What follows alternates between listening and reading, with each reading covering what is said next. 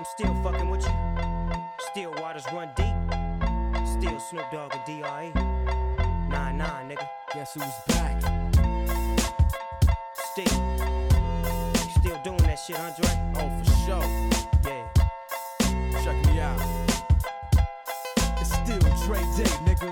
AK, nigga. Though I've grown a lot, can't keep it home a lot. Cause when I frequent the spots that I'm known to rock, you hear the bass from the truck when I'm on the block. Ladies, they pay homage, but haters say Dre fell off. How, nigga, my last album was The Chronic. They wanna know if he still got it. They say raps change, they wanna know how I feel about if it. You ain't up on things. Dr. Dre is the name, I'm ahead of my game. Still puffin' my leaf, still fuck with the beats. Still not loving police, still rock my cat.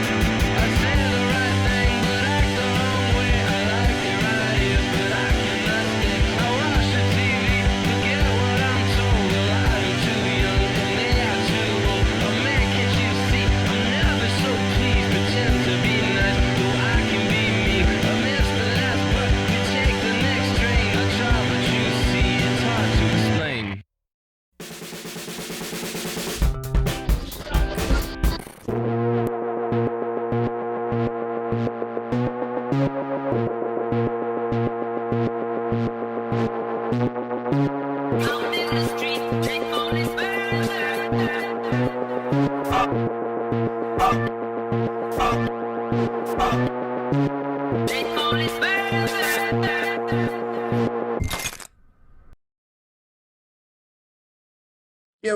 what up? Mm, mm, mm, mm, mm. What up? What's going on? What's going on? How's everyone doing? Uh,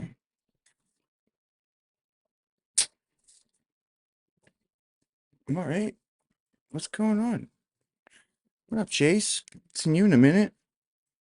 Um, Booney, Jaeger, Fargo. Hey, hey. Um, Aaron Tukes. Do, do. Yeah. It's funny, like the the coincidence of being there that morning, I was just think about it because like I don't think I was in Lower Manhattan the entire rest of the time I went to school there, you know, like it was just a random fucking thing that we ended up there. Like I know I've told the story like 10 times on here before, but I'm not going to tell it again. Or maybe later. I don't know. But it was the last week of shows at the famous club Wetlands, and we went to go see the guys from Soul Coughing had a new band. Um and I was a big Soul Coughing fan, and there was all these like like fish type kids on my floor. Um so the guys from Soul Coughing were playing with what's his like Project Logic maybe or DJ Logic, something Logic. Um he was like a hippie DJ, you know. Um they wanted to go see him, so we went, and that's why we stayed to the end because I wanted to see the one band and they wanted to see the other band. So um we had to stay till the very last, you know, till like it was weird too because here's another thing. All right, so after 9/11 everything changed, right? Like it was like a much more laid back vibe, right? Like that's what I was just remembering was like the bar used to let you stay there like, until 5:30, right? Um and afterwards they kicked us out at 4. So like that first 2 weeks or whatever that I was there before 9/11, it, it was just a completely different world than the rest of the time there. So it was crazy that like, if I had started school like a month later, I would never have known that, right? Which, is just like kids born after 9/11, they don't know. It's a different world. Um, but especially in New York City.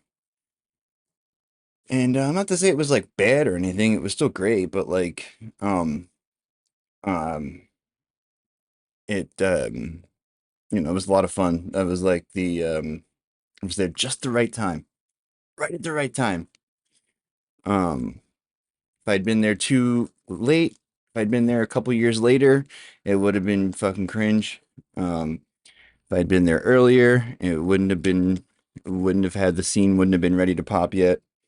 Because I was there like right when like all that fucking cool Brooklyn shit was going on, you know? Like if you go there now, it's like a mall, right? Back then, it was like fucking, bars where you could get beer for $1 and shit like that, free pizza everywhere. Um,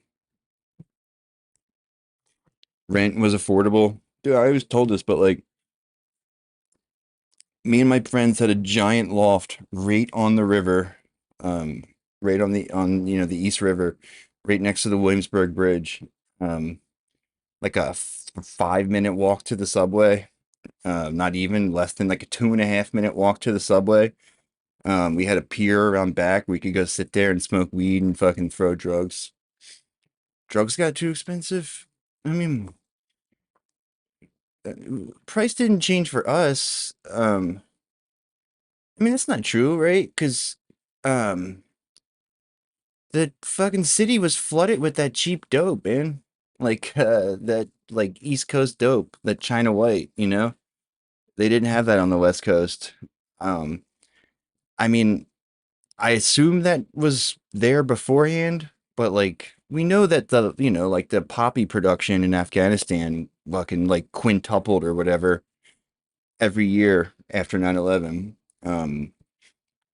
And now it's back down to nothing. That's why fentanyl is so big, right? No. No, it's processed heroin that's not, the default mode is like tar, you know, is like you know, it's like sticky, looks like fucking, you know, not hash, but you know, it's like that. Um except all over the country that's what they have. Only in New York do they have that, you know, the French Connection shit, right? That's the New York thing.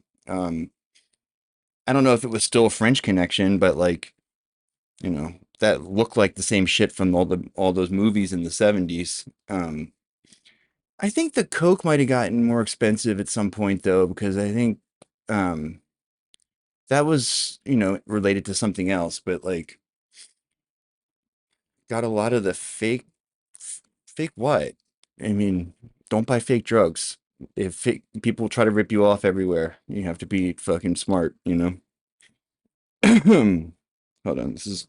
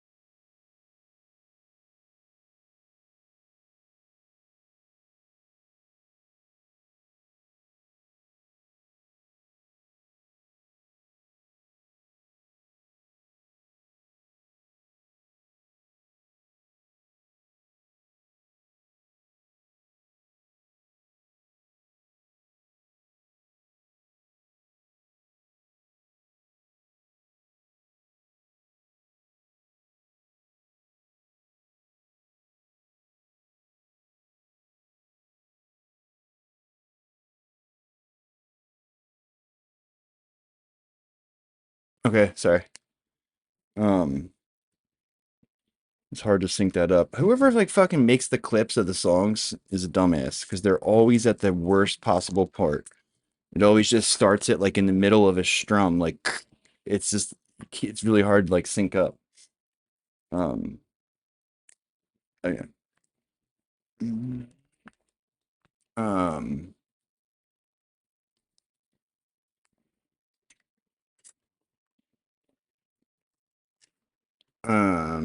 yeah, I don't know about all that.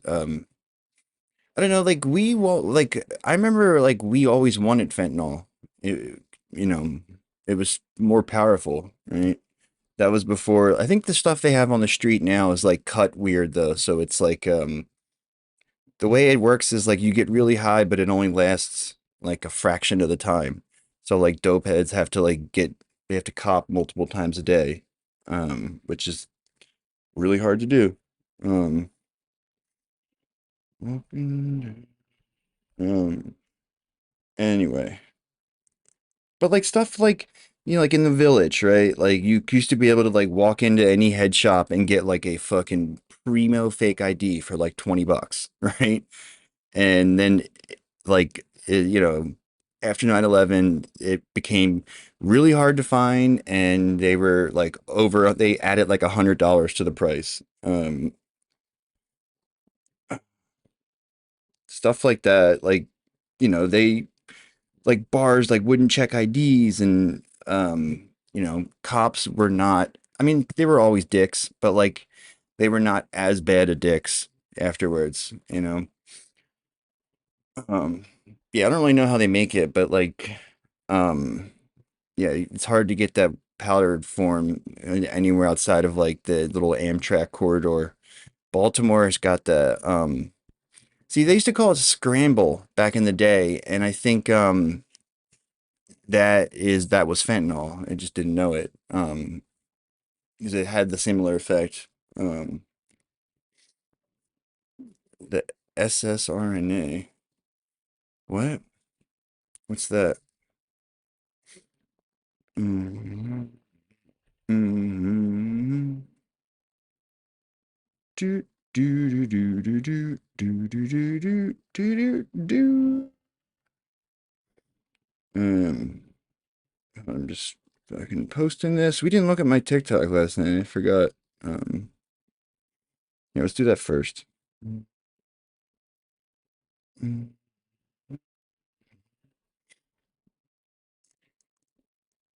Anyway, no regrets. I had a great time. Um, mm, this album I used to listen to on repeat. Literally, like it would end, and I'd like fucking flip it over and start again. No, what? I mean, look, people need to be more discerning with the conspiracies that they believe in, because it so frequently there's shit that just like doesn't compute, and they go with it anyway, right? So I mean, the real conspiracy you can read about in this book right here, right? Was Stalin's enemies, right? Um, I'm not gonna fucking dig through here and find it, but look, disinformation campaigns, like just the whole Khrushchev speech, right? That was all fucking misinformation. Like it's like very few books. It's like the Stalin biography that we are taught as kids is like no one bothered to like they were all pieced together from like shit that like they could get in the West, right? Like expats like defecting and stuff.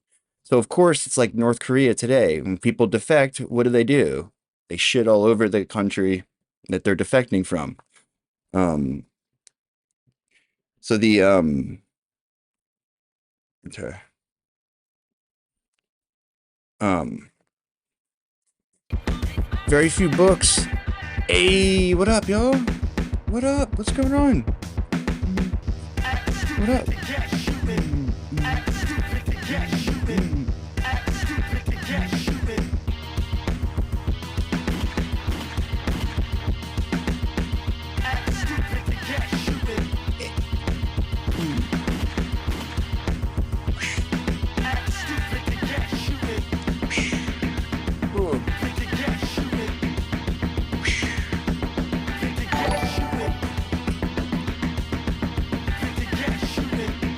I just want to let it play through once. Come on, it's so long. God damn it. What's going on, Silver Spook? What's up? What's everyone doing? See, look.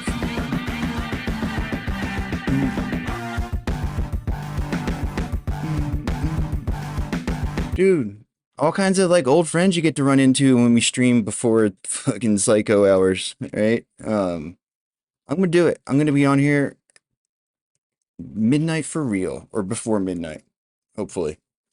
What's going on? Welcome in. Um, this is the stream that's usually on at 2 in the morning Central Time, but not anymore. Turning the leaf. Yeah, I mean it's still pretty late, but like this is like Tonight Show hours, SNL hours instead of like infomercial hours. Um, anyway, like I said, we usually are a little bit later, but not anymore. Fucking turning, it's my 9/11 resolution.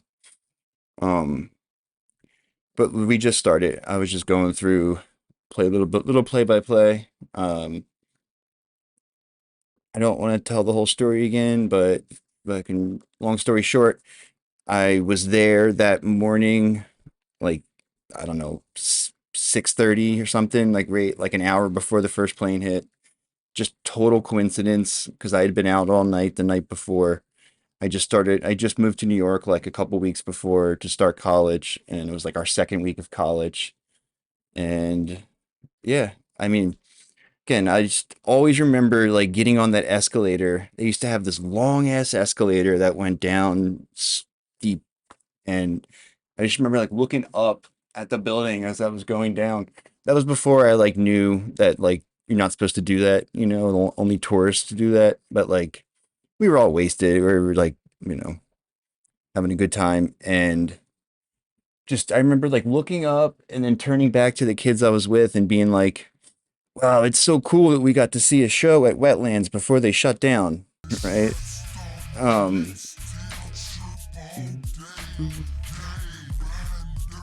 yeah, what's that? Dude, 6 months for Silver Spoon. Let's go. Hell yeah.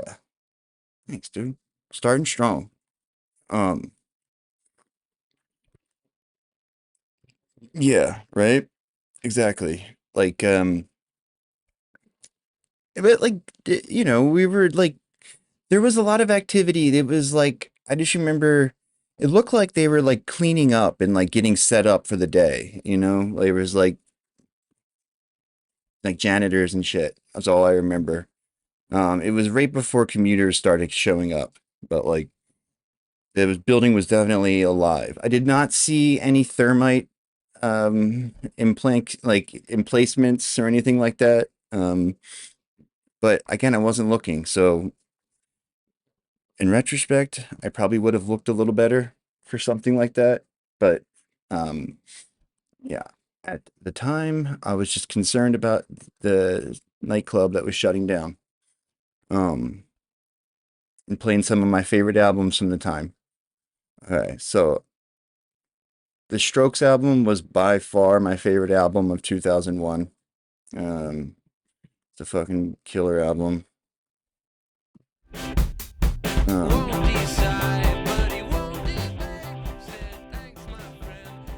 what are you looking for? Called in Monday. Yeah, it's the other thing, right? Famously, like, what's his name? The Kamala's boyfriend, right? He said, which again, I'm sure other people got similar phone calls, but they didn't say anything about it.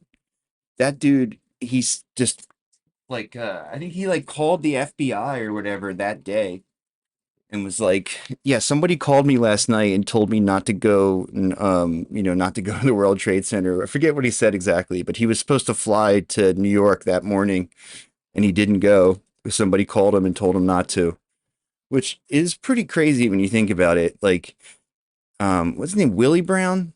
Something Brown, right? Um, if he was getting phone calls, right? Like I'm sure a lot of people were getting phone calls because he wasn't exactly political royalty, you know. Um, that shit happened on the roof of my friends. Yeah, that's what happened. So, um, I got on the subway, got back to school. I went to Fordham in the Bronx, so it was a long subway ride. You know, it was like 10 miles away or whatever. But and we got there, and I like got in bed, and you know, fucking dozed off just in time for my roommate. I had this roommate from New Rochelle named Steve who played on the baseball team, but he was always up at the butt crack of dawn. We could still smoke in the dorm rooms back then too. We smoked like fucking just nonstop. Like it smelled like a fucking ashtray. It was pretty cool. But Steve used to wake up every morning and like it wasn't the smoking that woke me up. It was always the way he like packed the cigarette. He used to smoke those fucking Parliament full flavors and like he would like whack the individual cigarette. He'd like pack the cigarette itself, not the pack. But it was always so fucking loud right next to my head because like, you know, of course I had the bottom bunk. Um and he'd always sit there and I remember like hearing him being like, "Oh, damn." Right? And I'm like, "What happened?" He's like, oh, there's a bomb that went off at the Trade Center or something. I was like, what? A bomb? He's like, yeah, it was just like last time. It's like not as bad as last time, he said, meaning 93. And I remember like, oh, okay, it's not that bad, and just rolling over and like trying to doze back off to sleep, and then the other plane hits, and I'm up, and then we're up on the roof, just watching this giant smoke cloud drift towards us, with like fucking, um, dust, like people dust in it, and yeah, I mean, I remember like first of all, like I never. I mean, I was always suspicious, but like I didn't. I knew it wasn't Iraq, right? That's for sure, right? Like I knew whoever they were saying did it was probably not responsible. And but I do remember thinking we were going to get nuked. I just remember being stoned on the patio or the porch, not the porch, like the lawn, like at the quad, and just looking up at the sky and like I kept thinking like the sky was like changing colors and it was, shit like that. Um, yeah, yeah, right. I did. I was like, yeah, probably would have felt better if I had known it was an inside job at the time. I don't know, like, I don't know how the fuck Building 7 came down because the official story is ridiculous. Like, I just watched some guy go over it the other night. I mean, it doesn't necessarily mean it was. I don't necessarily think the there's like there's 175 people or whatever testified to hearing an explosion before plane hit. Um, like that was frequently not discussed. I mean, there's a lot of like the thing is, it's like the way that they rolled out all these ridiculous Alex Jones type conspiracy theories. I think that says a lot. Like that's like you can always tell like when the cover up is sloppy like that, that like they're concerned about it, right?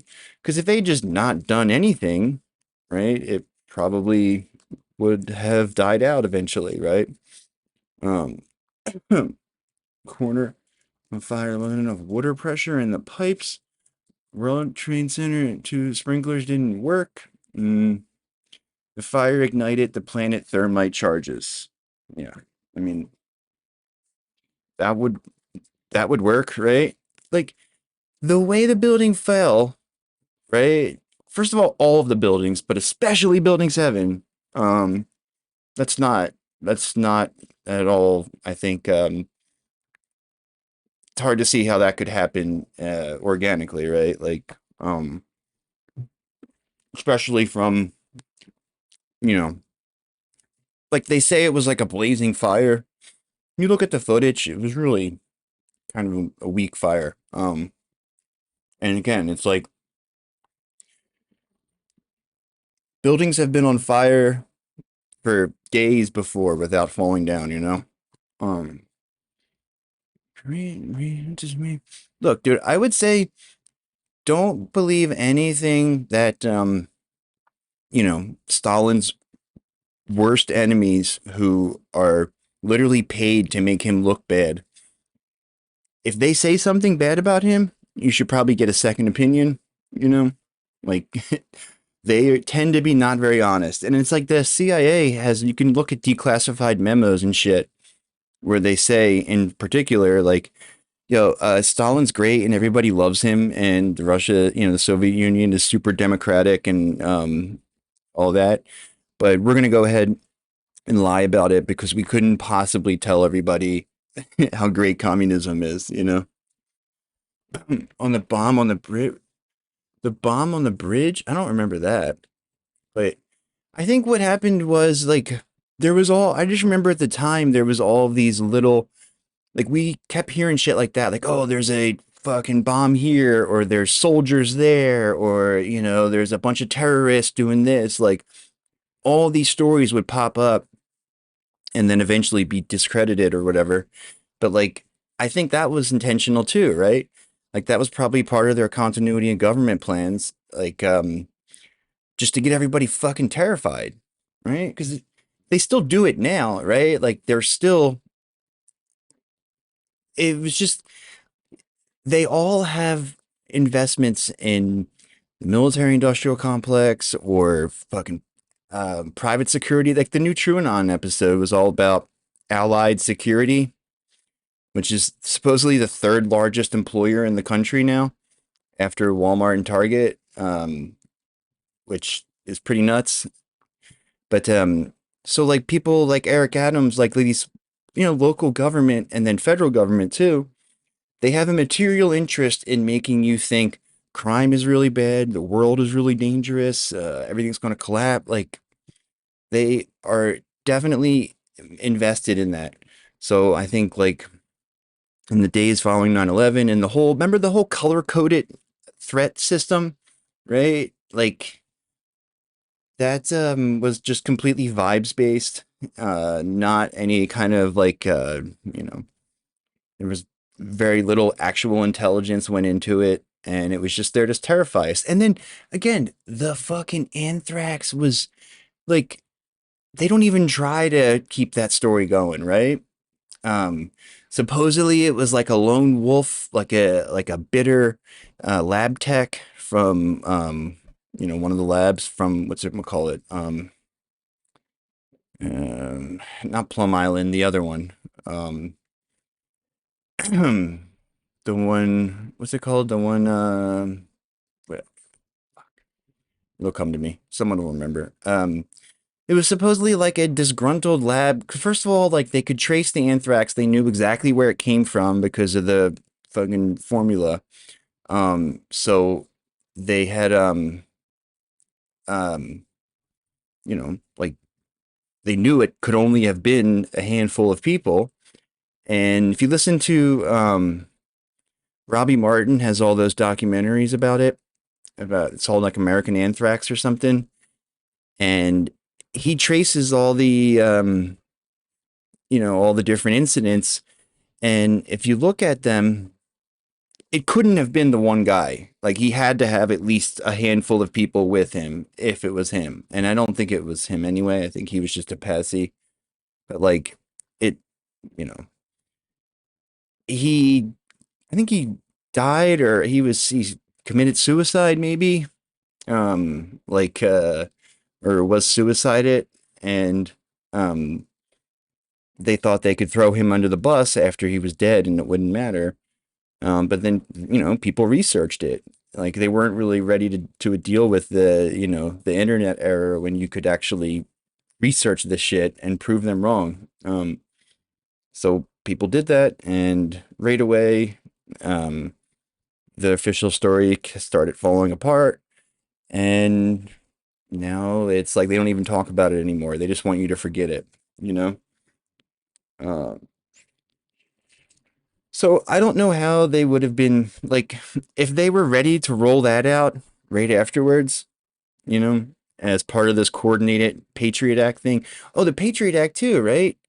That shit was written and ready to go right away, right? There was some people were preparing for this, which they could have been preparing for it anyway, but um, the Anthrax and the Patriot Act and the threat system, all that stuff was ready to go. Um, I don't really know, like, I'm not really sure how it went down on the day, which I feel like is less important. Um, like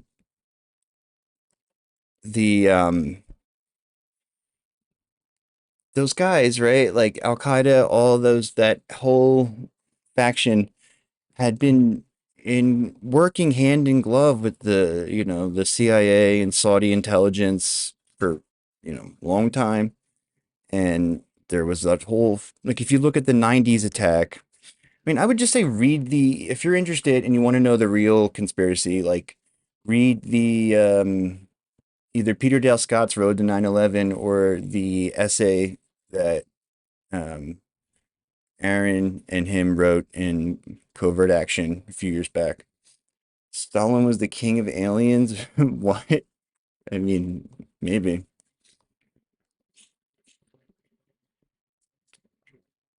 Yeah, right. The act that Colin Powell and Bush cited as the legal reason to reinvade Iraq was written by Clinton in the 90s. Yeah. No, I mean, that's what I'm saying. All these goofy conspiracies like that, like fucking the Alex Jones type, oh, it was CGI and there was no plane and blah blah blah. Um, I feel like those were put out there just to, muddy the waters and make it harder for people to actually get to the bottom of it. Um, and now what they've been doing lately, yeah, exactly, after the Bin Laden, right?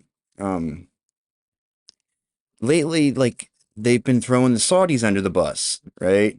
Um, that's been the new thing is like every year they drip out a little bit more info about the Saudi, you know, involvement. Omar al Bayumi and Saudi intelligence was like, they were the handlers for a bunch of these guys.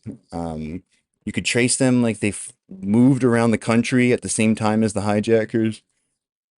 Um, had been funding them like the fucking whatchamacallit, not the queen, but I forget what her title is. Maybe it's the queen.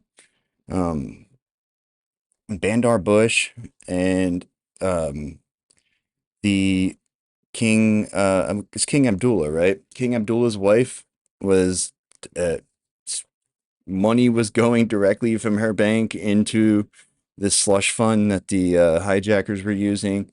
Like they're the highest levels of the Saudi government was involved with it. And that's not going to go on. Like, it's not like we don't have surveillance on them, right? It's not like they're going to be able to do that without our guys seeing that. So obviously our guys were complicit with that, right?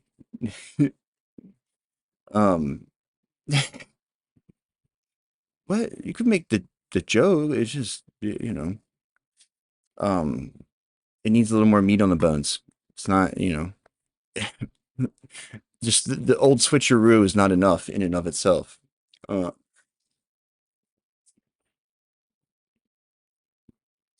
yeah. Um, that famous picture of them smoking cigars on the on the patio at the White House on 9/12 is also really alarming. I don't know. Let's see. I don't know. The one that alien scientist, aka Jeremy Riss, made, um, I always thought was really good, but I haven't seen it in a few years. Maybe it's kind of fallen off a bit. Let me say.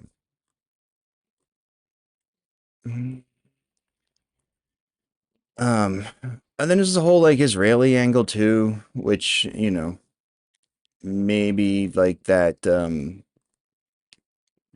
you know, if us and the Saudis were involved, they would have been involved too. Certainly don't think they were doing anything on their own, right? Like that was the largest intelligence um operation that we know about domestically, I think ever, right? There was like Israeli art students all over the country who were just spying on they were selling art, right? That was their thing is they knew who the higher ups at all the like FBI offices and stuff were. So they would sell them their art that had, hidden microphones and shit in it. And they were able to do that to station chiefs all over the country, like dozens of them. Um, and God only knows what they found out then. Let's see. What's this? Welcome to the. Hold on. I don't know if this channel is. Might be. Hold on. It's just quick. Also, you can tell too, like the way it's treated by the mainstream media now. Um, it's like, again, it's like you can tell a lot about how they react to these events, right? Like that they were so desperate to cover it up and obfuscate and trot out the insane Alex Jones shit. Um, it was really suspicious. The video. I'm Chad, and this is Open Your Reality. Everyone knows what happened on this fateful day 23 years ago. Yeah, I'm talking about 9/11. The year was 2001, and 2 days before, I boarded a plane at JFK in New York, headed for Naples, Italy. I was only 28 years old, tired of the 9 to 5 work world, and decided to venture off to Europe by myself. I'd been to Europe twice before, but never to Italy. And I arrived in Naples, and on the morning of the 11th, I took a train to Pompeii, Italy. I was heading south in the direction of the Amalfi Coast, which is one of the most beautiful spots in all of Europe. And on the train, I met another American man a few years older than myself. And we talked on the train, and you know how it is when you're in a foreign country.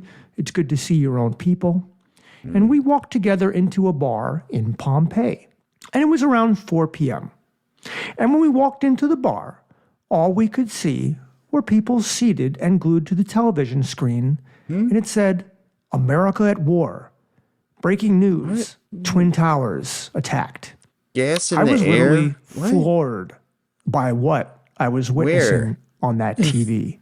It was difficult to process. Here I was on a very well-needed vacation after working 2 jobs and 70 hours per week as a car salesman. I'll give you something. Peter Dale Scott thinks it was remote control plane, right? He thinks they got the people off the plane and it was remote control piloted into the towers. I feel like there's a lot of unanswered questions if that's true, but I mean that's the most like, you know, that. And I still think Dr. Judy Wood has some interesting things to say. I don't know, you know. I'm not positive what went down, but a lot of people say it was like a directed energy weapon or something, which, is kind of funny. It's kind of ironic that like it was so much ridicule of like Alex Jones' space laser theory when it turns out it may actually have been something akin to a space laser. And an English teacher at a Where's New the York City filing public cabinets? school. And I did that You'll know. Real 9/11 heads know that there was no filing cabinets. None of the filing cabinets were present afterwards. Gone. Which is fucking crazy if you think about that. for 2 years. And this is how my vacation starts. Yeah, Well, I have because to again, it's not something that a non-state actor can do, right? I think that's what we're hearing, right? admit I was in sort of a denial. It was the same when I learned my good friend Jason passed away. Just couldn't accept it. It's almost as if I didn't believe it. And then only after many weeks or months, I finally came to accept it. While I had known about conspiracies, I never really dived deeply into them at that point in my life. I remember getting into a screaming argument with somebody in maybe like 2004, 2000, something like that, 2005, about like them saying it was an inside job and me saying no, but like I hadn't done the research, I mean, I watched the movie JFK. I had seen different conspiracy movies, of course, The Matrix. But I had read well over 100 spiritual books at that point, but conspiracy theories weren't that big on my radar. But that day changed my Also, it's like, are they going to do that to save the lives of people? They really don't give a fuck about civilian deaths, right? I think is clear. It was already clear at that point, but it was especially clear. Like we knew they didn't care about people in other countries, but like they didn't care about people here either. And you got to assume that like the real VIPs weren't there that day, but like that was a lot of fucking like middle management types. Fucking my mind. After that fateful day in September, I started to dive deep into it. And I began consuming the books of David Icke, who at that time was a fast-rising figure in the field of conspiracy fact. And I also consumed some of the bigger documentaries that came out. This such guy's a as crank, loose change guy. And the Zeitgeist movies by Peter Joseph. I think anyone with a half a brain could see that something was not right with the official the ISI, narrative of Pakistan 9/11. intelligence, right? And between what the mainstream media was telling us and what really occurred on that day, there was a pretty wide gap. I mean, I don't know. I just like I was like, interested in all this stuff, right? Like but it's like it's really, I feel like it's really obvious, you know, the central conspiracy is capitalism, right? Like, there's other plots going on, but like, the people act the way they do chasing profit, right? It's opportunities to make money. Because everything is explained by that, right? Like, you don't really need anything else. Just simply rich guys trying to nefariously create more wealth for themselves explains basically everything in our lifetime, you know? gap. And one of the best books that I discovered to fill in those gaps was David Icke's 2002 book called Alice in Wonderland and the World Trade Disaster. And that book went into painstaking detail Yeah, I was to 18. show the official narrative of September 11th was a complete and utter falsehood. And I could easily make this a 3-hour-long video breaking down all the information Icke and other similar researchers have put together. But there are other great documentaries already on YouTube about it, some hours long. So my goal in this video is merely to reflect on that fateful day and provide my thoughts on the conspiracy as it stands 23 years later. Well, There are so many details. I mean, Libya, there's the whole angle with Sarkozy, right? I was talking about this the other night. Sarkozy owed Libya, he owed Gaddafi or Libya. I don't know if it was, I think he was personally indebted to them, or maybe it was the country, something. They owed a bunch of money to Libya, right? France did. And if you look at those cables, the ones, you know, the WikiLeaks, you'll see that they were discussing that. Like, you know, they were like writing back and forth, like, hey, just, you know, FYI, like, we owe them a bunch of money. It'd be nice if we could get this taken care of before that money comes due. Shit like that, right? And data points I can inform you of. But also, there's all the other, you know, the other conspiracies I think are all true too, right? Like, they were trying to do like an African currency. They were trying to increase, like, promote, you know, continent wide, like common markets and stuff. Like, Gaddafi had big plans, and you know, he was dangerous. Plus, like, you know, all the gold that's now missing, right? Like, all their gold, just one of the richest countries in the world, and the gold reserves are all just fucking vanished. That really blow up the official narrative. But instead of doing that, let me give you 10 key points about September 11th that will have you shaking your head. Number 1, no planes were scrambled in time to intercept any of the planes, even though... That's the other thing. Like, all the stuff with the drill, right? Like, come on, dude, there's no way. Like, I think, yeah, something like 100 million. I forget. I mean, you could probably search. You could. We'll look at it in a second. All the planes on the East Coast were involved in a drill. You know, like a some sort of coordinated, planned, like, guys, we're gonna do like a mock drill, pretending that somebody hijacked a plane and flew it into the World Trade Centers and the White House and you know, whatever, and the Pentagon. If you hear anybody talking about that, don't listen to them. It's just part of the drill that we're doing, right? That is the most insane shit ever. There's no way. I don't think I'd ever believe that. Like, if that was the only suspicious detail, I think that would be enough, right? Like, you just so happen to be running this drill with every plane on the East Coast simultaneously at the exact right time, so that you'd be indisposed when the attack went down. Really? Like, you can hear them, like, the operators, like, they were getting calls saying, like, hey, I think someone's about to fly this plane they look like they're going close to the World Trade Center. You know, you should do something about it. And then being like, oh, that's just part of the drill they're doing. Don't worry about it.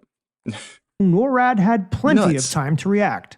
And according to Icke, the jets were late to get off the tarmac. They were coming from locations longer away than warranted and flew at about a quarter of their top speed. Was there any reason for that? I believe so. I believe it was allowed to happen. That's what they wanted. Number 2, Dick Cheney was told about Flight 77 when it was 50 miles from the Pentagon. Speaking and of, gave the orders to... We'll get into this, but it just came out the other day that Grusch fingered Cheney as the guy who's in charge of the UFO conspiracy too. Which, I mean, shit. The fact that him and Rumsfeld were both involved with the original 1970s version of the continuity of government plans, that tells me that like this motherfucker was deep in the the like highest echelons of power, right? Stand down. Cheney was also informed when the plane was 30 miles away and 10 miles away as well. And the man giving Cheney the information said, "Do the orders still stand, sir?" And Cheney whipped his head around and said, "Of course the orders still stand. Have you heard anything to the contrary?" And of course, as we'll soon see, this may not have been a plane. Number 3, no ground-to-air defenses were used. America has one of the most advanced militaries in the world. Yet there is still no explanation of how 4 airliners could be hijacked and flown in at least Nothing's 2 ever cases, just one thing, you know? hundreds of kilometers, and for nearly an hour. Without being successfully intercepted. Let's like that just shows you like the post-church committee world, right? Is like pre-church committee, everything Dulles did is document it somewhere, in some dark corner, and it could theoretically be, declassified. Post church committee, there's all this shit is like in private hands, and they figured out ways to not have another church committee, right? They figured out exactly where they could put the info, because the FOIA was better back in the day, right? Like FOIA is supposedly like in the 70s, like Richard Dolan always talks about this.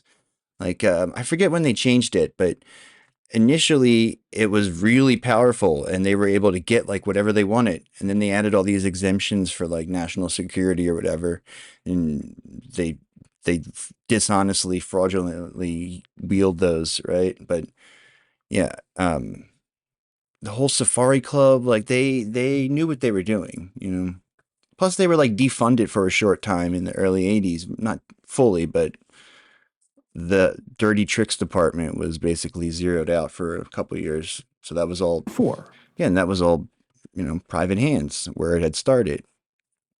Larry Silverstein.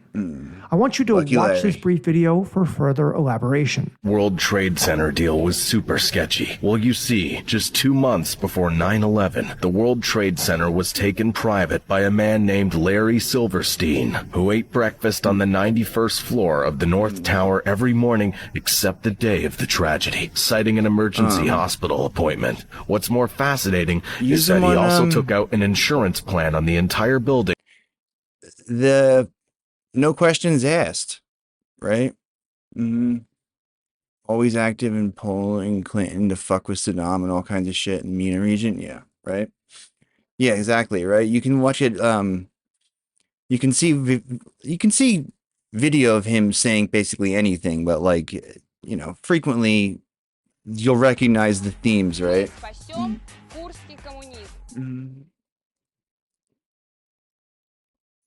Did that not go off? I didn't see it. Oh. Well.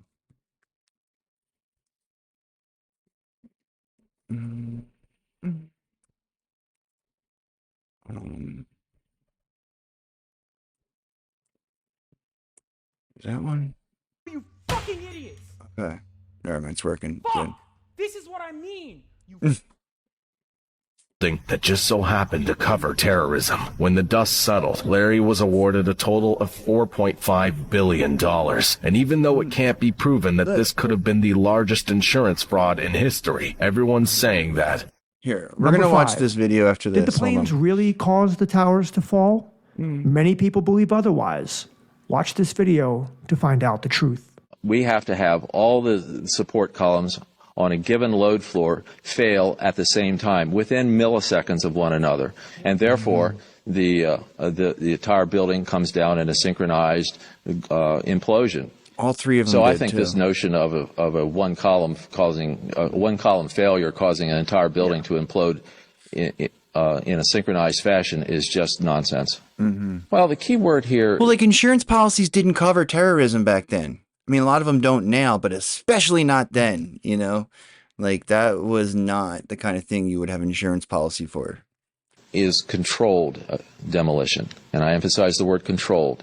We use careful placement of the charges. They're always It's so fucked up, too, if you think about it, right? It's like they switched this from the Port Authority to Lucky Larry, like, right before this, like, you know, seemingly in anticipation of this, but instead of, like, you know, helping New York State and New Jersey get billions of dollars in insurance money, they made sure that this fucking rich scumbag got it all, right? Which just so typical, right? Is this guy Two-Face? I don't think so. Why? focused and precise. And we're just not talking about setting off a bomb here.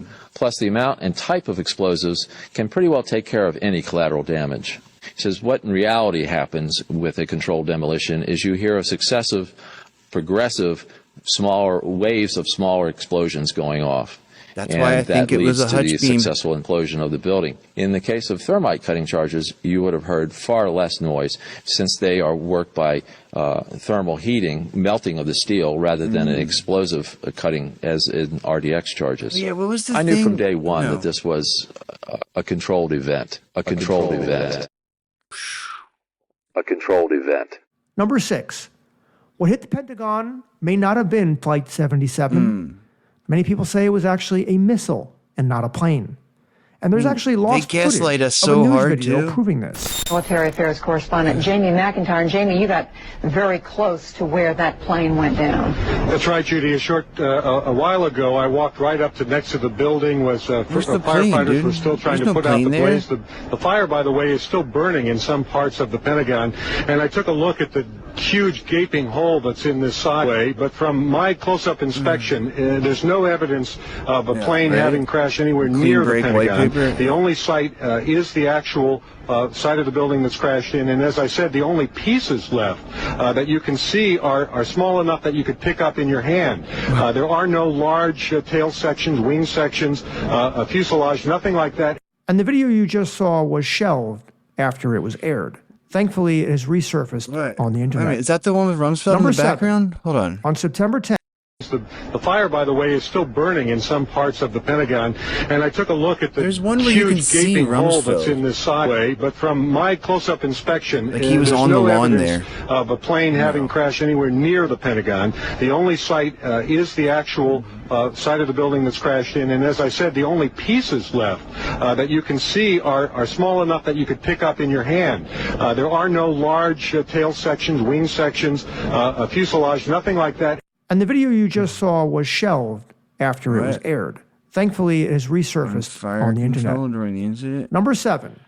On September 10th, 2001, Donald Rumsfeld gave a speech at the Pentagon that basically said the this one. Pentagon could not account for $2.3 trillion in money spent. Just one day later, on September 11th, a missile, or to some people, a plane, hit the exact same spot in the Pentagon that Donald Rumsfeld had given his speech about the money. Like, I don't see that pilot being able to hit the Pentagon.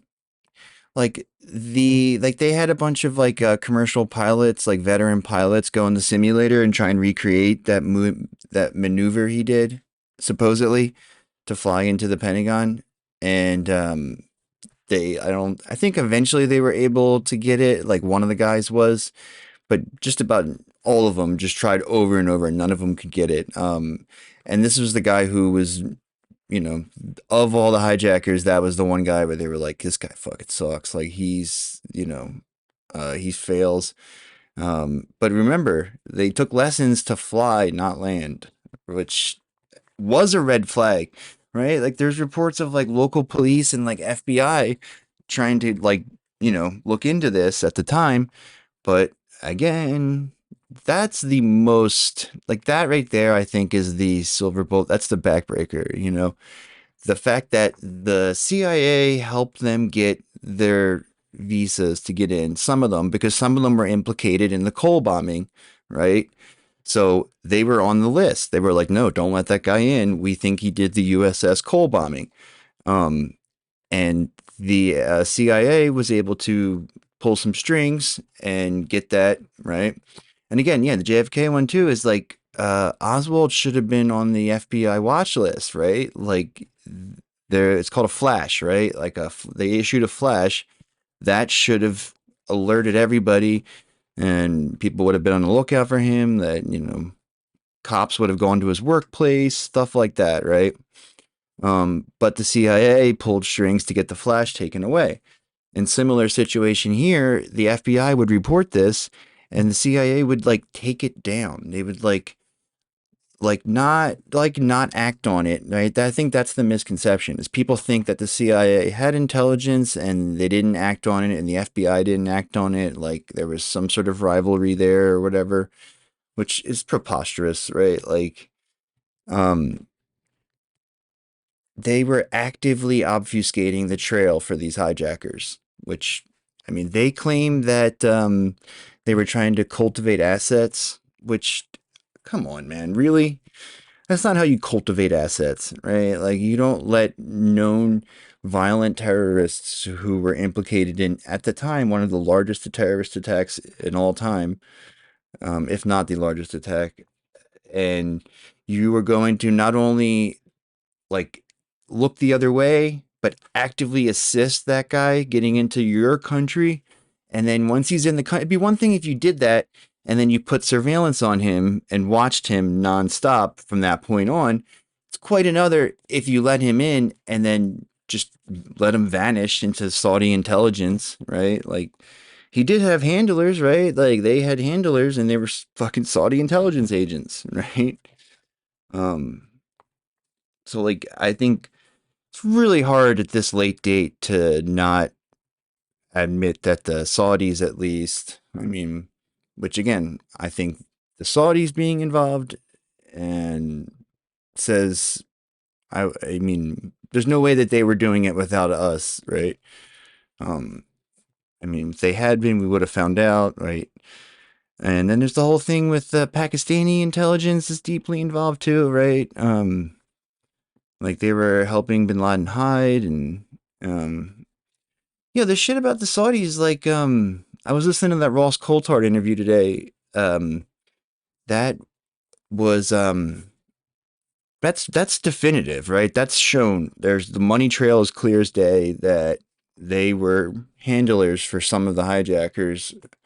I think the only open question now is, like, we don't have the smoking gun to prove the link.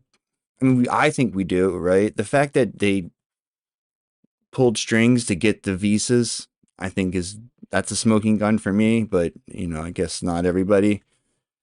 We need to have the email or whatever from Saudi intelligence, from, Alex Station, colluding with the Saudi intelligence people, right? Al Bayoumi or someone like that, Bandar, yeah, it's really fucked up. Because again, and also the anthrax, right? I feel like, taken as a whole, it's very hard to maintain the sort of official narrative, which, by the way, the 9/11 Commission report was written with, I think, what is it? Like, it's either 1 out of 4, I forget the stat, I just read it today. It was like 1 out of 4 of the facts, factual basis of the, pieces of evidence was the product of torture. Like, which again, it's well established. If you're torturing somebody, they'll say whatever the fuck you want. Yeah. Yeah. Also, yeah, exactly. Like, we had been deeply involved with Al Qaeda from the beginning. From basically all of those, like, militant Islamist groups. Like, I think just about all of those groups were some sort of cutout or asset or some, like, the whole spread of Wahhabism was an intentional act by Americans and the Saudis. That neocon group, like that had always been on that angle, like they saw how effective it was in Afghanistan. They thought it was going to be a panacea, and they could just open a madras, and then within a few years, you'd have a bunch of soldiers willing to go blow themselves up. I mean, who's to say that might have lasted longer? But like they had done it in Chechnya, as another opportunity for them in the 90s, and famously in Afghanistan. And then in the mid 90s, they were, basically building Al Qaeda, right? Like you see them recruiting and sort of making contacts around the world with all of these madrasas, right? And famously, there was like the Malaysia meeting where they, supposedly plotted all this out, which we saw it, like we had guys watching it happen, and then the reports never made it back to HQ, right? Or never got published in, place for wider release. It was just kept secret. Where did that money go? Yeah. When you look at the cost of the Iraq and Afghanistan wars, and you total them up, they come to $2.4 trillion. Would you like to guess? You don't think the PLO was real, though? I mean, I think, like nowadays, I think they are, the Palestinian Authority, I think, are, deeply compromised. But it seemed like back in the day when they were doing hijackings and shit, they were pretty legit, no? Like pre-Lebanon, right? Yeah. Yeah. That's probably one of the only legit ones, right? And what we have nowadays. But like fucking all that what is it? ISIS-K, ISIS, regular ISIS, right? Just listen to the Aaron Good's new podcast today with an interview with the guy from The Cradle. And it's in the Middle East and West Asia, it's like, that's the common belief, is that ISIS, Al Qaeda are both just American cutouts.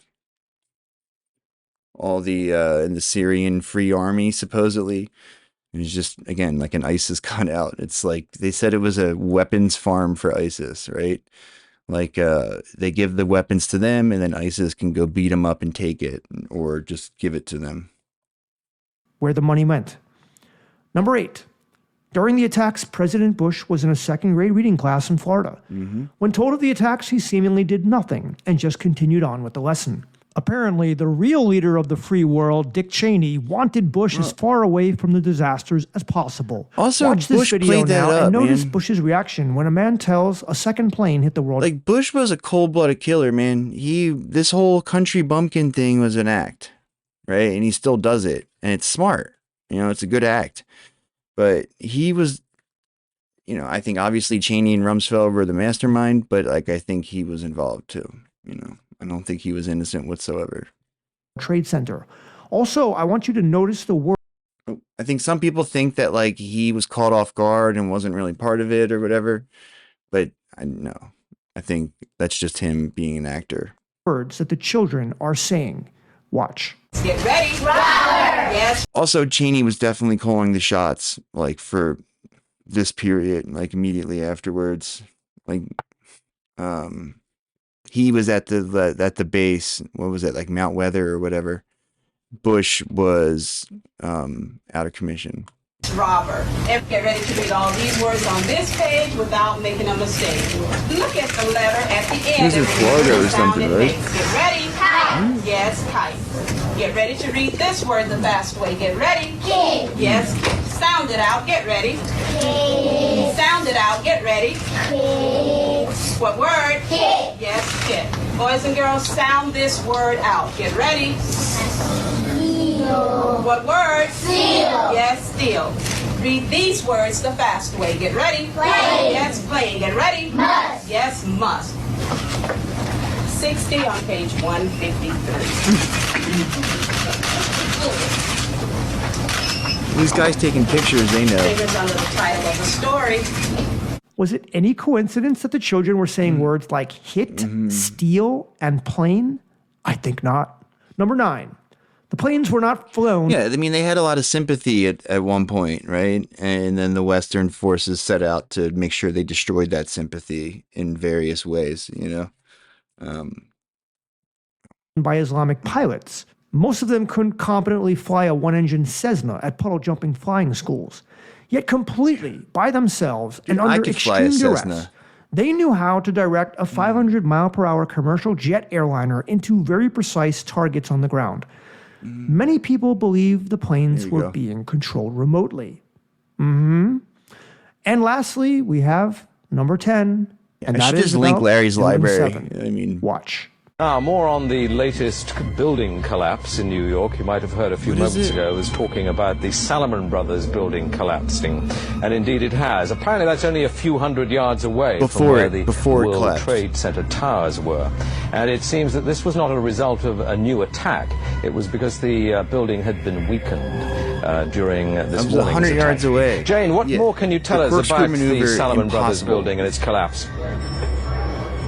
Well, only really what you already know. Details are very, very sketchy. There's almost a sense downtown in New York behind me, down by the World Trade Centers, of just an area completely closed off as the rescue workers try to do their job.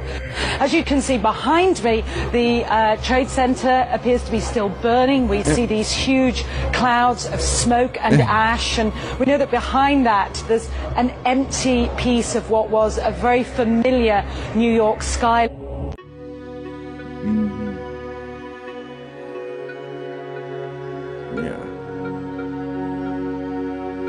You think they didn't know about this years ago? They knew. They knew. Take a look at this and explain it to me.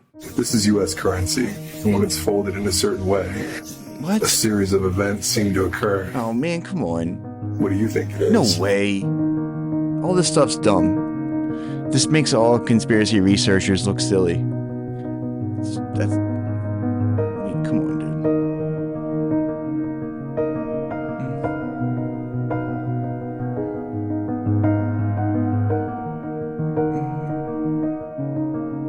What am I even looking at there? What is that supposed to be?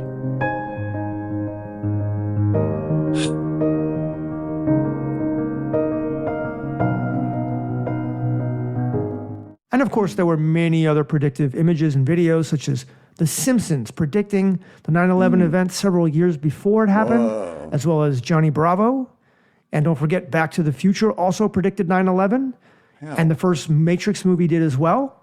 Take a look at this passport here of Neo. And of course, it expires on September 11th, 2001. Wow. And we also have this 1990s card game and this ad.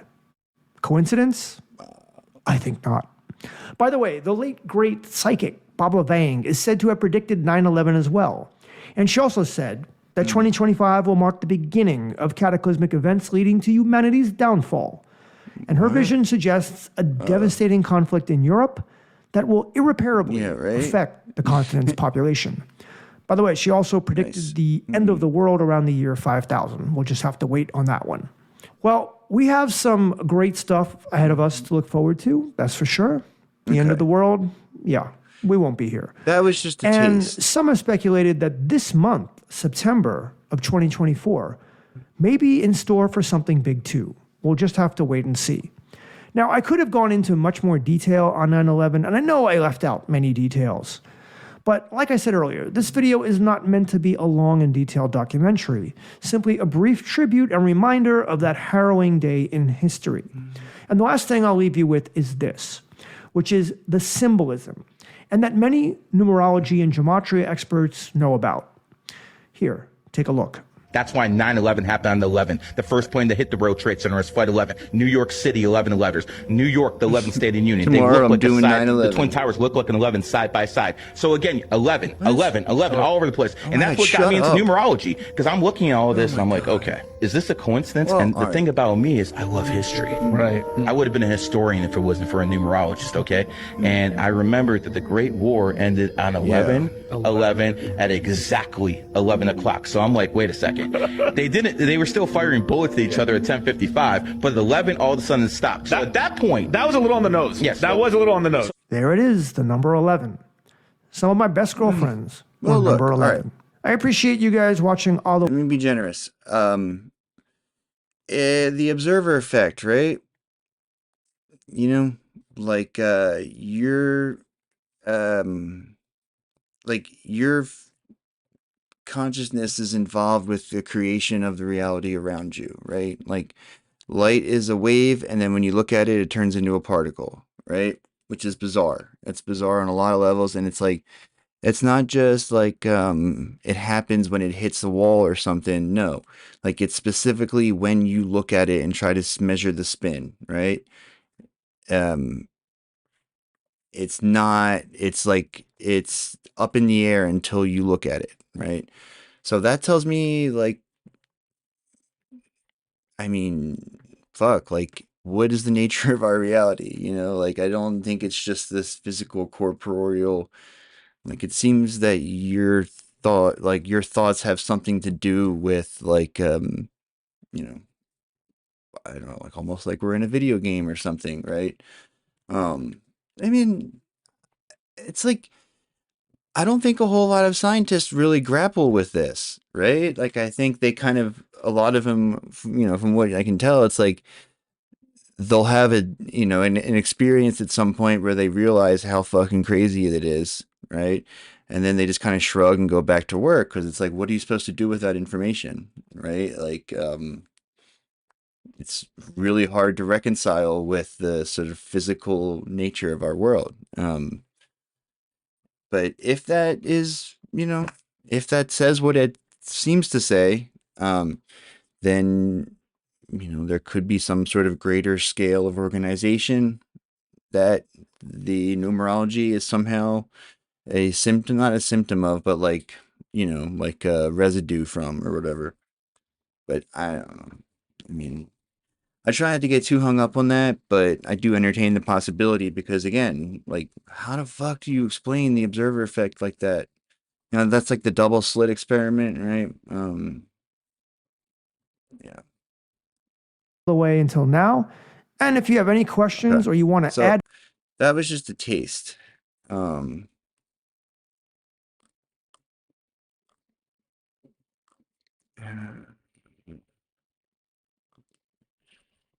Let's see.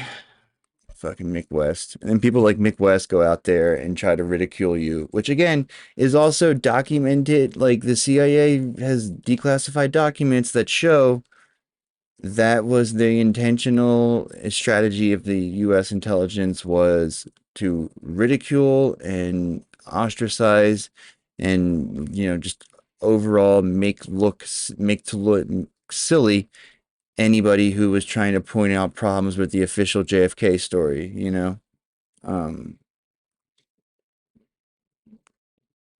Like,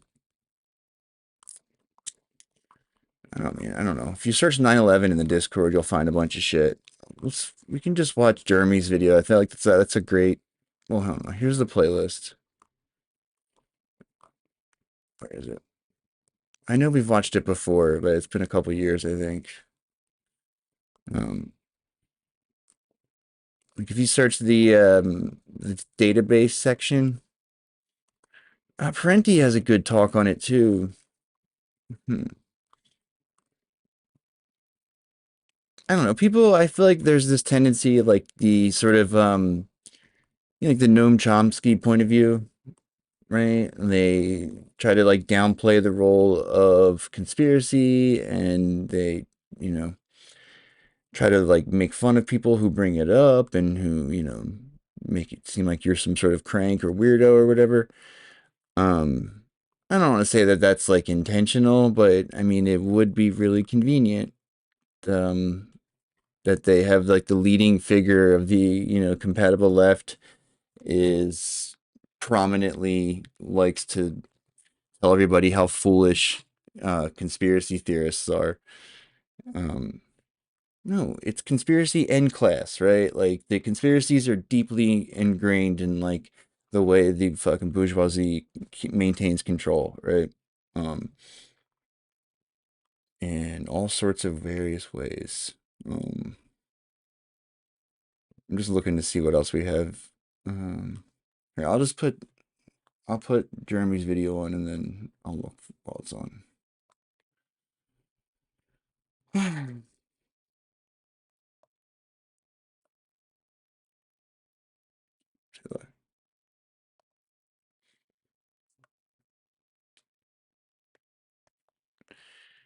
What's this one? I mean, these are all probably pretty good. I mean, the one I was going to watch, this main one right here, this Inside Out one, what a real 9/11 investigation would reveal. I think that's the one, that's his good one. Like, also, Socialism for All, S4A, right? He's got some questionable takes, right? But he's right on this, right? I remember he has a whole fucking playlist that's like 9/11 for socialists or something, right?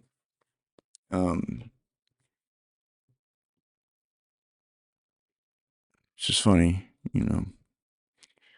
I feel like a lot of the differences on the left is like just between like which parts of the conspiracy, like which parts of it can you see and which parts are you not sold on yet, you know? Like that has a lot to do with where you come down on certain issues. Like it's not inevitable, right? The way that life is now, the way that these guys have a fucking iron grip on everything, it's not inevitable, right? They had to get a lot of shit had to go their way in the 20th century to get to where we are today, right?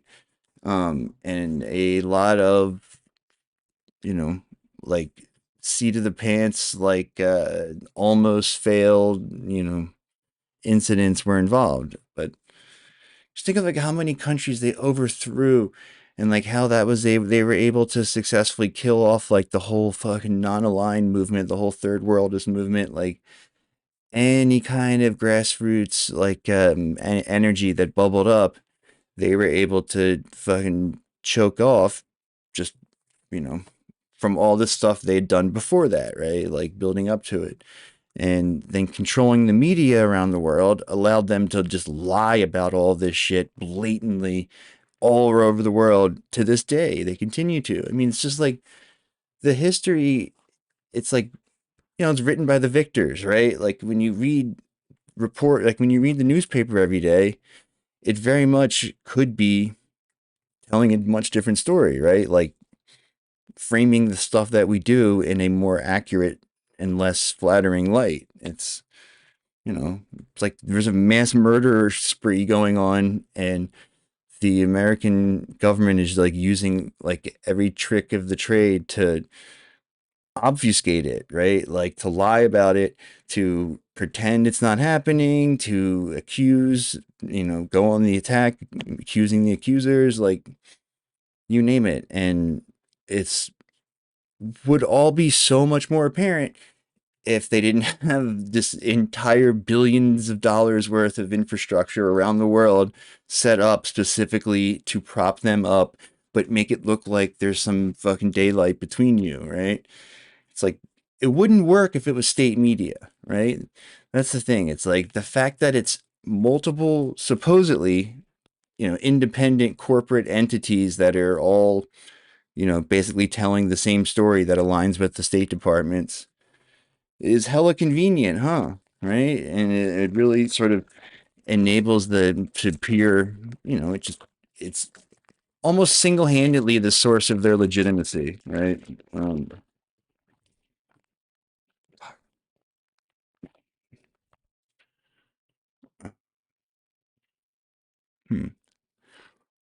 Pilots for 9/11, dude, all of this looks great. Ted Gunderson.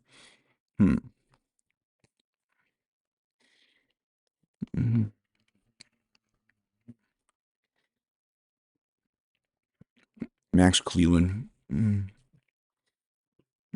West. This part. Michael Shermer. Michael Springman is here at D.C. Bureau to share his employment experience at the State Department from 1987 to 1989. Springman issued visas in Jeddah, Saudi Arabia. According to Springman, he soon found out that most American... Also, the insider trading. I forgot about the insider trading. There was insider trading before October 7th, too. Americans at the consulate were actually with the CIA, not the State Department. Springman says his boss, the American Consul General J. Freres, demanded that he grant visas for people who wouldn't normally qualify. Visa candidates are supposed to be able to show motivation to return to their home country. And I had been part of a program to issue visas under questionable circumstances to a variety of people who had no ties either to their own. Like Bush and them, right? The government, like the Republican government, were always incredibly careful to, like, you know, they would never be as overtly racist as fucking JD and Trump are now, right? Because they were doing so much fucking brutal violence on the ground in the Middle East the whole 8 years they were in office, that I guess it helped kind of balance it out. You know, they could pretend that they weren't racist because they were, you know, again, killing millions of people in the Middle East, millions of civilians. They would never say that dog shit, you know, like, I think it's gotten a lot worse just in the Trump era, you know, like I know libs fucking like lib out a lot, but like, no, like that's a noticeable effect, right? Like Trump has severely reignited this sort of overt racism, right? Whose little dog was that? Country or to Saudi Arabia. It was really a program. Not that they weren't racist. Obviously they were, come but to like the United States for training and then be sent back. If you look at like the Southern strategy, right? That's way too vague for the fucking way the rubes are now, right? Like they would not make that kind of connection nowadays, you know, because they've been used to just getting their racism straight up, right? Like the whole thing with that was like, you know, it was like implied, oh, dude, like we're gonna this is gonna suck for black people, trust us. But you had to like understand a lot of fucking details to get that, right? Now they're just like, nah, fucking, you know, fucking eating dogs and, you know, whatever. All kinds of psychotic shit. To Afghanistan for use in the war against the then Soviet Union. And part of the mix was Osama bin Laden, who was then working for the CIA as an asset to recruit people from all over the Middle East and North Africa and South Asia. Yep. People coming to me like Jay Freres, Henry Ensher, the political officer, supposedly, and others saying, well, you know, it's your decision, of course, Mike, but, you know, we've got this guy who's a good contact, and we really need a visa for him, and you can refuse it if you want. Well, after a couple of months of this, it was, issue the visa or else. Why did you deny this guy a visa? What is wrong with you? Don't you understand what's going on here? Yeah. But by and large, these were folks that, like the King's Secretary's barber, who had been in the country for a couple of months and suddenly wanted to go to the United States. Or two Pakistanis who were going to a trade show in the United States but couldn't name the trade show or the city where it was located. Other people I refused, you know, aside from the odd nurse and whatever who were Chinese and Japanese and Filipino who wanted to come to the United States and get a job the minute they got off the airplane. By and large, the people had low-level jobs. They were, you know, clerks in a grocery store. They worked at a gas station. They couldn't explain what they were doing here, meaning in Saudi Arabia. They had no real reason for going to the United States. An Afghan, I remember one time, he wanted to go to New York and visit his money. And I said, that's no reason for going to the United States. Well, I didn't know what brand of Islam they practiced, but figuring that they came from Saudi Arabia, which is dominated by the Wahhabi sect. The Wahhabis, you know, it's pretty much like you know, the Puritans of 17th century Britain, that they, you know, didn't hold with drinking, dancing, gambling, and anything else. So, well, what is this, Jean? What's going on? She says, well, Jay Freres just likes to give candy to babies. Freres had been recruited or part of the CIA when he had been assigned to Kabul, Afghanistan. And I thought it was very strange that Freres was a driving force behind this visas program. Yeah, lie hop. I learned that I was let it happen on purpose, lie hop. The consulate, there were only 3 people that I knew of, including myself, that were truly State Department Foreign Service officers or employees of the State Department. The rest, they work for the CIA, they work for the National Security Agency. Once, Justice Stevens issued a visa to a Sudanese who was a refugee from the Sudan in Saudi Arabia and was unemployed in Saudi Arabia. And Karen Sasahara, Henry Encher's successor, who I'm pretty sure worked for the agency, said, well, we need him. And I said, well, why? He can't explain why he's going to America, and if he's unemployed here, what's going to bring him back? He has no job. Well, we need him. And I kept refusing and refusing. So Justice Stevens issued the visa. And I saw him in the corridor in the main building. And I said, Justice, what was the reason for giving this guy the visa? He goes, national security. It got to the point where people would come to the window with a stack of passports from the company they worked for and say, well, look, we want these visas. And I said, well, I don't know. It depends on their qualifications and so on. Well, you can issue the visa now or later on when Jay Frears tells you to. What's it going to be? I got a notice in the mail saying that my appointment at the State Department was being terminated because I just didn't measure up. And I talked to the people, Travis Moran. It's like when I say that, like, our government and just, all sectors of life these days, they select for the worst people around, right? They select for somebody who's either too dumb or too fucking, like, morally bankrupt to say anything about approving these visas, right? That's what we have now. We have a system that has whoever is most capable of doing the sketchy thing is going to rise through the ranks. And then anybody with any fucking shred of decency is going to get shit canned. And who said, well, I had a personality conflict with the Consul General. And the Inspector General's office couldn't be bothered either. I went to the government accounting office, which is now the government accounting office. Oh, yeah, I saw that, right? And they had an office. Yeah, they like basically did a false flag for Elon's trip. They like made it look like they had been bombed or something, right? They did like a mini buka. Was at state, and they couldn't be bothered. That's crazy. So, I mean, there's other sources for this too, by the way, but like,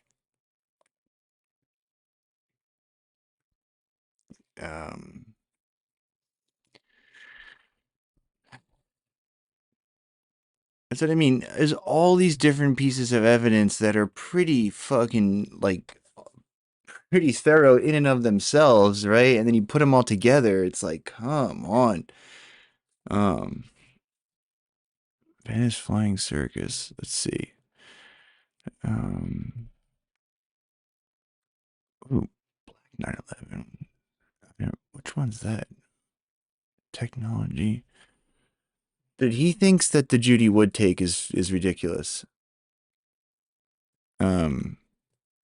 Which I don't know why he thinks that. Look, is that rock molted around steel? I mean, I don't know. I think the thermite guys mistake the signs of the Hutch beam for the thermite. I mean, that dude was going on about that Richard Gage guy was going on about the thermite the other night, but I don't know how strong that thermite evidence is. I think it could just as easily be, a side effect of a Hutchison beam. Because it's like a Hutchison beam would have like basically fucking twisted and then whoosh, like it would have twisted and then turned to fucking powder, right? Like you could have melted the fucking the columns, right? You could have basically shot a beam up the column and just had it, and like fucking dustify, right? And then that would explain the building collapsing the way it did, right? Like if you had just taken out the central structural beam, like, then it goes pop, pop, pop, pop, pop, right? Because there's just no way to explain the way it falls, especially Building 7, but the other ones as well, right? There's no way to explain that. Like, it's just like, had it been a real thing, it would not have been uniform. It would have been like, and then gotten stuck probably, and then fallen some more. Like, it's just, to say that the entire, there was enough jet fuel to like melt all of the structural beams all the way down. I mean, again, I know there's a lot of people that testified to like hearing explosions, but I think that also could have been, you know, the whatchamacallit, the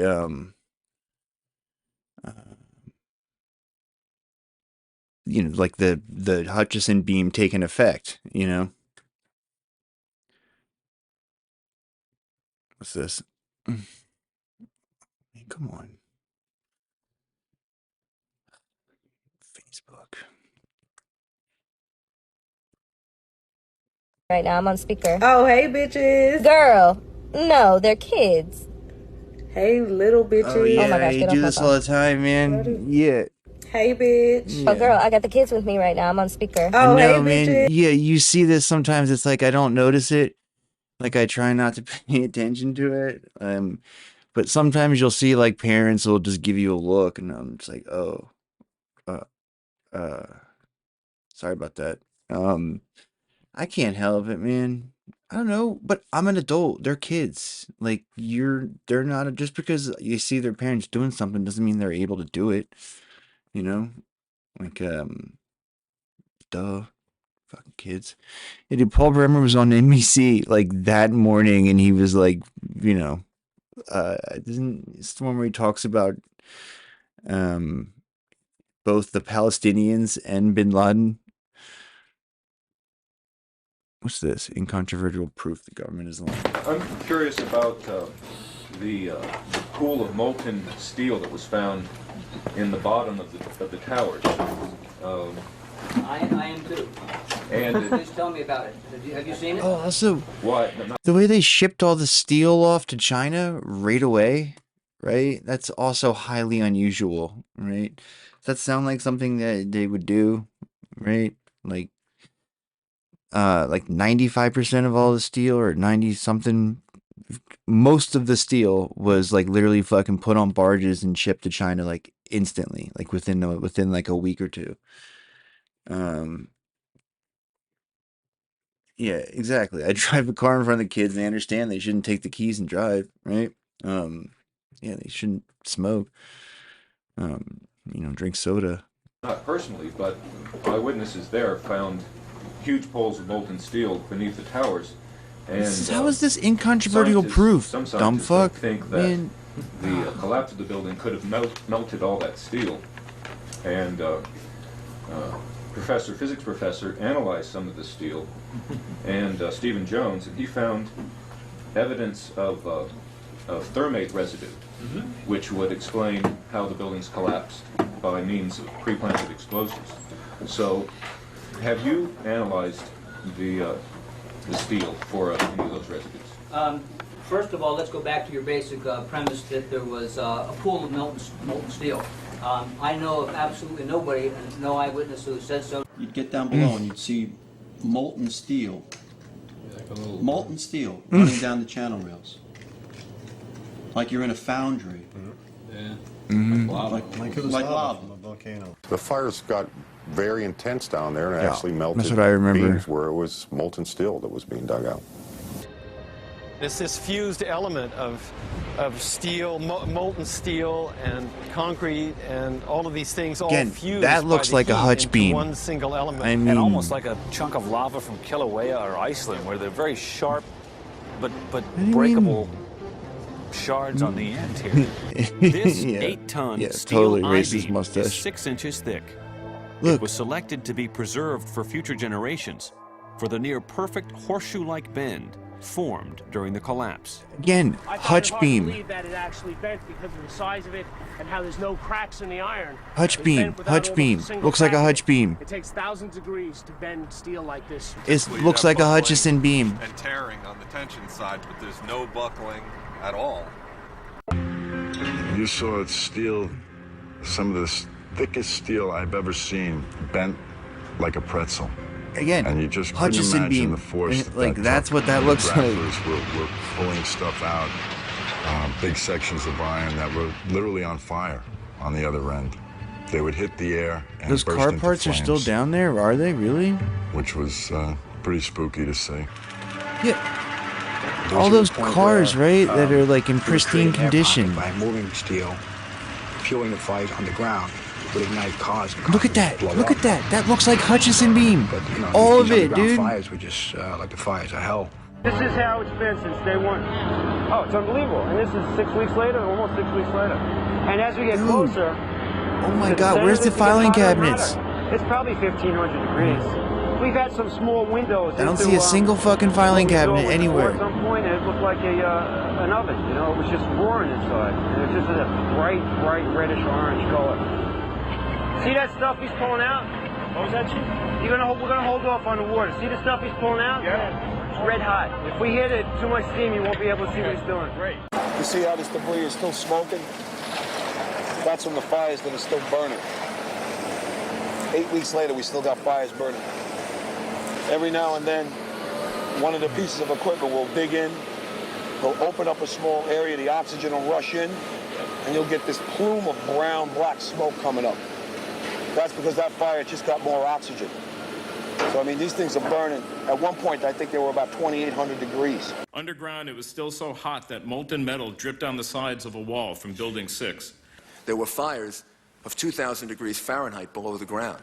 And all of a sudden, he comes out of this little tunnel screaming, "Wait till you see what I found."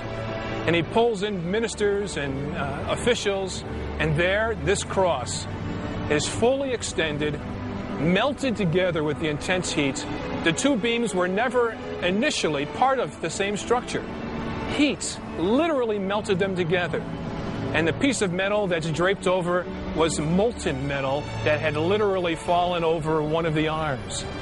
Steel-toed boots is one of the biggest things. Steel-toed boots? Steel-toed boots. Out still on the rubble, it's still, I believe, 1,100 degrees. The guy's boots just melt within a few hours. It was literally steaming. Your boots would melt in certain areas.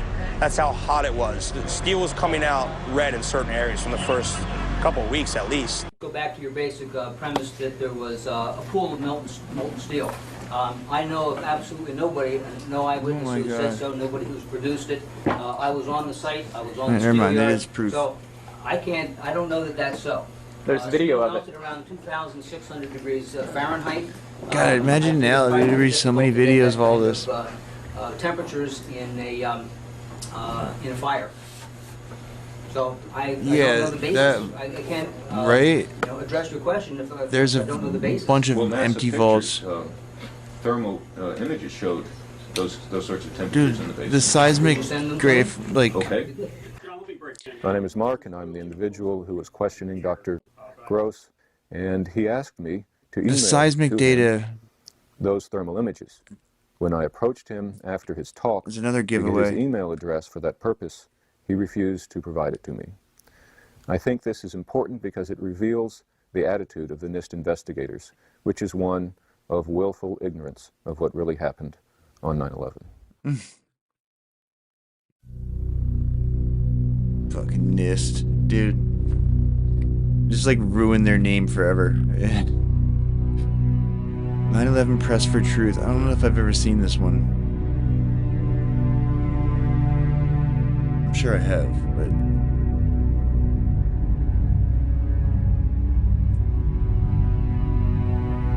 This just in, you were looking at... Dude, I drove Tony obviously crazy very with my disturbing 9/11 live shot shit, there. dude. That is the World Trade Center, and we have unconfirmed reports this morning that... Every 9/11 I wanted to do this. I wanted to watch 9/11 videos the whole night. And he was just like, yeah, not interested. Like, oh man. A plane has crashed into one of the towers of the World Trade Center. Like, it's like JFK. I mean, it's like the what's, you know? Yeah, exactly. No way those dinky little planes took down a concrete reinforced tower. Like, we watched the thing the other night where the guy like showed, he like took away the building and showed just like the steel fucking support, like the you know, down at the bottom there too. Like, it just like the way it fell is not the way it would fell given the way the foundation was laid, right? It's just all this shit, right? Like, there's so many different details that are just not, it's incongruent. I'm just wondering how much, I mean, fuck. it's the media, right? Like, I'm just trying to think, like, will we ever, like, we haven't even discussed JFK, like, we haven't even admitted they did that, right? And that was how long ago? I mean, it was nice that they caught them doing Iran-Contra, but then, like, Watergate was really weird. I'm not really sure what to make of that. And the whole time there's just been a steady slew of shit going on that's, like, never talked about at all. And then there's shit like this that's, like, you know, like a psyop set piece, you know? Like a, you know, like a deep event, like Peter Del Scott calls them. Is this one good? Press for Truth? I don't know. No, I'll give it a few minutes. CNN says right now is just beginning. Oh, there's another one. Another plane just hit. Right? Oh my God! Another plane. Exploding right now. You got people running up the street. I mean, we haven't gotten to the bottom of it yet. That's the stuff, like, I like fucking mysteries. I like solving mysteries. Over there, they're jumping out the windows like. The fireman assembled here, the police officers, FBI agents, and you can see the two towers. A huge explosion now, raining debris on all of us.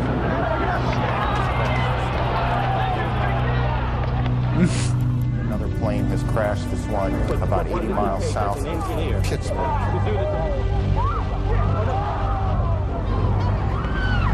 Just like Joe Brandon did NATO. That was hit by the plane has just completely collapsed. The entire building has just collapsed.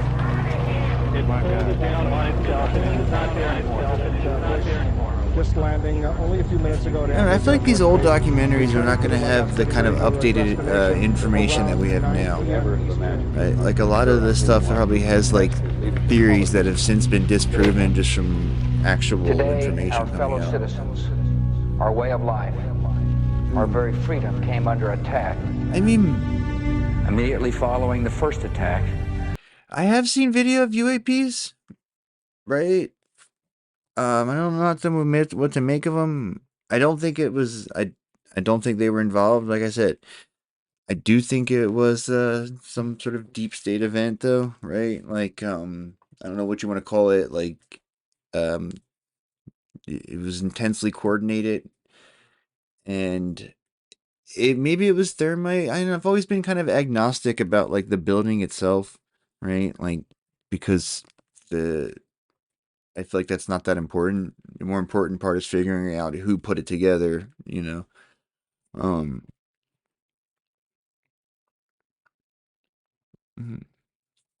The new Pearl Harbor one? Okay. Now, wasn't that one like 4 hours long, though? About, the pool of molten steel that was found.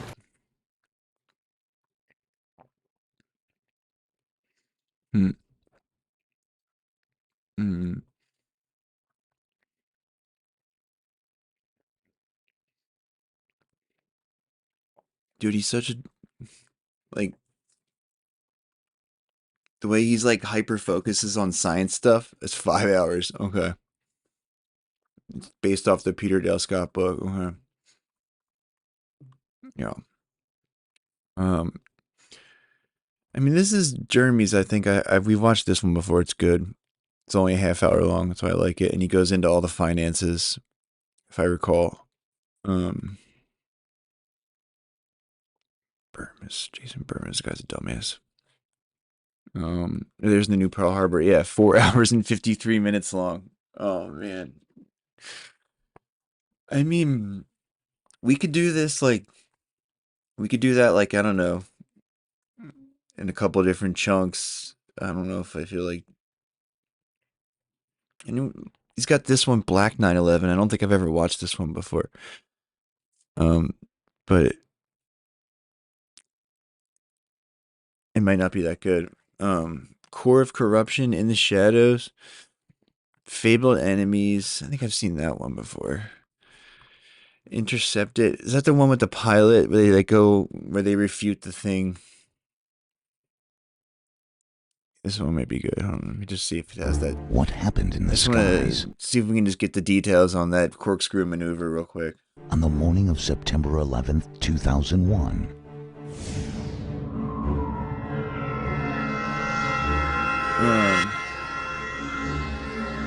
Yeah, right? Why did America's air defense seem to be ineffective? Dude, the fact that the planes were engaged in a drill recreating this exact scenario. Like, how is that not? I feel like that alone is too big of a coincidence that, like, I just, you know, like, how could that happen? According to the 9/11 Commission report, 4 aircraft departed America's airports on a gorgeous September morning in the northeast corridor of the United States. I can speed this up. 2 from Boston Logan, 1 from Newark, New Jersey, and another from Washington, Dulles, and Virginia. The aircraft alleged to have attacked the World Trade Center are reported to have departed Boston's Logan International Airport. The first aircraft, claimed to be American 11, tail number N334AA, is reported to have departed Logan at approximately 0800 a.m. United 175, tail number N612UA, a few minutes thereafter. Wasn't there another plane too that they found had been altitude, like an alternate or whatever? Or maybe the guys had chickened out? Armed with box cutters. Located at Hill Air Force Base in Utah, the 84th Radar Evaluation Squadron, also known as RADIES, provided software and files through the Freedom of Information Act of the reported radar tracks on the morning of September 11, 2001. We will be analyzing these files throughout this presentation. NORAD provided audio recordings from the morning of September 11, 2001 of their Northeast Defense Command, also known as NEADS, the sector responsible for defending the northeastern United States. The FAA also made available their audio recordings from Boston and Washington. Please keep in mind when viewing this presentation that pilots for 9/11 Truth do not claim data provided by government sources is authentic, yet it must be analyzed. Pilots for 9/11 Truth have analyzed a growing mountain of information and data provided by government agencies, much of which conflicts with the government narrative of events. How can government agencies draw a conclusion when even their own data does not support their hypothesis? Government sources and the 9/11 Commission must be held accountable for such conflicts, yet they refuse to comment. Even if data were altered by their very sources, it is a crime to fabricate data provided through the Freedom of Information Act, and someone must be held accountable. These are the radar tracks of the various aircraft and their relative positions on the morning of 9/11 during a little over the 2-hour period from 8 a.m. till approximately 10:15, according to the 84th Radar Evaluation Squadron. Included is the fighter response. Irreverent air traffic and clutter have been filtered for clarity.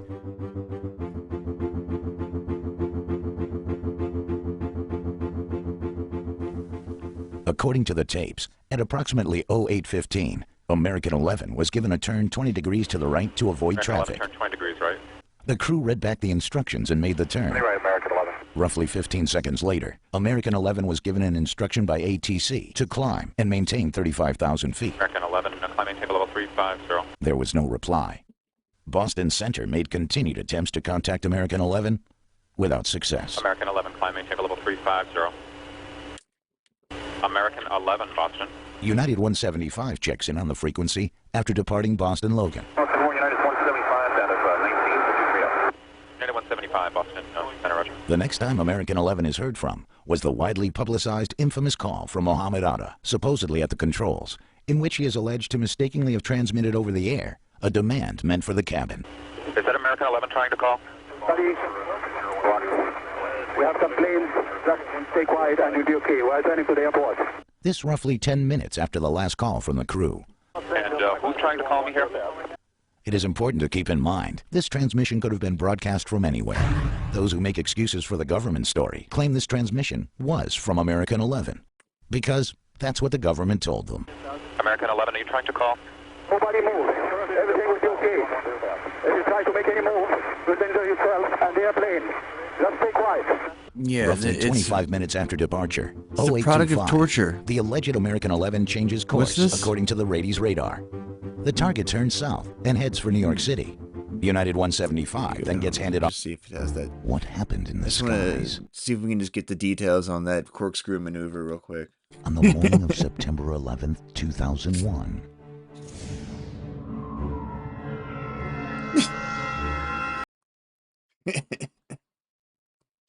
Look, man, I'm a serious researcher. I don't fuck around, you know?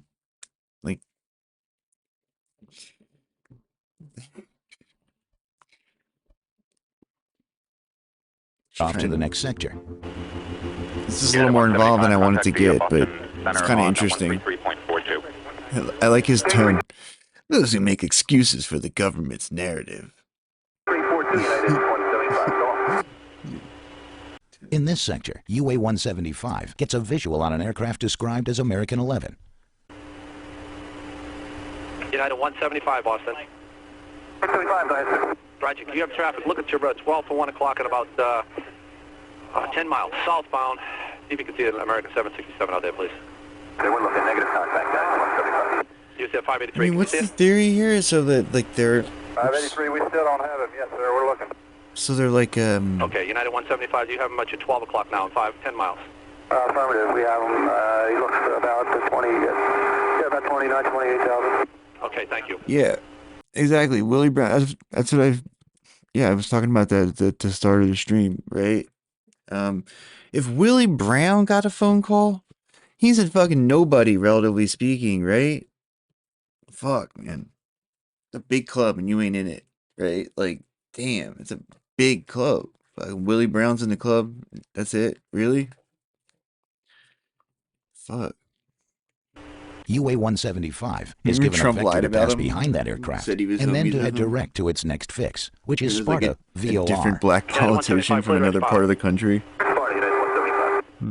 UA-175 is then handed off to New York Center at roughly 5 minutes before the alleged American Airlines 11 impacts the North Tower. United 175, contact New York Center 127.17. 2717, United 175. At approximately 0830, the first call was made by the Boston Traffic Management Unit, also known as Boston TMU, to notify the command center of the hijack of American 11.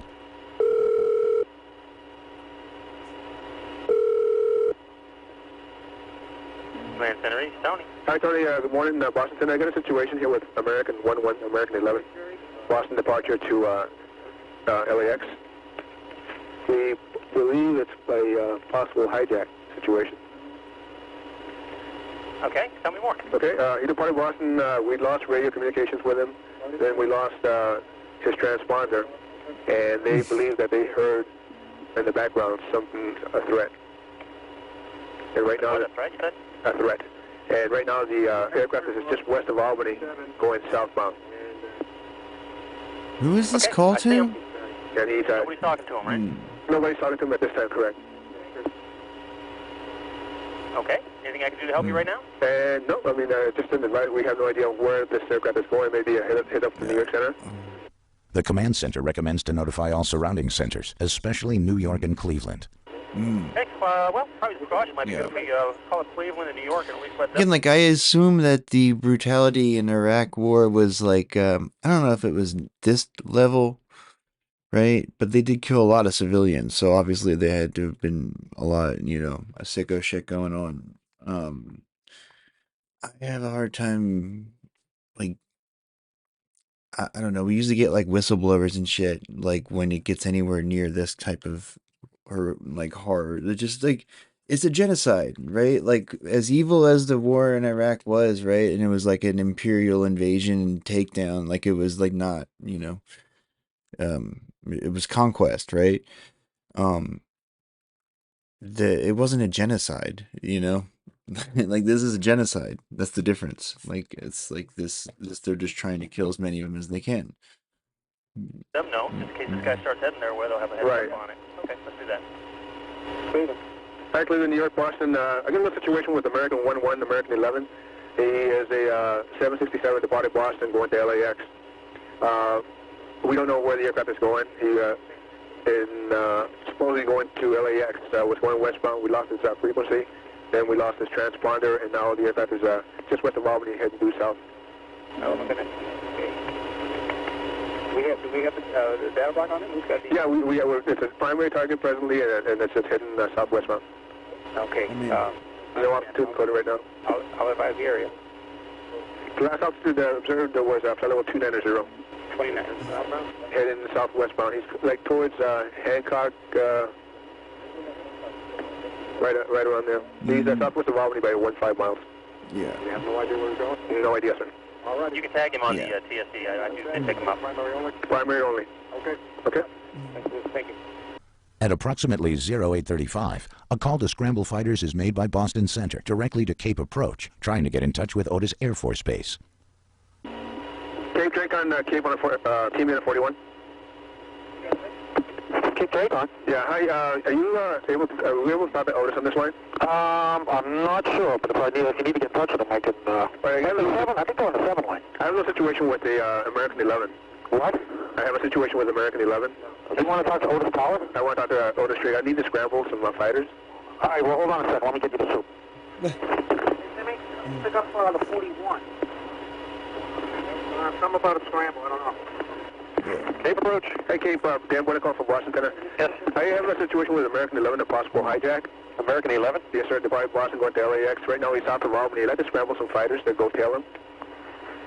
Oh, okay. Well, we'll talk to Otis here. Okay, and just put a, if he wants, just depart, and we'll put a flight plan in for him. At 0840, 5 minutes later, Boston calls the command center to speak with New York TRACON Direct, letting them know the hijack is confirmed.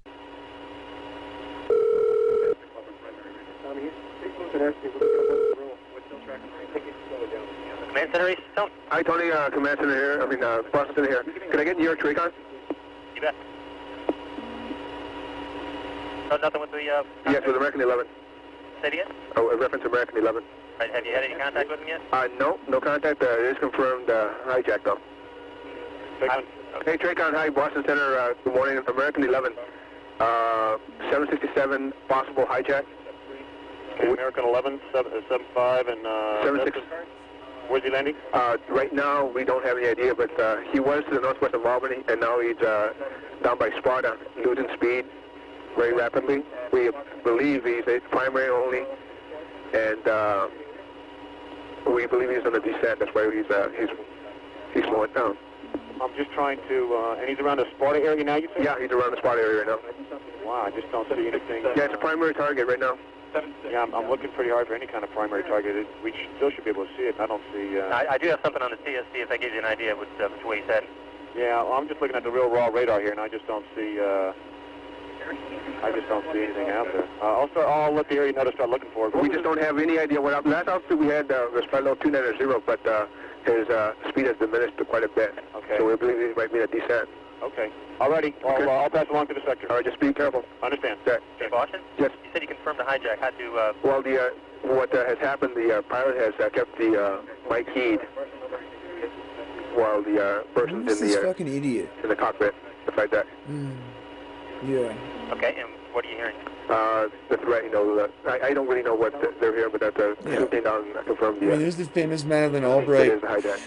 quote, right? Okay, if you learn anything else, please give us a call so we can help you out as best we can. Does New York know about this guy? New York knows, Cleveland knows, maybe Washington will be next. We're going to scramble some fighters to tail them. Okay, coming out of Otis? Yes. Okay, I'll take care of the coordination with Washington Center. I will advise them of what's going on. Thank you.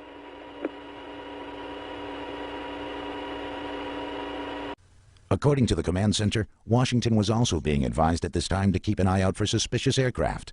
This was an hour prior to the attack on the Pentagon. At 0845, 1 minute prior to the North Tower impact, Cape calls Boston and advises them they would need to get authorization from the Northeast Defense Sector, also known as NEADS, to launch fighters. Cape gives Boston the flight ID of the fighters as Panta 45 and 46. Do me a favor. Samuel? Yeah, it's Cape TRACON here. Is Dan here? That's me. Hey, I just talked to Otis here, and they said they needed a NEADS authorization. We're working with NEADS to see if they should be calling you now. Okay, just to let you know, we got a call on a Panta, P-A-N-T-A, Alpha November Tango Alpha 45, yep, and 46, flight of 2. They'll be airborne soon. Great, thank you. All right, TJ.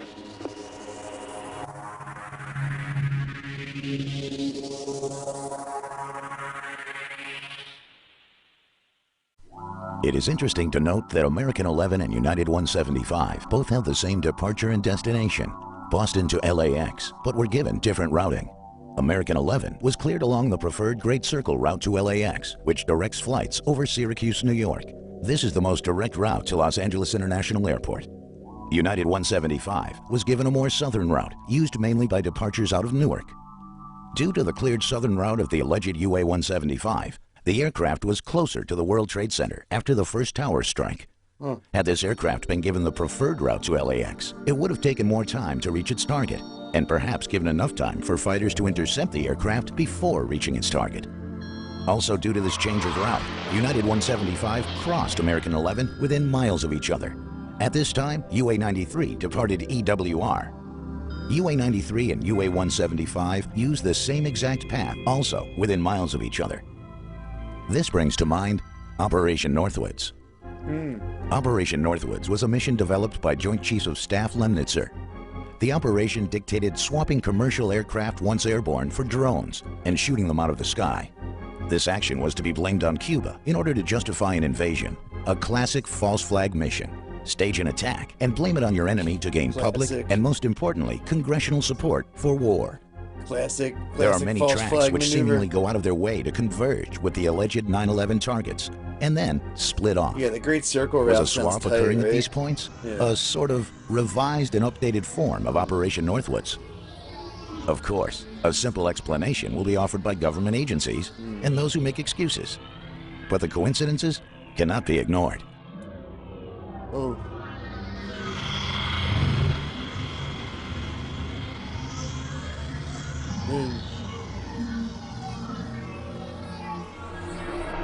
It's 2002 software. At 8:52 a.m., fighters are launched from Otis Air Force Base. Needs repeatedly wants the fighters to go direct to the Z point, to New York City, and demand the FAA ATC clear a route. I don't know where I'm scrambling these guys to. I need a direction, destination. Okay, I'm going to give you the Z point. It's just north of New York City. I got this lat long 4115, 7436, or 7346. Head them in that direction. Copy that. Then a report comes in that the hijacked aircraft just struck the World Trade Center. How's the 77 doing? Help you? Yeah, First Air Force Sergeant Tibbets. We just confirmed from down here that was one of the same, the hijack and the plane hitting the building. First Air Force confirmation, one in the same American Airlines and into the World Trade Center. Copy? Is that what you said, sir? That's copy, yes. Another report is circulated through the system that the last known position was 15 miles east of JFK. Last position I got from Boston was 15 miles east of JFK. Instead of the fighters being scrambled directly to New York City, Needs changes their route to hold in W105, a warning area off the southern coast of Long Island, based on the last known position that was never verified. Here they are instructed to hold as a radar track accelerates to more than 150 knots over the max operating speed of a 767 with its target in sight, the World Trade Center South Tower. We analyzed the speeds for the South Tower aircraft thoroughly in our presentation 9/11 World Trade Center attack. We have found, based on precedent, data, and aerodynamics, that a standard 767 would be impossible to control at such excessive speeds over its max operating. Was this aircraft modified so it could beat Otis fighters to its target, the South Tower of the World Trade Center? If it was, the modifications would have to be instructed by individuals who know our air defense response time. Just like there has never been a steel skyscraper to collapse from fire prior to 9/11, there has never been an aircraft positively identified to exceed its max operating speed by more than 150 knots, its maneuvering speed by 220 knots, pulled G's was controllable and survived before 9/11 or after. After the second impact, Otis fighters were instructed to set up combat air patrol over New York City. Tankers were called in for fueling operations and remained loitering. Almost 35 minutes after American 11 went silent, also known as Nordo, and changed course, American 77 was lost to Indianapolis Center. Indianapolis Center was working this guy. What guy? American 77. Okay. At flight level 350. However, they lost radar with him, they lost contact with him, they lost everything, and they don't have any idea where he is or what happened. So what we've done at the surrounding centers here is to tell everyone to look out for limited codes, primary targets, or whatever the case may be. Okay. Indianapolis contacted American Airlines 3 times to notify them of another missing aircraft. At 9:08 a.m., Langley was also notified and ordered to battle stations, an order in which pilots are sitting in their cockpits, ready for flight. Yet Langley fighters didn't get airborne till almost 20 minutes later. So, Boxy scramble, Langley, send them in the same location. Battle stations or scramble? Battle stations only, Langley.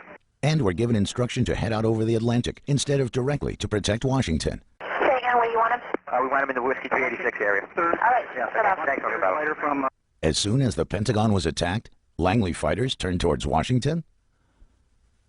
There are many other bases closer to Washington and New York City that offer defense. Otis and Langley were selected due to the fact many fighters from other bases were out on training exercises. Several training exercises were in effect on the morning of 9/11. I hope they cancel the exercise because this is ridiculous. There you go. You guys watching the news? Yeah, they got it on in the battle cab right now. Yeah. I wasn't sure. I've been watching for about 10 minutes, and I said, I wonder if they suspend the exercising? Not at this time, no. I've never seen so much real-world stuff happen during an exercise. Andrews Air Force Base is within 10 miles of Washington, D.C. The fighters were sent to North Carolina. Atlantic City F-16s are much closer to New York City than Otis Air Force Base F-15s. Atlantic City fighters were training out over the Atlantic. In fact, Otis also had fighters out on training missions. He had 2 fighters on alert. Needs was also in training mode when the attacks occurred. Needs had simulated tracks on their radar screens and didn't remove them till almost 9:30 a.m., well after the second tower impact.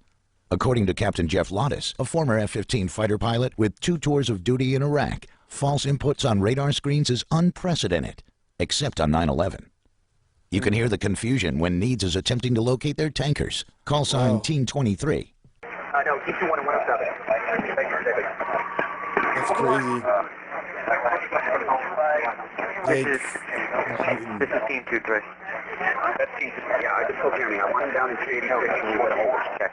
You know what? Get rid of this goddamn sim. Turn your switch. Hey, turn the sim switches off. Get rid of that crap. Our defenses just seemed behind the 8 ball every step of the way. Was this all by design? How would the hijackers know to strike on such a chaotic day with the U.S. under minimal defense? It seems the hijackers were extremely lucky all morning on 9/11. That is, if what we've been told by the 9/11 Commission is true. Yet, even the 9/11 Commission admits they haven't been told the truth. The Pentagon, our nation's military headquarters. How could an aircraft get so close to the Pentagon after America has been attacked almost an hour prior? The Pentagon in Washington, D.C. is well defended, according to former Defense Secretary Caspar Weinberger. The city is ringed with Air Force bases and Navy bases, and the ability to get the defensive planes in the air is very, very high. And at the same time, you would do what is being done, and that is closing off the entire airspace so that you, in effect, the whole Washington area is a no-fly zone, so that any planes that can't identify themselves that get into that are to be shot down. Does the Pentagon also have anti-aircraft defense? Certainly the general public would not know of such installations, as our enemies would obtain the same information. If the Pentagon did have such a defense, it would certainly be classified. April Gallup is a survivor of the Pentagon attack. She crawled through the hole in the Pentagon holding her son. April says that she did not see any evidence of an aircraft crash and didn't even know an airplane was reported to have caused the damage till she got to the hospital. April is extremely puzzled by the fact that there were no warnings or defense of the Pentagon attack, especially when everyone in the world knew America was being attacked after the World Trade Center strikes. When discussing airspace surrounding our nation's capital, often the restricted airspace referred to is the prohibited areas around the Capitol building and the White House. We have to look further out. This is known as Class Bravo airspace. It is a highly controlled airspace in which you need a clearance to enter, including two-way radio communication and a working Mode C transponder that reports your altitude.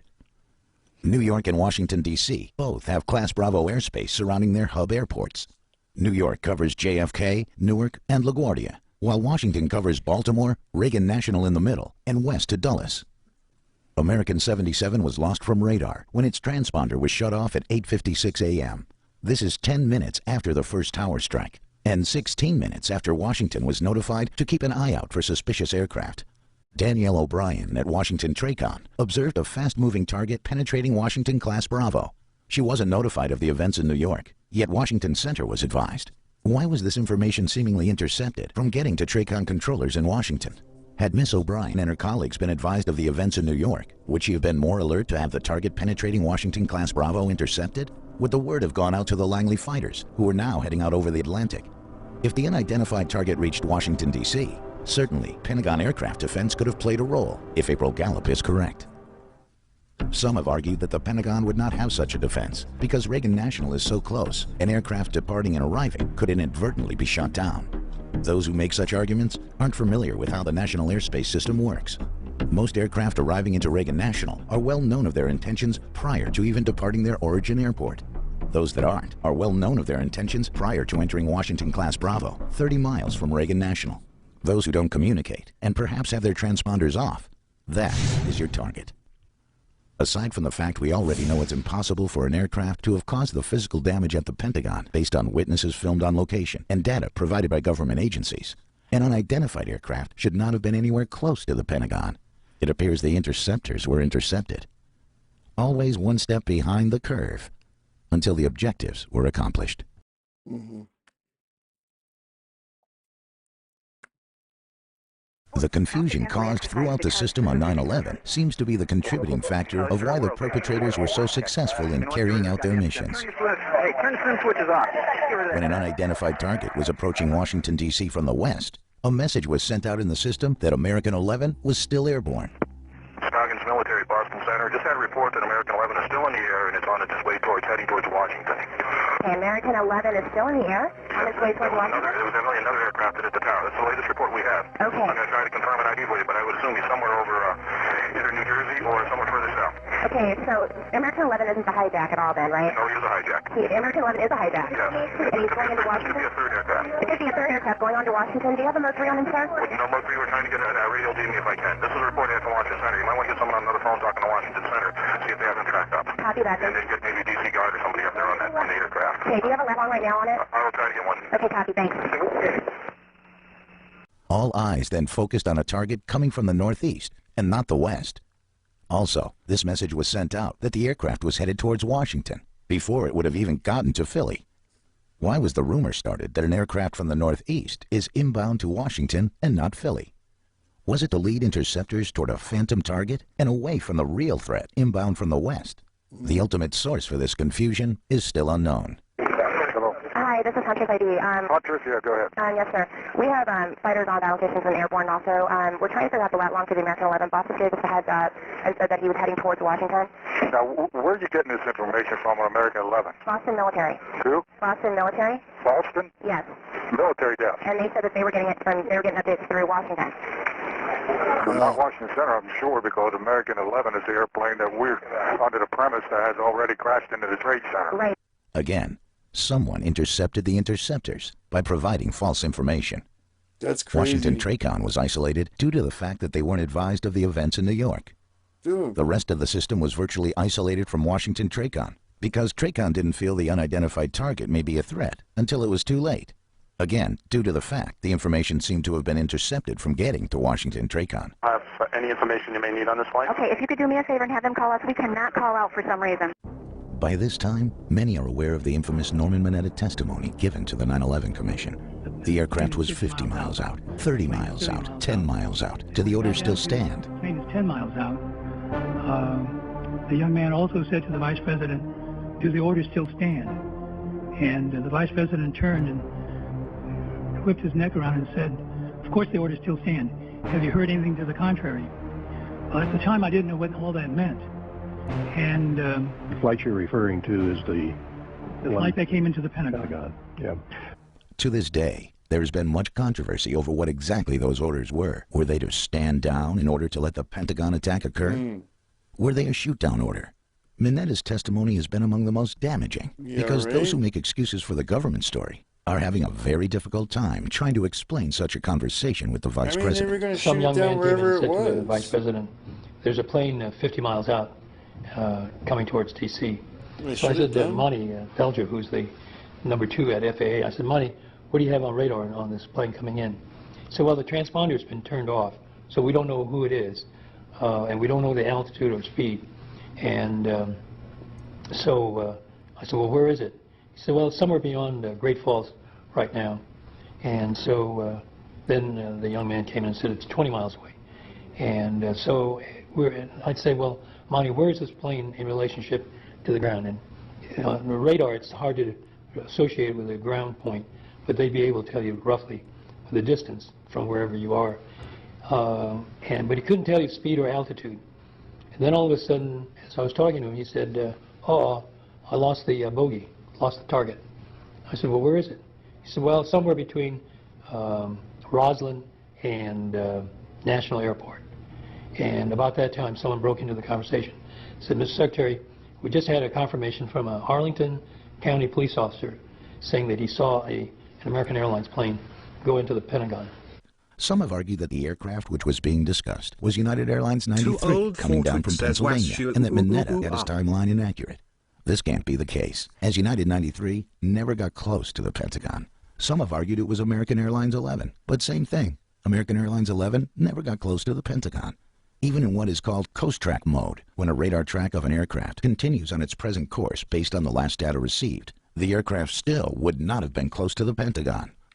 The aircraft target being discussed by Vice President Cheney and overheard by Mineta could only be the target inbound from the west, which penetrated Washington-class Bravo airspace.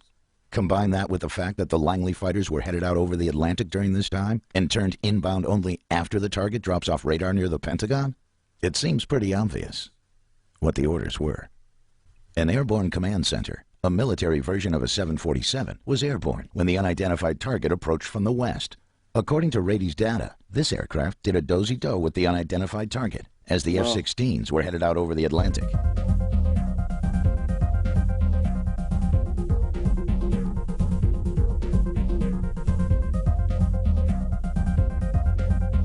Again, at the moment the target disappears at the Pentagon, the F-16s are then turned towards Washington. Operation Northwoods proposed swapping aircraft for drones and using them in a false flag attack to blame on Cuba. Wow. There is evidence of the original aircraft still airborne after their supposed crash. Unlike the false rumors floated through the system in an apparent attempt to intercept the interceptors, there is data which does show UA-93 still airborne after its alleged crash, as well as N612UA, the aircraft which supposedly hit the South Tower. ATC transcripts show UA-93 still airborne at a location just south of the impact crater. I mean, maybe that's just ACARS data, a device used for communicating with aircraft, show UA-175 still airborne in western Pennsylvania, almost 20 minutes after its reported crash. This ACARS data reports the closest station transmitting to and from an aircraft. The official flight path of the alleged UA-175 shows that if the aircraft were to receive an ACARS message, it should have come from these transmitting locations. This is the map of the ACARS facility surrounding the New York City area. However, ACARS stations were reported to have transmitted from Harrisburg and Pittsburgh, PA, after the alleged impact at the South Tower. According to radar specialist and electrical engineer Dennis Semino, this is impossible if N612UA crashed into the World Trade Center.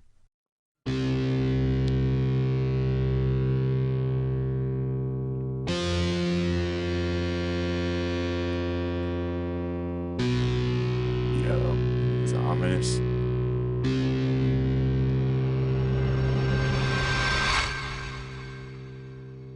Damn.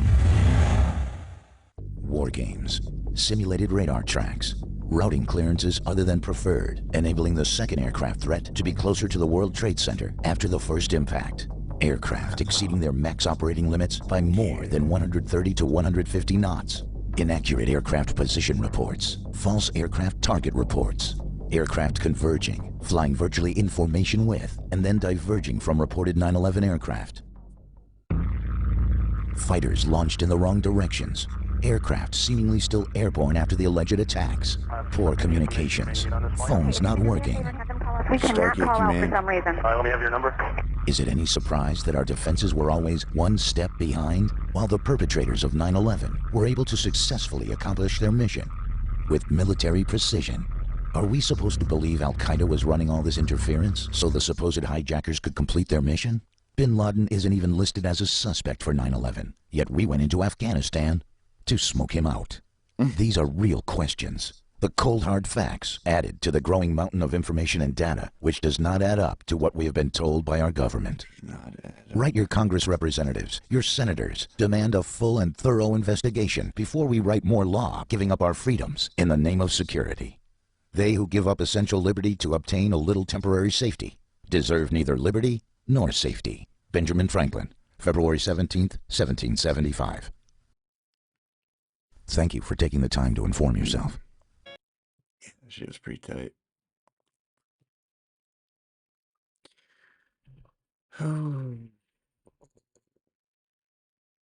You got like one more in you?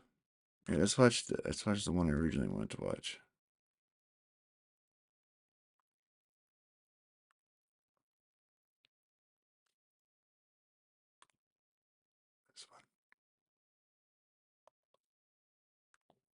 Starting back in the Ford and Nixon administrations were two aspiring White House staff advisors named Dick and Don, who worked, among other things, on a highly classified top-secret program called Continuity of Government, or COG, which developed government contingency plans to protect and preserve the executive branch of government in the face of any imaginable threat or event. Literally, their job was to sit on these think tanks with a panel of military geniuses and dream up the worst possible doomsday scenarios imaginable, and then gather detailed intelligence on how the mechanisms within government would protect the president and vice president in the event of such scenario.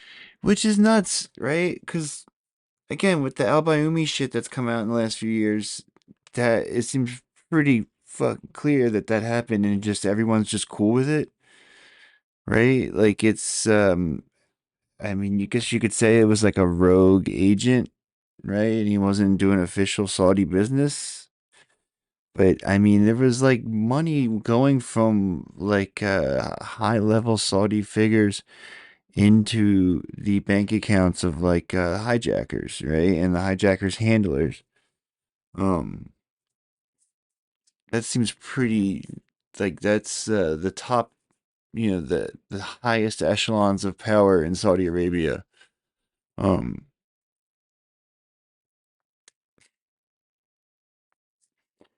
It's just like, what? Like, it's like there's this zero tolerance concept, basically. It's like, you can't allow any of this shit to come out, or else that's just as bad as all of it coming out, right? They can't admit to anything. These scenarios included things like nuclear bombs exploding in the hearts of major U.S. cities, foreign land, air, and sea invasions, domestic terrorism, and airplane hijackings with every imaginable end scenario they could possibly think of. By the time Dick Cheney and Donald Rumsfeld took over the White House in early 2001, they would both possess 3 decades worth of expert knowledge on the entire U.S. defense system, including a large range of defense planning scenarios, as well as the entire repertoire of military and radar defense systems. That type of intelligence would be extremely dangerous if placed in the wrong hands, and there is good reason to believe that it was placed in the wrong hands. Both Dick and Don were also members of another think tank called the Project for the New American Century, or PNAC, which consisted of neoconservatives and military-industrial complex bigwigs. Prior to 9/11, PNAC published a document called Rebuilding America's Defenses, which outlined a 100-year plan of massive military expansion and empire building worldwide. The authors wrote that the process of transformation is likely to be a long one, absent some catastrophic and catalyzing event, like a new Pearl Harbor. In early 2001, this group of well-connected insiders were looking for an event. No, I mean, they didn't do it on their own, way to get people to go to war is to convince them that they are under attack and then rally them against a common enemy. The Cold War had ended, so the arms market was flat. Like, it would have been done with the CIA, at least, like, interest within the CIA, right? And with no real threat or enemy, the military-industrial complex was at an all-time lull. Although the public reacted with shock and fear when 9/11 happened, the reaction in the financial world was much different. It was business as usual, and a lot of industry insiders were actually quite pleased. 15 years later, and trillions have now been made off the wars in Iraq and Afghanistan. Dick Cheney's Halliburton alone raked in $69 billion from the wars created by 9/11, while Donald Rumsfeld and his friends and business associates made their own fortunes in defense and counterterrorism investments. One of Donald Rumsfeld's business partners, Peter Jansen, ran a company called AMEC Construction, which was just nearing the completion of a Rudy Giuliani owned an anthrax cleanup the company. Installation of blast-resistant siding and windows in Wedge 1 of the Pentagon, which just happened to be the same wing that terrorists would attack on 9/11. One of the biggest questions people need to ask about the Pentagon is, how did that plane fly through miles of restricted airspace to strike the most protected building on Earth nearly an hour and a half after the first reported hijack? Well, it turns out that Dick and Don changed the shoot-down policy a few months before 9/11, and then according to Dick Cheney's own documents and timeline from 9/11, he had an active stand-down order in place on Flight 77, which prevented a shoot-down and thereby enabled the attack on the Pentagon, which otherwise could never have happened. Our defenses would have shot that plane clear out of the sky if the policy to do so hadn't been directly altered by Dick and Don just months before. The policy was changed back after 9/11, but the damage was done. Also curious is why terrorists would crash into a non-crucial wing of the Pentagon which contained an office of the Army named Resource Services Washington, which lost 34 of its 45 employees. Most were civilian accountants, bookkeepers, and budget analysts. This was the very day after Donald Rumsfeld announced that $2.3 trillion had gone missing or stolen from the Pentagon budget. That's right, terrorists just so happened to attack a location in the Pentagon where analysts were working to help track down that missing $2.3 trillion, and the ongoing construction projects in that wing had moved those offices closer to the impact zones. The company that performed the remodeling, AMEC, was also given the contracts to rebuild Wedge 1 of the Pentagon after 9/11, as well as contracts to clean up Ground Zero after 9/11. Even though AMEC employees had been doing construction in that very same wing that morning, surprisingly, no AMEC employees were killed in the attack, which killed 125 Pentagon employees. AMEC was never investigated or even mentioned by the 9/11 Commission, despite raking in well over $500 million in government contracts directly resulting from 9/11. The national security and intelligence establishments also benefited greatly from 9/11, since the USA Patriot Act jump-started the massive expansion of warrantless surveillance, wiretapping, and mass data collection.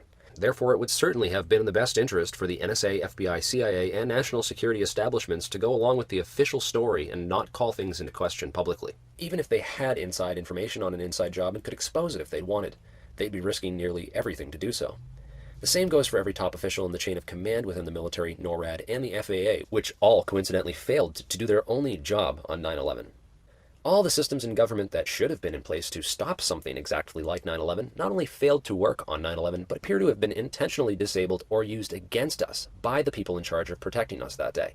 No one was investigated, fired, or otherwise held accountable for these failures. Some, in fact, Bush wasn't even promotions interviewed. and special honors. The head of NORAD on 9/11, Ralph Eberhart, helped sponsor a series of military exercises codenamed Northern Guardian, Northern Vigilance, and Vigilant Guardian, which served to obstruct Northeast air defenses on 9/11. Eberhart also appears to have lowered the infocon or communications defense level just hours before the attacks, and gave orders that directly obstructed the interceptors, sending the last remaining fighter jets far out to sea to fight an imaginary Russian fleet. Eberhart was an expert on air defense and communications systems. He could have stopped 9/11 in its tracks had he simply done his job that day. But he wasn't alone.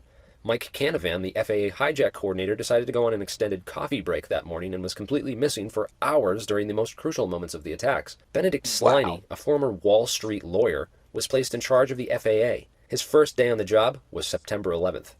As a lawyer, he clearly understood the strength of plausible deniability as a defense strategy, as he and his colleagues all feigned inexperience and surprise as their official excuse for the so-called failures that day. Threat. No specific threat involving really domestic operation or involving what happened, obviously, the cities, the airliner, and so forth. There were no warning signs that I'm aware of that would indicate this type of operation in the country.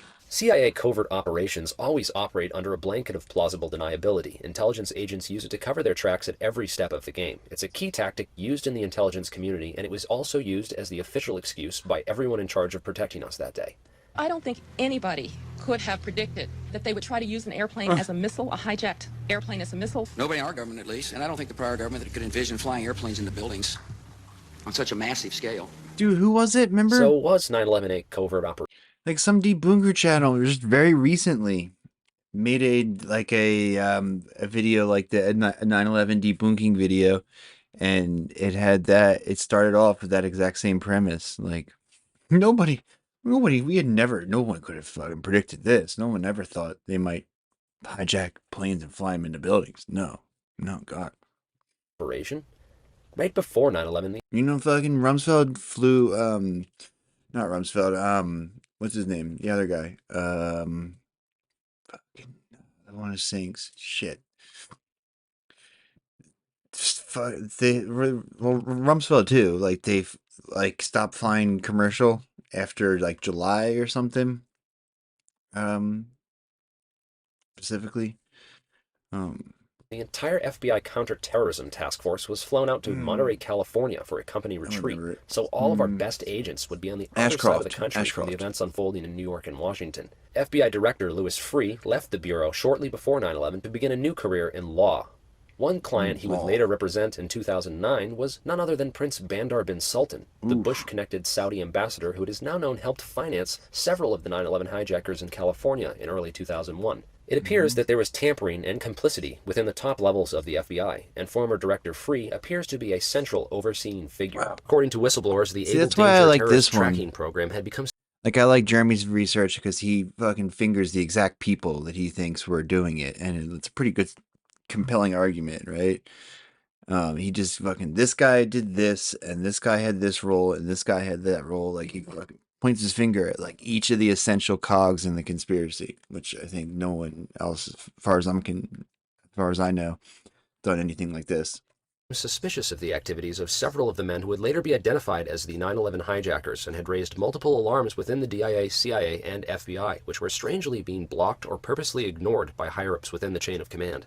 One FBI agent, who was actually the world's leading expert on Osama bin Laden and al-Qaeda at the time, quit his job in disgust and outrage after his reports on possible terrorists receiving flight school training in Florida kept being ignored. John O'Neill would later be killed in the 9/11 attacks themselves just 3 weeks after starting a job as head of security at the World Trade Center, a role he was still being trained for at the time. John O'Neill's history within the FBI, particularly his investigations into state-sponsored terrorism, are enough to make anyone suspect that his accidental death in the World Trade Center on 9/11 may have in fact been a murder and a cover-up for what he knew. O'Neill would certainly have had a lot to tell us about bin Laden and al-Qaeda, and whether or not they could have actually pulled this attack off alone. And he was an extremely credible witness. Unfortunately, O'Neill was unaware of everything that was going on inside the towers leading up to the events of 9/11. After the World Trade Center was bombed back in 1993, they needed to assess all the damage and hire contractors to repair the floors and trusses destroyed by the blast. It just so happens that the firm that performed this work, SPC Tridata Corp., was managed by none other than the comptroller of the Pentagon on 9/11, a guy named Dov Zakheim, another PNAC member and well-known intelligence community insider who also interestingly did top-secret work on a technology that could take remote control of hijacked commercial airlines by uploading commands to their flight management computers with an augmented series of GPS waypoints that the plane's autopilot could then be forced to follow, and once hacked, disable the manual override switch, forcing the plane along any route desired by the comptroller. That technology was active and in place on all 4 aircraft used on 9/11. Although such technology should have made 9/11 virtually impossible for the hijackers, it could have also been used internally to ensure that everything went according to a different plan. Anyways, in order to address the damage from the 93 bombing, none of them, only SPC one in the Tridata Corp airport was given total. access to all the engineering blueprints for the towers. They have all the pictures Around the same from time that this was going on, a very you know, curious company named metal Securicom detectors. was given contracts to redesign and upgrade the electronic security systems in the World Trade Center. Securicom changed its name to Stratesec after it was sued by another company of the same name. Securicom Stratesec, very curiously, held its annual board meetings in suites owned by the Saudi Arabian embassy, and one of its board members happens to have been none other than Marvin Bush, the president's own brother. Stratesec also just happened to have security contracts with United Hunter Airlines Biden. and Dulles International Airport on 9/11, where Flight 77 into the Pentagon was hijacked out of. At Dulles, Stratesec managed airfield access and electronic badging, as well as the security video system that later provided unique and critical evidence implicating the alleged 9/11 hijackers. Why a security company which had contracts with nearly all the different 9/11 crime scenes would hold its annual meetings in offices owned by a country that is now purported to have financed 9/11 is anyone's guess. Stratesec's CEO, Wirt Dexter Walker III, from the Herbert Walker line, is a very curious character. No public images exist of the man anywhere on the internet, and his career history appears to consist of jumping from one CIA front company to the next. Aviation General, Glorforgan, Kuwaiti American Corporation. Wirt and his wife made pre-9/11 stock purchases which were flagged by the SEC after 9/11 as suspected insider trading, but they apparently never followed through on their investigation. Nor did the 9/11 Commission think to investigate Stratesec. Wirt Walker's activities are similar to 2 other known CIA operatives, Ted Shackley and Robert that's Sensen. why they All 3 men had were unusual business relationships killed over and over again during the wars, right? Aviation and security operations. Stratesec, like whenever they needed a win, they would just be like, "Oh, we got that fucking last hijacker," you know. They happened over and over again. Corporate operating officer Barry W. McDaniel was a former material arms distributor for the Army Corps of Engineers. He also has Black Ops on his resume through his affiliation with Sears World Trade, the Vinyl Corporation, and BDM International with Frank Carlucci of the Carlyle Group, an investment firm heavily tied to the military-industrial complex. Frank Carlucci also worked closely with Dick Cheney and Donald Rumsfeld back in the Ford and Nixon administrations, and was an old-school State Department Black Ops guy. After 9/11, McDaniel would start a police state supply company with Dick Cheney's old business partner, Bruce Bradley.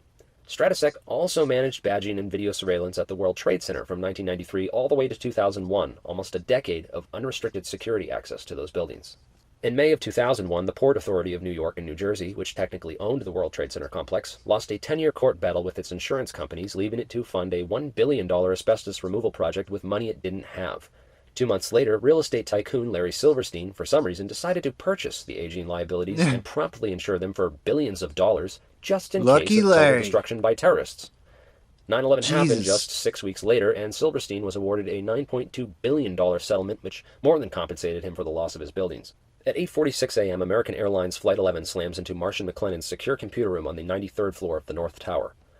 One of Marsh's executives, L. Paul Bremer, happens to be chairman of the National Commission on Terrorism, an old-school neocon and former Kissinger aide who worked alongside Dick and Don back in the Ford administration. Bremer, for some reason, decides to skip work in the towers that day Yeah, it to was visit Brian's the fucking MSNBC grandfather. television studio, where he is the first person ever to begin pointing the finger directly at Osama bin Laden and Iraq, calling for the most severe military response we can come up with. After 9/11, Bremer would become the Iraq occupation governor, literally Saddam Hussein's replacement in Iraq, and one of the prime architects of the Iraq War. Bremer also sat on the board of the Komatsu Dresser Mining Division back in the late 90s when it developed a thermite plasma charge which could, quote, demolish steel and concrete structures with high efficiency. Plasma arc and thermite. Huh.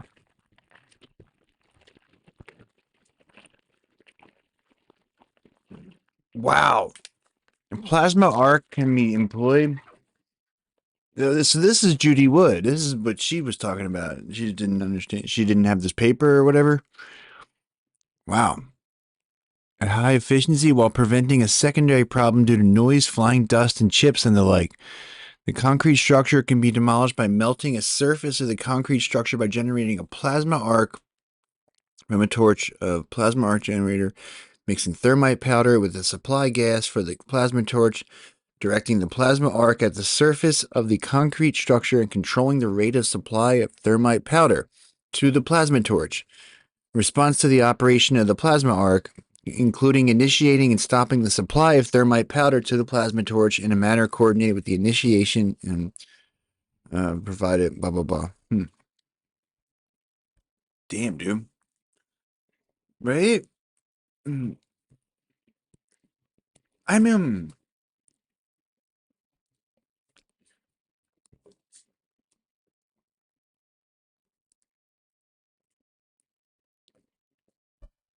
I mean, happy accident. I mean, it's a lot of accidents. All happening at the exact same time. Without secondary problems due to noise and dust. Dresser merged with Halliburton in 1998. Bremer also sat on the board of International Paint Company's management firm Akzo Nobel, which developed a spray. Well, could you have just like coated the things in thermite and then shot it with the torch? I mean, that would have done the same thing as the Hutch beam, you know? Yeah, I don't think a plane hit the Pentagon, right? Doesn't look like it.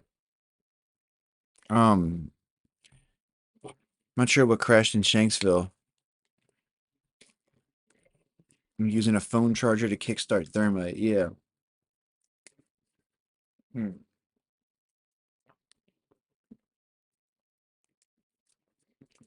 I mean,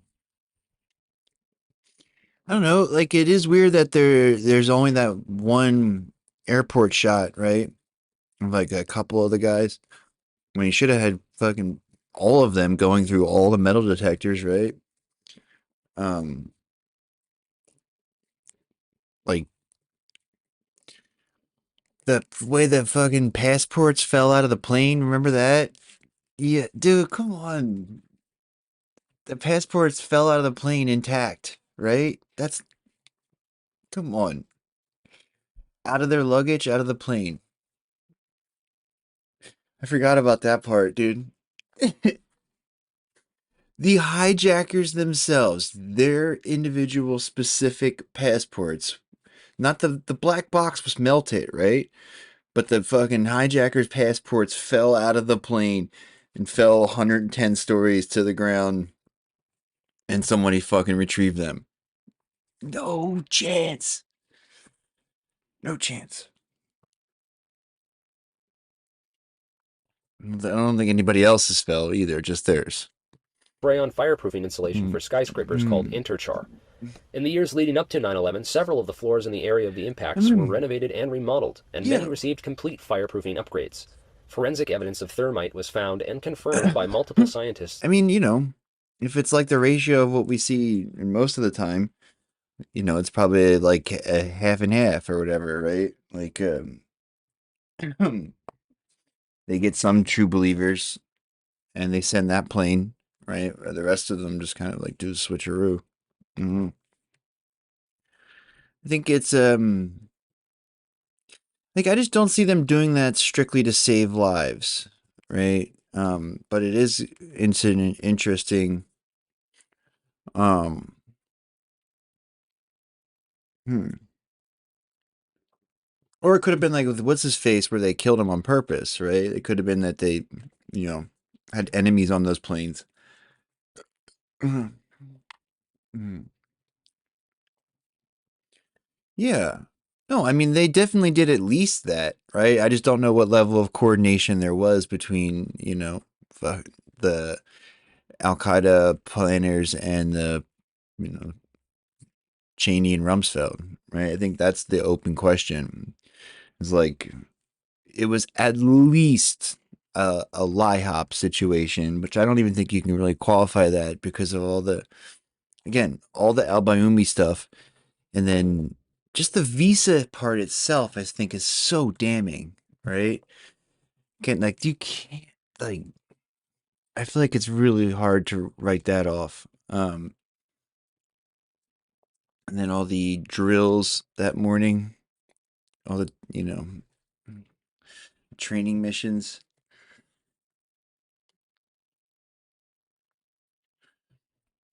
Micro spears. Mm. Hmm. Uh, yeah. Yeah. Yeah. I mean, that's the stuff that's in the Peter Del Scott essay. Um, one of them. There's the three-part with him and Ben Howard and Aaron Good. I think it's pretty definitive. I think that's the sort of that angle of the research. That's I think the best case put forward of like the military planning angle. Using uncontaminated World Trade Mm. Center dust samples, and extreme persistent I mean, heat there were no levels were reported by the Saudis. FDNY and World Trade Center clean. Like the jihadi project had always been like a joint operation with the Saudis, right? Like that's like their regional brand of fucking Islam that they were exporting everywhere. Like there's no way that they were like working together, founding and grooming all of these terrorists, but then like not actually implementing them. I mean, like the shit with Al Bayoumi, I think, is pretty clear too, right? Like he was definitely in the same places, like meeting with the hijackers the whole time. Like he's just like a handler, right? Like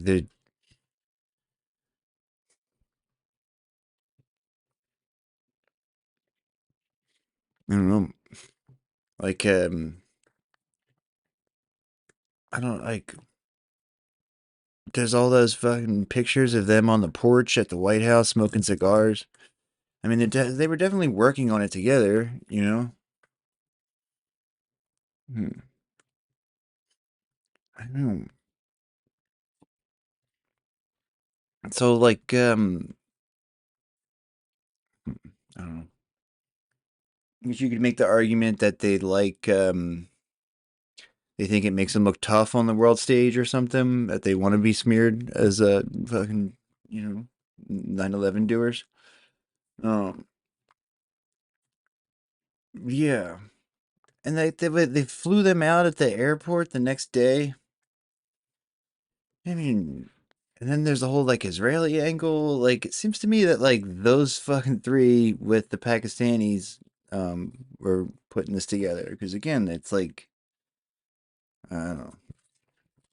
Like what were they starting all these madrasas for? Trying to get groom terrorists if not to do terror. Like I mean that's why that's the whole reason of the whole fucking existence of the whole like, the Mick Jihad enterprise, right? It's like radicalize and then fucking weaponize the fucking Wahhabis, right? Um, Same shit they do anywhere with like the Nazis in Ukraine or the fucking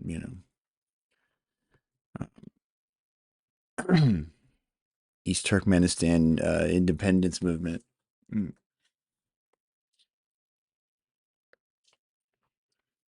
I mean, like the planes definitely hit the World Trade Center, like that. I mean, I would be willing to believe that like that was a missile or whatever that hit the Pentagon. Sure. I mean, thousands of people filmed the plane hitting it, like saw it. Like it's, people seem to know people who died on them, right? Like I just don't see like the radio control thing. Like I'm just not really sure why they would bother doing something like that. Like like I said, maybe for like the second two, but I think those first two were real planes that really flew into them. You know, like the Pentagon and then the Shanksville thing. I don't know what that was. I mean, I don't know, just the one, I guess, the Pentagon one. I mean, like I would go with that one for now. I mean, why would they bother switching out the planes? Like, this seems just like an extra bit of hassle. Like, it's a whole nother leg of the cover up to, like, you know, like get crisis actors to pretend to be the lost family members and all that and keep all those loose ends open. And just so you can not kill a couple hundred people. Right? I see no reason that they would care about killing the people on the plane, you know? It's just like I don't know.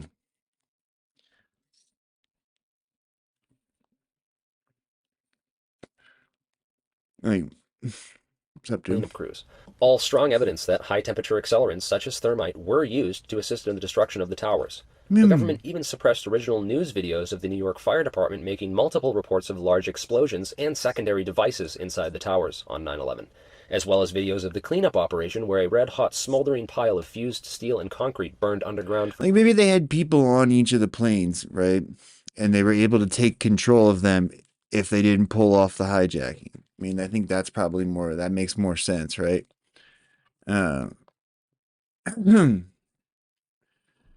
They saw something bright flying toward the plane. Yeah, maybe because it was off course, right?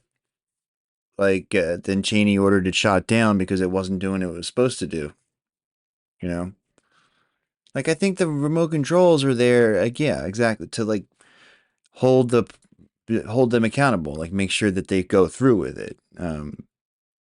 And, maybe, like, one of them didn't have a crew. Because remember, there was that story a couple years ago, too, about, like, that extra plane where they found all the box cutters stashed in it. There had been, like, another plane that they had been planning on using. For some reason, they didn't. A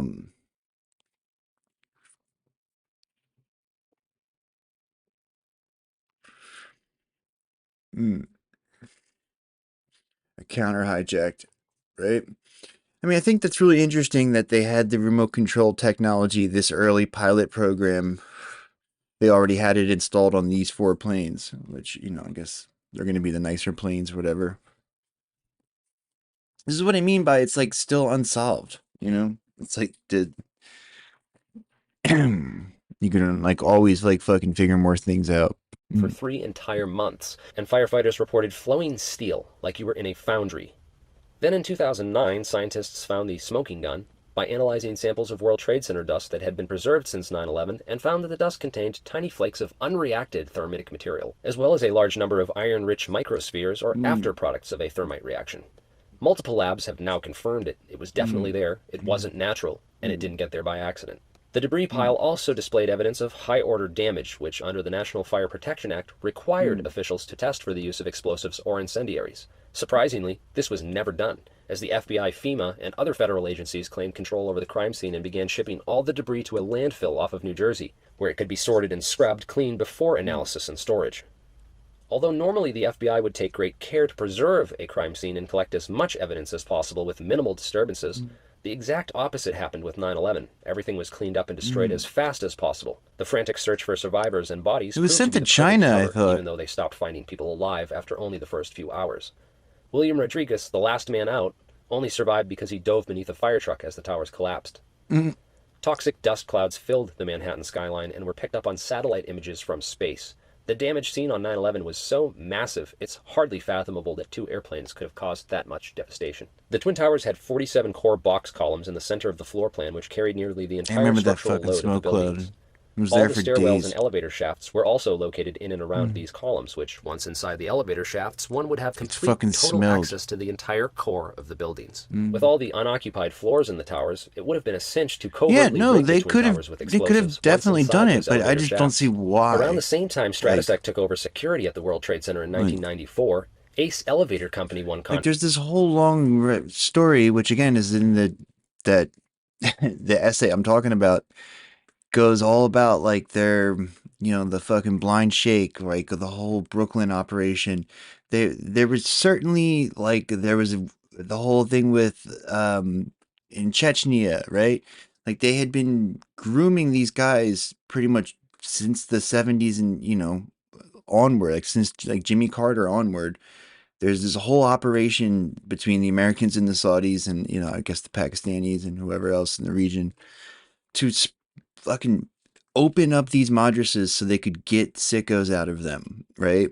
Like they were doing it in all these wars and, terror operations in Chechnya specifically, like, then obviously we know what happened, right? Like the USS Cole and the Kenyan embassy, like there was like an escalatory nature to it.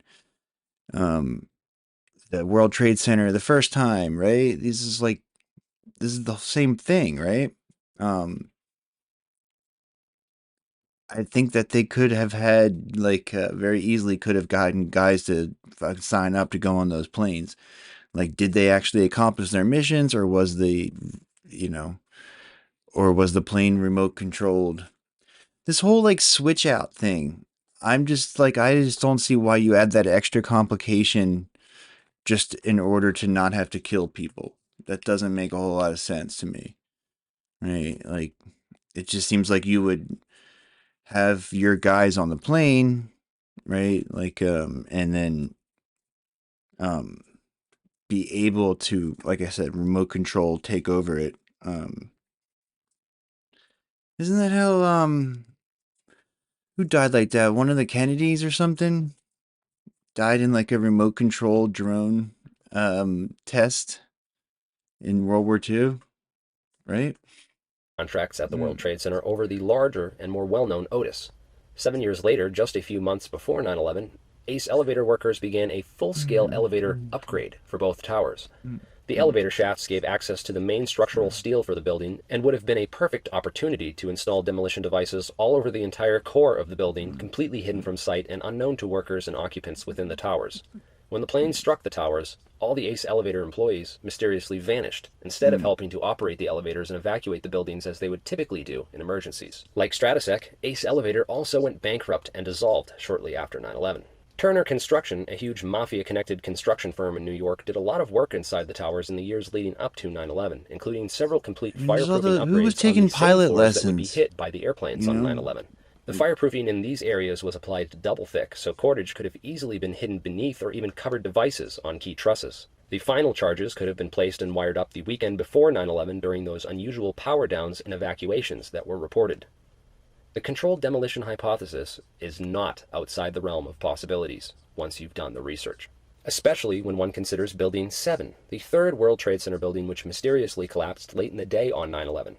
World Trade Center 7's tenants included FBI, Secret Service, and the Securities and Exchange Commission, or SEC, which investigates stock market and securities fraud. In 2001, the SEC in World Trade Center 7 was investigating Enron and WorldCom, the two largest security scandals of the time. Enron was a Madoff-style pyramid scheme, a fraudulent energy company which helped bankroll the Bush-Cheney run for the White House with over $2 million that it stole from its investors, while Bush and Cheney used office to deregulate the oil and gas industry in Enron's favor, starting as the governor in Texas and then moving to the White House. Luckily for their pals at Enron, everything required to prosecute those massive financial crimes was destroyed when World Trade Center 7 came crashing to the ground late in the day on 9/11. Now, the government and a few stubborn defenders still try to hold on to the theory that Building 7 was somehow this anomaly in steel-framed high-rise building construction, as it is the only skyscraper that has ever suffered total spontaneous collapse by fire in 100 years of skyscraper construction worldwide. It fell through the path of most resistance at the rate of gravity. Look at that, dude. Now, the government Come lies all on. the time. Come the physics on. of freefall, not so much. The Come top floors on. cannot fall through the entire structural resistance of a building as fast as they would free fall through air. Yet even NIST, the National Institute for Standards and Technology, was forced to admit that Building 7 did in fact fall at free fall acceleration. Random fires and even serious facade damage caused by the North Tower collapse cannot cause a building to fall so symmetrically and suddenly straight into itself at the rate of gravity. Multiple physics and engineering papers have been written on this subject and passed peer review. There is obviously another answer for why World Trade Center Building 7 collapsed the way it did on 9/11, and why the government continues to ignore it and pretend it knows nothing about it.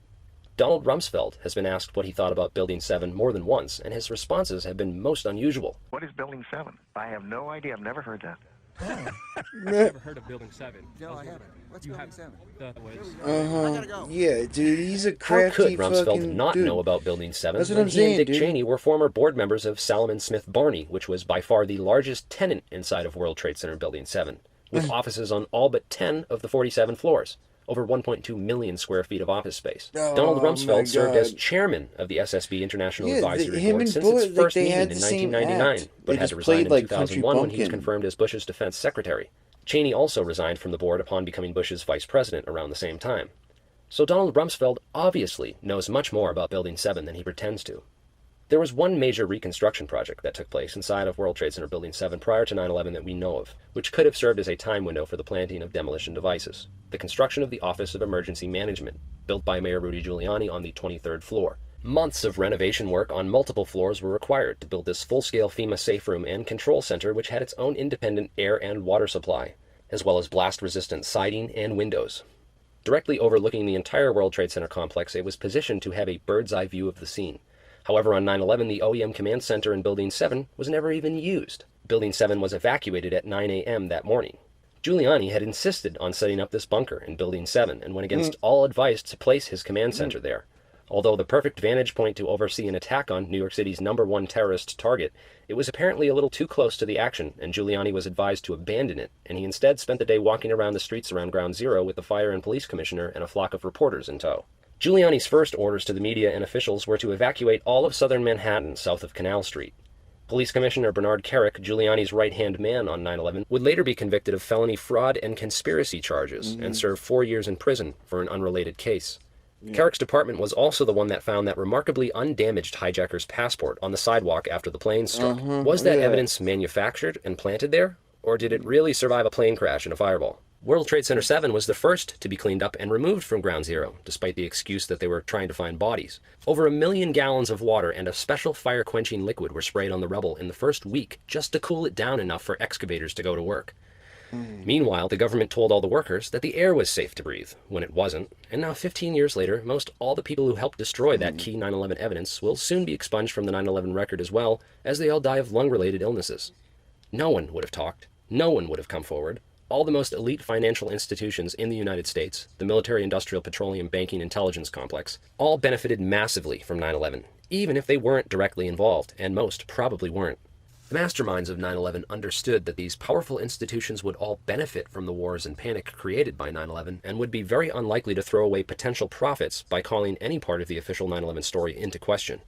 Moreover, these institutions own and control the mainstream media and have been using their influence for the past 15 years to condition the American public against any alternative views of 9/11, fill the debate with conjecture, disinformation, and nonsense, and give everyone a horrible first introduction to the worst 9/11 conspiracies with the least credible evidence, while keeping the most crucial facts and information from ever reaching the public mind. For the most part, they have been largely successful at convincing a majority of people that our trillion-dollar defense system was overcome by just 19 Islam-inspired terrorists in their early 20s, armed with only cell phones and box cutters, working for a guy in a cave on kidney dialysis and a small but growing Al-Qaeda network. And despite 15 out of 19 of the hijackers being from Saudi Arabia, and newly declassified evidence showing that the government knew high-ranking Saudi government officials helped fund the 9/11 hijackers, for some reason, Saudi Arabia is still our ally, and we instead attacked Iraq and Afghanistan. The underlying details of that Saudi alliance are only beginning to emerge. For instance, we now know that the hijackers had financial help from Prince Bandar, sometimes called Bandar Bush, because of his close friendship with George W. Bush. Bandar gave $130,000 to 2 of the hijackers in California. Other wealthy Saudis in Florida also provided support according to those 28 newly declassified pages from the 9/11 Commission, which the government covered up for 15 years.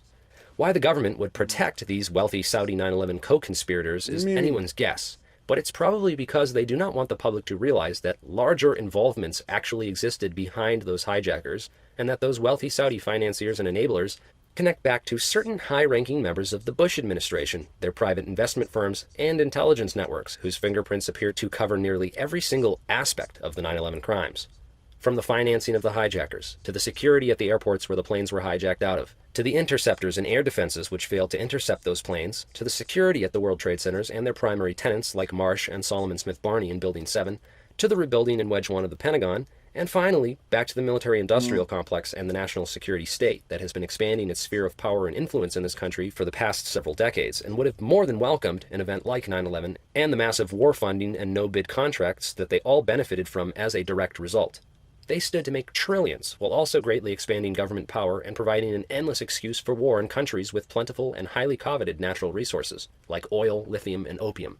So many powerful institutions benefited so greatly from 9/11 and its aftermath, and yet people wonder how an inside job could have been covered up so long. Well, please tell me who in power or the mainstream media would ever want to expose this. Please. Some people still can't get over the question of why they destroyed their own buildings.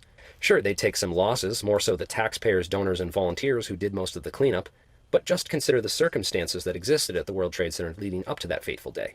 The SEC was closing in on 2 of the largest security scandals of the time, both Enron and WorldCom, who had all their files and evidence inside of Building 7, which would eventually lead to Bush and Cheney facing a massive scandal, ruining any chance of re-election and possibly leading to impeachment and federal indictment. The Port Authority was already facing the asbestos problem in the towers and would have been eager for an easy option out. The least expensive and easiest solution to all of these problems would be to find some way to demolish the buildings in some type of accident or grand disaster. The idea of terrorists flying planes into the towers wouldn't have been that far of a leap. In fact, Donald Rumsfeld's RAND Corporation buddy Brian Michael Jenkins thought of the idea and included it in his list of possible risk scenarios for the World Trade Center in a report that he wrote for Kroll Associates back in 1994, after the 93 bombing. Kroll, like Stratosec, played a key role in the World Trade Center security apparatus in the years leading up to 9/11. Kroll's director, Jerome Hauer, was also conveniently not in the towers that day, and instead called into several television stations to give the media some expert advice on terrorism and what should be done in response. Hauer also downplayed the theory that explosives were used to bring down the buildings, saying that fire and structural failure caused the collapses. Hauer would later manage the government response to the anthrax attacks, which targeted U.S. senators who were pushing for an official investigation into 9/11. Those senators quietly backed off, and the Bush administration was successful at stalling the investigation into 9/11 for over a year, while evidence was still being destroyed. After 441 days, the Bush administration finally opened an official inquiry into 9/11, headed by a Bush insider named Philip Zelikow, who had previously helped write the preemptive Iraq war invasion strategy with Condoleezza Rice, and was already completely on board with the Bush agenda in Iraq. Zelikow once published a paper on the creation of public myths, fitting for his work on the 9/11 Commission, which wrote its conclusions and summary first, and then tailored its investigation and evidence to fit the official theory, rather than following the facts and evidence to see where they might actually lead. The condensed summary given in this video barely scratches the surface of where that investigation should have gone and what it should have uncovered, if it wasn't compromised from the very start. The individuals and organizations outlined in this short summary were uncovered using good old-fashioned crime scene-based detective work. These are not theories. These are core facts and evidence, which you will never hear discussed in the mainstream media or any of the 9/11 propaganda and disinformation films we've seen so much of in the past. As always, do your own research, draw your own conclusions. For more information and sources, visit 911insideout.com. Thank you for watching and helping to spread the truth. We want to turn now to a guest who is joining us in the studio. It's Paul Bremer. I want to make sure I'm getting your name right, because I'm just meeting you just at this moment. You're a terrorism expert. Counterterrorism, I hope. And talk to us a little bit about who could. I mean, there are a limited number of groups who could be responsible for something of this magnitude. Yes, this is a very well planned, very well coordinated attack, which suggests it's very well organized centrally, and there are only 3 or 4 candidates in the world, really, who could have conducted this attack. Bin Laden comes to mind right away, Mr. Bremer. Indeed, he certainly does. Bin Laden was involved in the first attack on the World Trade Center, which had as its intention doing exactly what happened here, which was to collapse both towers. He certainly has to be a prime suspect. But there are others in the Middle East, and there are at least 2 states, Iran and Iraq, which should at least remain on the list of potential suspects. What kind of coordination would, I mean, how could something like this be put together? Well, you'd have to have, first of all, you've got to find some people who are willing to die, which is not that easy. And then, of course, they have to find ways around what we thought was pretty good security at our airports. We haven't had a hijacking in a long time, let alone 4. So there had to have been some very good coordination there. There has to have been coordination in the whole planning of the attack. The people, if they were not Americans, had to get visas to get into the United States. They needed false identities probably to buy airplane tickets.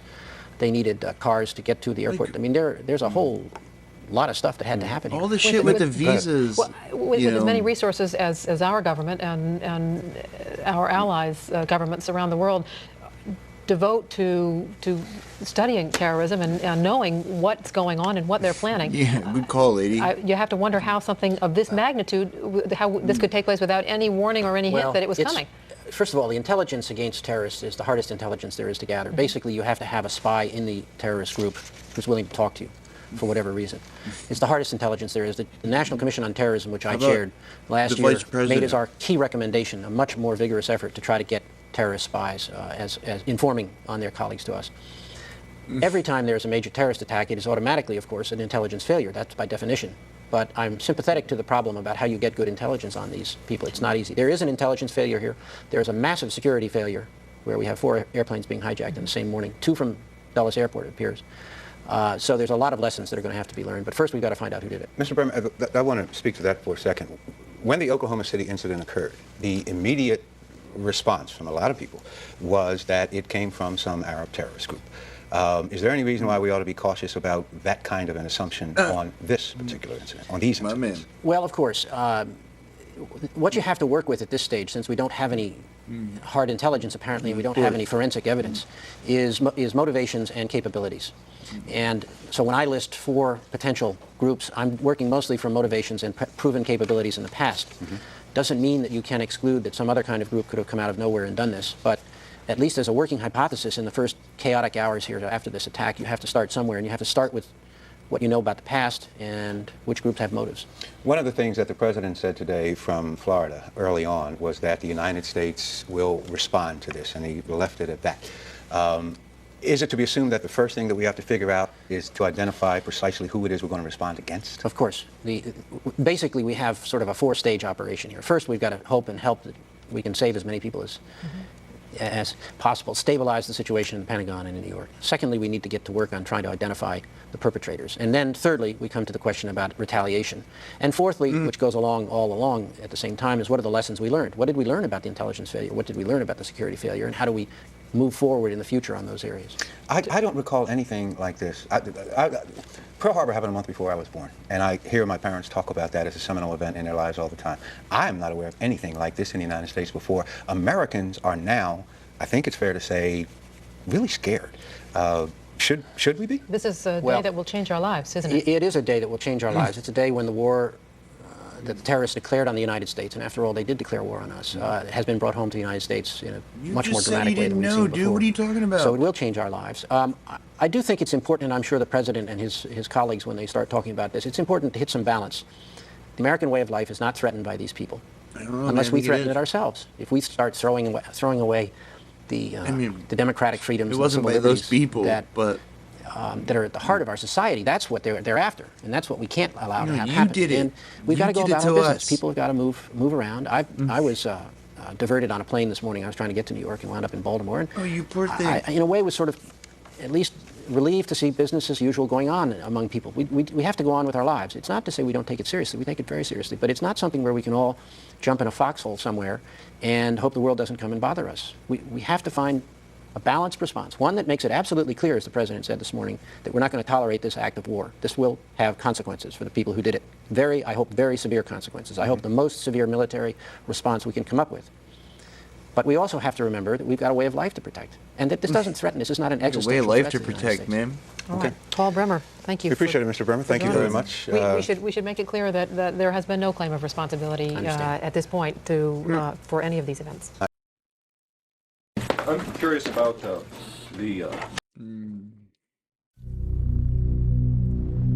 Which one's this? Oh, this is the...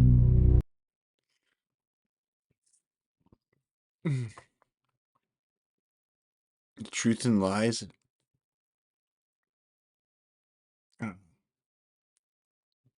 Have resulted in dry holes.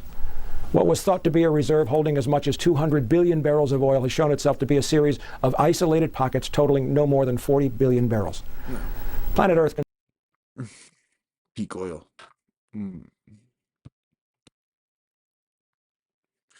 There's just like a lot of effort into like establishing these hijackers, though. I'm not sure why you do all that if you're just not even going to use them.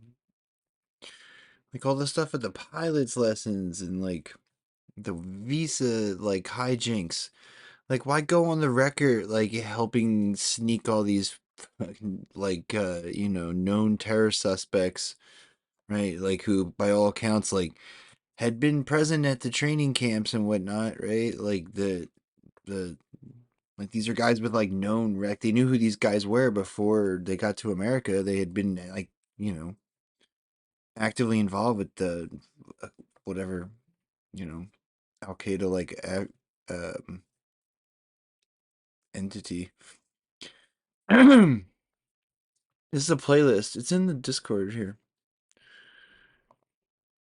This is the playlist on the Alien Scientist channel. He's got to go on, and then that guy, Socialism for All, has a good, it's like, he's got a 9/11 playlist. It's pretty cool. He's got a lot of lib takes, but that's not one of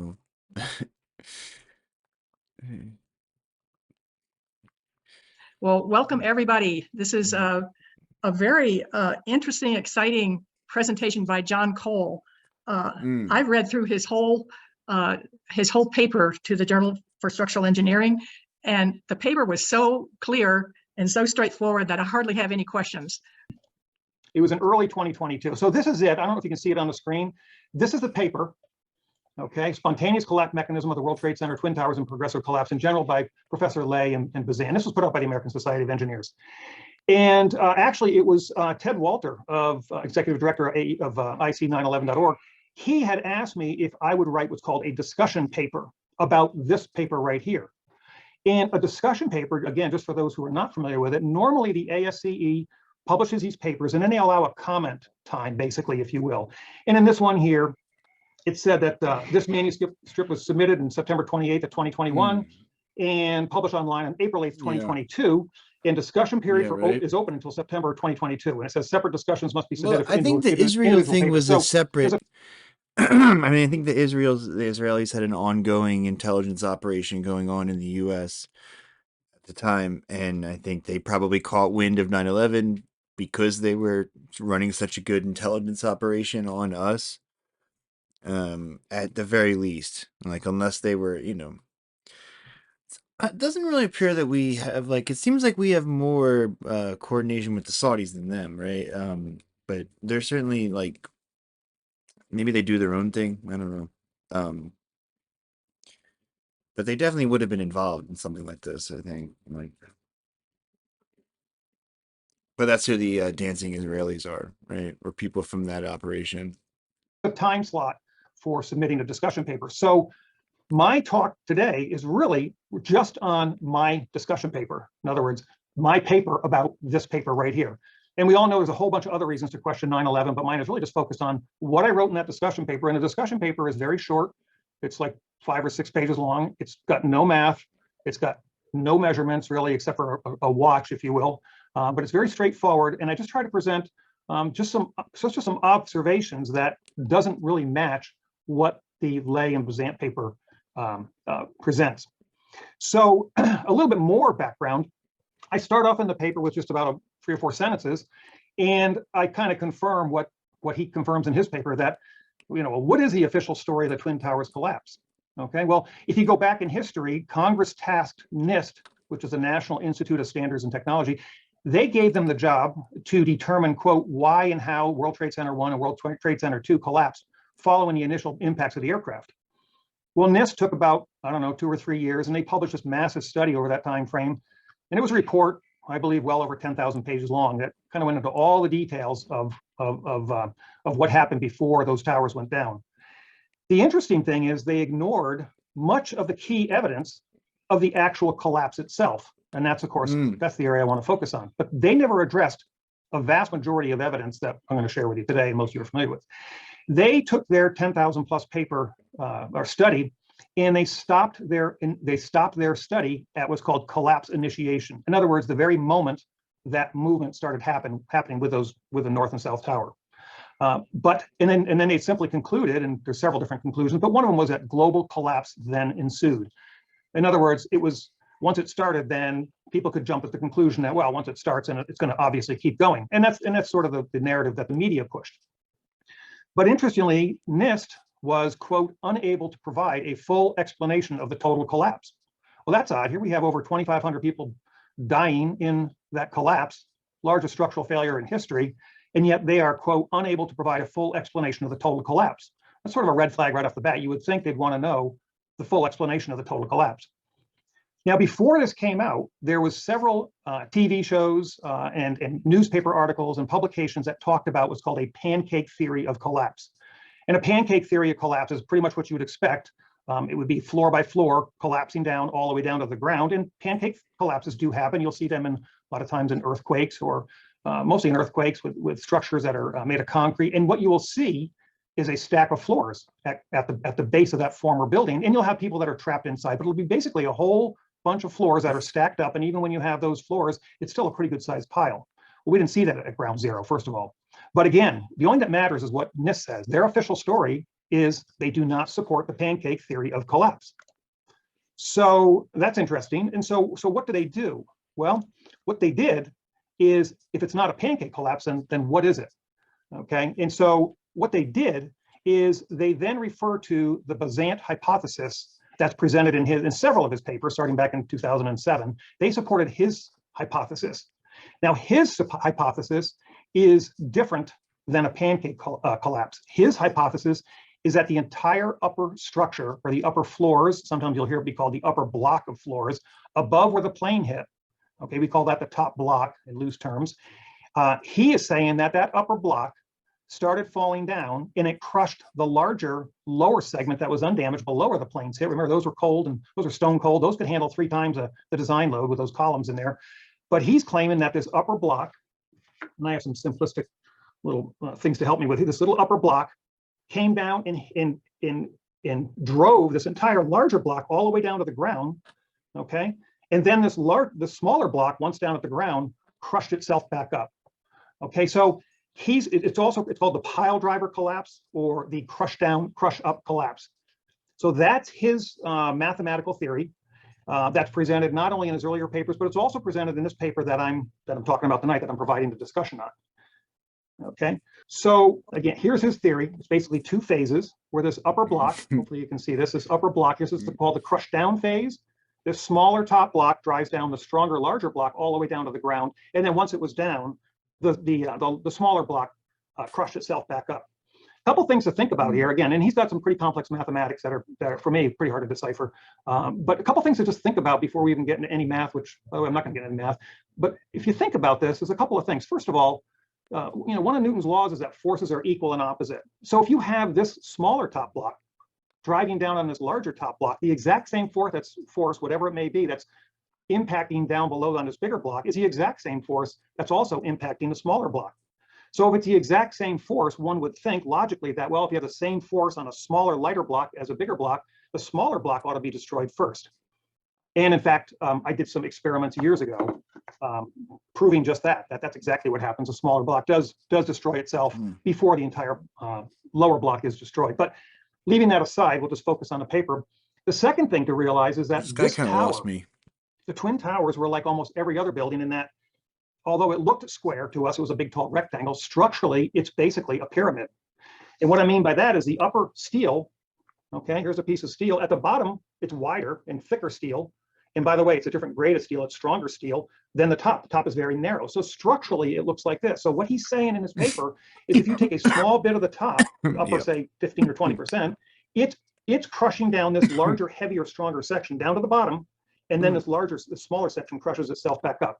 It seems kind of interesting. And again, no experiment, and we've never really seen this in the real world. Okay, so it's never been seen, and no experiment supports it. Well, as I mentioned early in the beginning, the key to this thing is to actually look at what happened.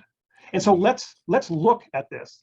Now remember, he had a two-phase. You want to watch Brian's new video about wonder weapons? Happened? So let's take a look at the actual collapse itself. And so that is contained here. Now I'm going to play this all the way through, and then I'm going to go back again. Now this whole video is about 36 seconds long. It doesn't get going until about the first 2 or 3 seconds, and you can watch this collapse firsthand. So there's the top coming down. That's not how it's supposed to go. You'll notice there's really two motions. There's a downward motion, and there is a sideways or lateral motion. A lot of material is being blown outward.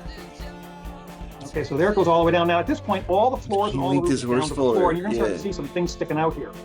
These are the inner core columns that are still standing, and they remain standing for about 15 seconds before they start also coming down straight down. I apologize. I think there's some background noise. What the fuck? How would that happen? I'm just going to walk through it. So when I went through this thing, what I did is I timed it. Secondary and I came up with 4 stages. It's not a 2-phase collapse, but actually a 4-stage or 4-phase collapse. The first phase lasts for roughly 3 to 4 seconds. And that's what I call the visible top phase. That's from there to about there, okay? After the first 4 seconds or 3 seconds, you can no longer see that visible top. It's gone. The second stage that I came up with is called the lateral destruction stage. And that lasts for maybe another 13 seconds or so. And there we see everything blowing out. We do not see any of the top block. It's gone. It's completely gone. But we do start to see these central core columns, okay? We can start to see these standing here. Now that's a block that's actually a large block of columns with a couple of stray ones that are sticking above it, which I'm going to get into in a little bit here, and I talk about it in the discussion paper.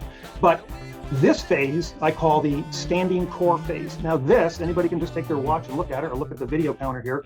This lasts for about 15 seconds. There's no motion at all. This is fixed. This is now the new tower, if you will. That's the top of the tower. It's fixed. It's not moving. And so this is a significant phase of the collapse. And then the last 3 seconds, well, we see it fall pretty much straight down, almost straight down. I'm going to focus on that a little bit again. So again, 4 phases. This is kind of the meat of the paper. Phase 1 is a visible top for about 3 seconds. Stage 2 is a lateral destruction, where a lot of the mass is not even over the central part below. Stage 3 is a standing core phase. And stage 4 is the falling core phase.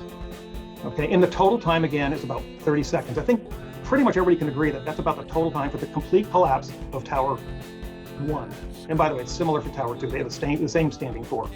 All right, so let's kind of break this down a little bit. Let's take a look at what he had in his paper. Again, here's his paper. He has a 2-phase collapse process. Well, what I did is I kind of made my own collapse process. Again, using just a kind of a very basic schematic. And I put together a 4-phase schematic based upon at least what I observed. So this is what I think we saw, a 4-phase collapse. This is the stage 1 is the visible roof. Okay, we all saw that. Stage 2 is a lateral destruction. And most of the way through that lateral destruction, we see these core columns. It's also called the spire. Okay, some people call it the spire, or the core columns, kind of use that interchangeably. And it's not the antenna. We call that the spire. Some people do. So you'll hear me talk about the spire. I did not use that term in the discussion paper. So this would be stage 2, the lateral destruction. Stage 3, the floors and the roof are on the ground. They're down. They're already gone. And yet stage 3, these center spire, or these core columns, are still standing, and they stand for a good 15 seconds. And then the final stage is stage 4, the falling core. Okay, so this is what he has in his paper. This is copied over, a 2-phase collapse. And this is what I'm saying is actually a 4-phase collapse, because this matches direct observation. This does not match direct observation for several reasons. Number 1, it doesn't show the core standing columns. Number 2, we can't see this top small block until after the first about 3 seconds. Okay, so this representation here does not match observations. Okay, the next thing I want to take a look at is the time, because the time is a pretty important thing, I think. All right. So in the paper, this is the paper again, he's got another graphic. Yeah. This graphic is the caption of it is called Figure 4 Motion. Something exotic took out those beams. Collapse duration. So the key word is entire and duration. So what do these graphs mean? Okay, this is one for the North Tower. What on the left here is the North Tower. This is the South Tower on the right, and they're both similar. This blue line or let me back up. This axis right here is a vertical axis, and this represents the coordinates or the elevation of the top of the Twin Towers. So he does it in meters. Okay, most of us do it. We're Americans. We do it in feet, but he does it in meters, which is fine. So he's saying the top is roughly 425 meters tall. The bottom axis is x-axis. This is time in seconds. So this is the elevation of the top of the tower versus time. And so when the collapse begins, obviously we have some downward motion. They're measuring the top there, and it starts to fall. And as the seconds go on, he's extrapolating out, and he's saying that this whole tower falls. Okay, he loses sight of it here, but we can easily extend this down here. It falls in about 15 to 16 seconds. He's saying the entire collapse duration is 15 seconds. He's saying the same thing for the South Tower. He's saying the entire collapse duration is roughly 14, 15 seconds. So that's his claim, that the entire duration is 15 seconds. Now, interestingly, let me just back up a little bit. He also has a graph, but it's only good for the first 2.5 seconds. And this is just kind of a side note. What he does is he plots the top of the tower versus his model for the first 2.5 seconds or 3 seconds for both the North and the South Tower. And he's saying, wow, since you can see it from so far away. It was always the first thing you saw when you were like driving to New York from Philly. And then that's when he extrapolates out and you always saw the World Trade Centers first. So in this one here, he's saying at 12.4 seconds, the crush down ends. That's the end of the crush down. So in 12 seconds, roughly, the crush down is all over. In other words, everything's down at the ground, which makes sense. And then the crush up phases in this section here. All right. So that's, again, the total motion is the total time of the fall is an important thing. Well, let's look at what NIST said about the total fall. NIST has what's called FAQs, or frequently asked questions. Frequently asked question number 31 says, how could the WTC towers collapse in only 11 seconds and 9 seconds? Right? Speeds that approximate a ball drop from a similar height in a vacuum with no air resistance. The asbestos makes a lot of sense, right? So the very question itself, I think, kind of focuses on a very short time frame, which I think is what they want to do. And they answer it, and NIST has very clever words when they answer something. Now, when you read that, you would think, well, that's the total collapse time of 11 seconds or 9 seconds, Lucky or Larry. certainly less than 15 seconds. When you read the answer, they don't exactly say that's the total time. What they do say is they say NIST estimated the elapsed times for the first exterior panels to strike the ground after the collapse initiated in each tower to be approximately 11 to 9. So what they're saying is they're not saying that's the total time to collapse. They're saying, no, that's only the time for the very first exterior panels to strike the ground. You should have faked this death. It kind of makes sense. I mean, if some of those panels are blown outward and they're falling close to free fall, some of them may be, yeah, that makes sense to fall that distance, that it would be 11 to 9 seconds. But remember that the paper is saying about 14 or 15 seconds. Okay, close enough. Well, let's keep reading. Let's jump down to the bottom here, and you can read these on your own here whenever you want. I won't go through all this, but the interesting thing is that NIST, hidden in this FAQ number 31, note that they say this: from video evidence, significant portions of the cores of both buildings, roughly 60 stories of World Trade Center 1 and 40 stories of World Trade Center 2, are known to have stood for 15 to 20 seconds after collapse initiation, before they too began to collapse. So what they're saying is they're acknowledging the spire, they're acknowledging the core columns. And what they're saying is they started to begin about 20 seconds, they started to fall, just began to fall about 25 seconds after collapse initiation. Okay, and then of course you can just say, well, the time too falls another 3 or 4 seconds, now we're pushing my 30 seconds. So one of the problems is that this is what NIST says, which agrees pretty much with what I'm saying, but the Bazant paper is only saying 15 seconds. So I'm trying to point out in my discussion paper, hey guys, the entire collapse. I thought you were gonna get to some fucking, some real, just fucking, what? It's crazy. Loose change was you had 3. This guy sucks. Okay, here's the new Pearl Harbor one. I don't know how far I've gotten in this before. Definitely never finished it.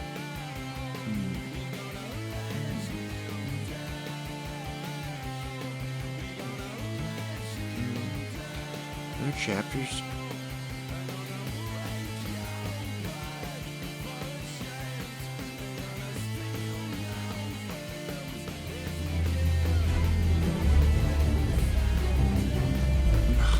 No, man, I can't. On the very day of September 11, several commentators drew a parallel with the historical events of Pearl Harbor. And it's a day that will, as was the case with Pearl Harbor, live in infamy in American history. The last time there was an attack like this on the United States was Pearl Harbor. Reminiscent of another terrible day, the attack on Pearl Harbor. But there was also someone on the same day who offered a prediction. After the attack on Pearl Harbor, guess what we did? We went back and found out that, yes, the evidence was there. We should have known. And again, I think what we're going to see, even in this instance, this Pearl Harbor of the 21st century is very much the same kind of thing. In fact, the more information that has been emerging about September 11th, the more we have...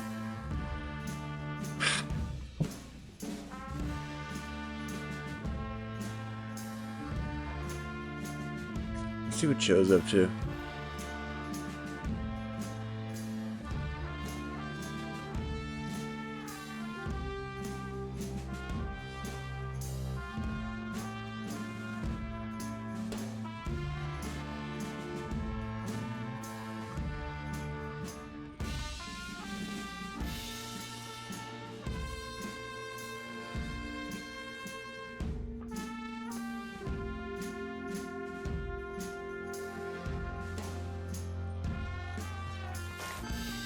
Joe Banks, 82 years young, has come to this pond every day for the past 17 years to feed the ducks. But last month, Joe made a discovery.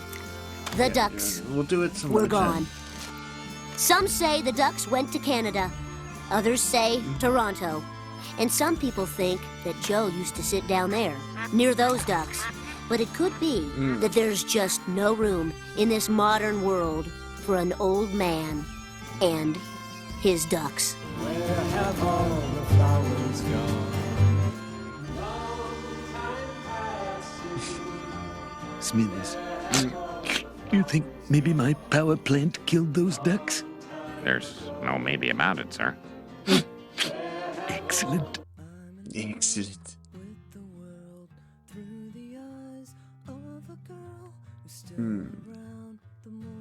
Stay tuned to the end of the episode for a mammoth announcement. Who cares? First beverage? I don't know. Water.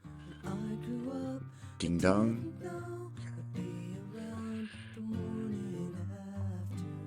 Oh, what guy? Like water's racist now, huh? The Simpsons episode? Yeah. Competence of Kamala Harris. Senator Vance, what do you say to Haitian Americans and Haitian immigrants who say spreading false claims about them put their lives at risk? Well, I don't think that no one has spread false claims. What they've said is that a small migrant community, 20,000, so it's big for the city of Springfield, but it's small compared to all Haitians in the United States of America, that small migrant community has caused a lot of problems. It's led to higher rates of communicable diseases. That's a verifiable fact. It's led to animals disappearing. Many of my constituents have said that has been happening. It's led to higher home prices. That is a verifiable fact. So this influx has led to a lot of. But you said that immigrants have eaten animals, and city officials have said that that's not true. City officials have said that's not true. That's not actually accurate. What they've said. The Springfield is city that manager said there's no evidence that immigrants are eating animals, and you have been saying, and Donald Trump just said on stage that they are eating animals. I'm asking you. Yes, I'm asking you. I'm asking you. Well, you keep interrupting me. Go ahead. Can you ask the question and then let me answer it? Yes, The please. city manager said there's no verifiable evidence. A lot of residents on the ground have said that there is.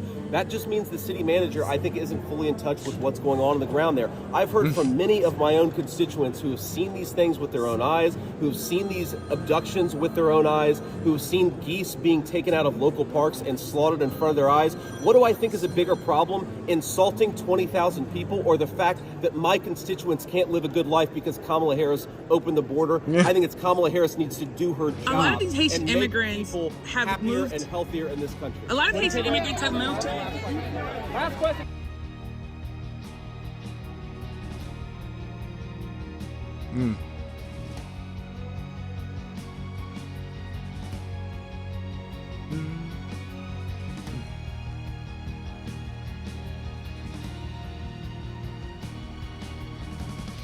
It's like 2001 was kind of an ass year for music. Anyway, at least the albums. Weezer Green Album. System of a Down, Gorillaz. I remember that was a good album. Strokes, obviously. White Stripes. Oh, I could listen to that. Yeah, I was fucking rocking out to that a lot in 2001.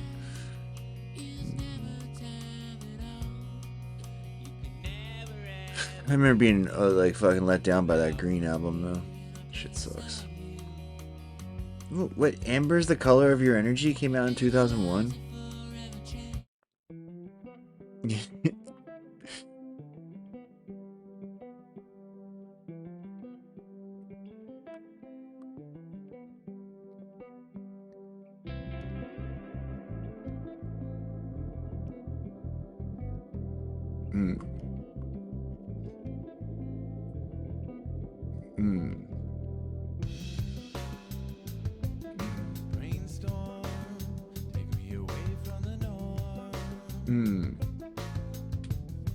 Yeah, System of a Down, yeah. Stained. The new Click Click Boom. Oh, that song. Oh, dude, that POD song. Oh, man, that song's so terrible. The Shins was 2001. What else? That No Doubt record. The one that had, whatchamacallit on it. The good one.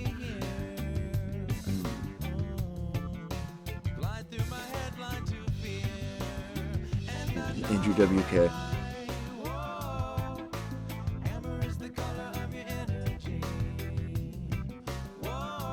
Blink-182. What? Yeah, those kids are gonna get fucked with. I mean, yeah. You heard him. He fucking said it outright. Like, that's their calculus. Is like, what marginalized group can I find here and fucking ridicule and throw under the bus? And like, is it gonna cost me? Like, where can I fucking give up 20,000 people or whatever? It's just like, where, you know, who can I pick on and make me look tough? You know.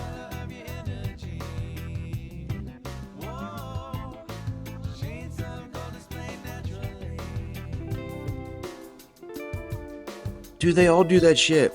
That's the problem. I talk about that all the time. I hate that shit. It's like the whole like Marjorie Taylor Greene making commercials where she like shoots things. It's fucking stupid. Like, it's just like unnecessarily, like, I don't know. It's like they're doing a strategy of tension to their own people and they don't even know it. It's like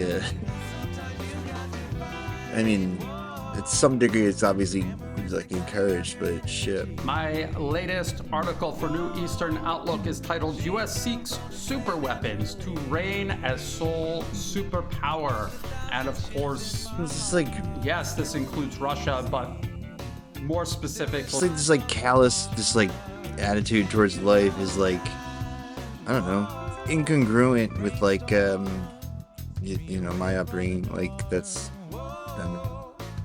we were told we weren't like that, and now it's just like the value of human life seems to have very steeply declined in my lifetime, right? This is aimed at China. The United States sees China on the rise, and they understand very well that China is already in the process of fully surpassing the United States in every conceivable way. There's also surpassing the rest of the collective West. So it isn't just outpacing the U.S., but the U.S. together with its allies this is a good song. Still somehow have more power, more potential than China. No, China is surpassing the collective West. Yeah, Strokes is the album of the year, 2001, by far. Growing. If you have been following this for many, many years, you will have seen this process gradually intensify. So let me read this article. As usual, I read these articles for people who don't have the time, who can't or don't want to read the article, but would prefer listening to it. And as I always do, I will go into additional details when and if necessary, and I will also show you the sources that I cited in the article. So let me begin. The U.S. openly declares that it seeks to maintain a monopoly over shaping the international order following the Cold War and America's emergence from it as sole superpower. So if you remember, the end of the Cold War, the United States did indeed emerge as the most powerful nation on Earth, but they knew that there was a window of opportunity there for them to sweep aside all of the Soviet Union's partners, sweep them aside, co-opt them, capture them politically, prevent the Russian Federation, which followed the Soviet Union, from re-emerging. But there was also a long-standing policy of containing China as well. So they saw that as a window of opportunity to assert themselves over the entire planet and maintain primacy over the whole planet. So there's two documents I cited and I want to show you. The first is the 2022 National Security Strategy. And even though this was put out by the Biden administration, it is identical to every other national security strategy put out by the Trump administration and all administrations before that even. And if you look at this, you will see what the obsession is for the United States. So they're talking about contests for the future of our world and how the administration is clear-eyed about the scope and seriousness of this challenge. The People's Republic of China harbors the intention and increasingly the capacity to reshape the international order in favor of one that tilts the global playing field to its benefit. Around the world, the need for American leadership is as great as it has ever been. We are in the midst of a strategic competition to shape the future of the international order. So the international order, essentially an order the United States created for its own benefit at the expense of everyone else. You could probably go a long way towards reversing this long-term trend just by, like, you know, raising taxes on the billionaires for, like, you know, a couple years maybe. Seriously, it's like, it's so bizarre to watch this, like, slow motion, like, imperial collapse happen with just these fucking just awful people, like, steering it into the ground because they're, like, incapable of, like, setting any kind of limits on themselves. Just running the shittiest fucking shoestring empire in history and being like, you know, expecting to get by on your good looks and charm, and it's not really working. Fucking Elon, dude. They want to maintain this international order. They want to monopolize shaping it. No other nation is allowed to shape it, even if that nation is larger, has a larger population, a larger economy, a larger military. They should They're not allowed to Twitter, shape it. This is what the United deregulate States it, is saying like, in their current strategic it's too big, it needs to be planning. broken up. Published publicly. Let's continue. This policy is Or not at least he new. needs to So I be was taken talking about how off of previous it, you know? administrations have said similar things in their strategy documents. But there's a New York Times article right here. You shouldn't be able to, like, This is from post on the social media 1992. company U.S. you are. strategy plan calls That for doesn't seem ensuring fair. no rivals develop. So this was following the Cold War, and that was U.S. foreign policy. Prevent the rise of any nation that could conceivably compete against the United States, which includes an independent Europe. Keep that in mind. So the New York Times, in a 1992 article titled U.S. Strategy Plan Calls for Ensuring No Rivals Develop, would note that the Pentagon sought to create a world dominated by one superpower whose position can be perpetuated by constructive behavior and sufficient military might to deter any nation or group of nations from challenging American primacy. And that has been the story of American foreign policy before this New York Times article was published, and ever since it has been published, up to and including today. And it will continue no matter who wins the election this year in the United States presidential election. This policy set the stage for decades of U.S. wars of aggression, political interference, regime change, U.S.-sponsored terrorism, economic sanctions, and a growing confrontation directly between the U.S. and a re-emerging Russia, as well as a rising China, all of which continue playing out to this day. Emerging from the Cold War as sole superpower, the U.S. carefully cultivated public perception through, likewise, carefully chosen conflicts, showcasing its military supremacy. While the U.S. still to this day cites its wars with Iraq in 1990 and 2003, along with the toppling of the Libyan government in 2011 as proof of its uncontested military power, in truth, both targeted nations were not nearly as powerful or as dangerous as the Western media claimed at the time. If you remember, the United States, ahead of Desert Storm in the 1990s, the early 1990s, they would repeatedly say how Iraq had the fourth largest army on earth. But of course, this was an army that had been fighting Iran for years. It was exhausted, its equipment was antiquated, its troops suffered from low morale, poor training. They were poorly organized. And again, the equipment was not only antiquated, but it was not maintained properly, and the troops were not trained to use it properly. And so all of this added up to, yes, on paper, supposedly it was the fourth largest army in the world, but in reality, it was no match for the United States and the coalition that it had put together ahead of Desert Storm. This facade has crumbled since American primacy is now not only facing serious challenges, the premise it is based on, the notion that a single nation representing a fraction of the global population can or even should hold primacy over the rest of the planet, has been revealed as wholly unsustainable, if not self-destructive. Not only is U.S. military and economic power visibly waning, the military and economic power of China, Russia, and a growing number of other nations is rapidly growing. So the U.S. is clearly in decline, and at the same time, the rest of the world is getting stronger. China individually is getting stronger. The multipolar world that it seeks to create is getting stronger. Special interests within the U.S. pursuing global primacy do so in perpetual pursuit of wealth and power, often at the expense of... Kamala was just totally in control of the frame constantly. So we're talking about the border. Oh, no. We're going to make a little thing about rallies that you're going to take. And then, oh, well, let's also talk about, you said migrant crime reminds me of crime because you're a criminal. And it's like, and he's like, wait, no, I'm not a criminal. You know, and it's like, what are we doing? No, you're supposed to be. Dude, and actually, that's like, one of Trump's most powerful things. It was a fucking alpha move, though, right? Like, you know how, like, when you ask him a tough question, it's like he always, like, fucking, like, just, like, pivots to the border. That's the, when they asked her about the border, she fucking pivoted to Trump's rallies. I mean, that was pretty fucking cool. Like, yeah, they're usually not fucking smart like that. Is that he was always in setting control of the narrative. He was somebody who could pivot the discussion where he wanted it to go. So we have the perfect example here. Guys, let's go ahead and prepare D4. This is exactly where Trump is talking about, Trump is asked a question about the border. Kamala is initially asked about the border. In her border answer, she gives a rally comment. Like, we were all sitting here at the desk, and I was like, here we go. He's going to... She fucked him up something good, right? Like, it was pretty gnarly. Like, it was almost as bad as Biden lost last time. Like, seriously, like that scale of defeat. And it does not move the needle like a single scrap for, like, my opinion of her, though. Because it's like, that's what every competent politician in the world should do when put up against him, is just, like, be able to at least beat him that badly, right?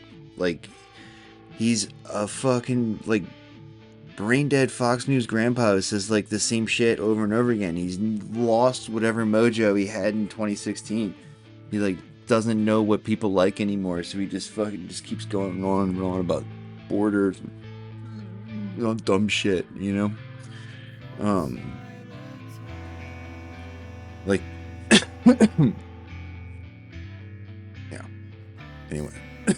Take the bait. And then immediately, that's what he does. He focuses on himself, not on the issue. So D4, let's take a listen. And I'll tell you something. No, dude, Trump, that was Trump's best take. If she wins, the state of Israel won't exist in 2 years. Okay. That's the best endorsement of Kamala I've ever heard. He's going to talk about immigration a lot tonight, even when it's not the subject that is being raised. And I'm going to actually do something really unusual, and I'm going to invite you to attend one of Donald Trump's rallies, because it's a really interesting thing to watch. You will see during the course of his rallies, he talks about fictional characters like Hannibal Lecter. What's wrong with Hannibal Lecter? He will talk about windmills cause cancer. She's losing the Hannibal Lecter And what you will here. also notice is that people start leaving his rallies early out of exhaustion and boredom. And I will tell you, the one thing you will not hear him talk about is you. You will not hear him talk about your needs, your dreams, and your desires. First, let me respond as to the rallies. She said people start leaving. People don't go to her rallies. There's no reason to go. They're off and the people that do go, she's bussing them in and paying them to be there. Bussing them in. And then showing them in a different light. So she can't talk about that. People don't leave my rallies. We have the biggest rallies, the most incredible rallies in the history of politics. That's because people want to take their country back. Our country is being lost. We're a failing nation. And it happened 3.5 years ago. And what's going on here, you're going to end up in World War III, just to go into another subject. what they have done to our country by allowing these millions and millions of people to come into our country, and look at what's happening to the towns all over the United States. People and a lot of towns don't want to largely talk. Not going to be prided Aurora or themselves on the Springfield. fact that A lot of America towns was don't like want an to talk immigrant about it country. because they're so Like, embarrassed by it. they would have said in that, Springfield, right? Like, they're they- eating the dogs, the people Oh my that came God. in. They're eating the cats. They're eating the pets of the people that live there. And this is what's happening in our country. And it's a shame. As far as rallies are concerned, as far as the reason they go is they like what I say. They want to bring our country back.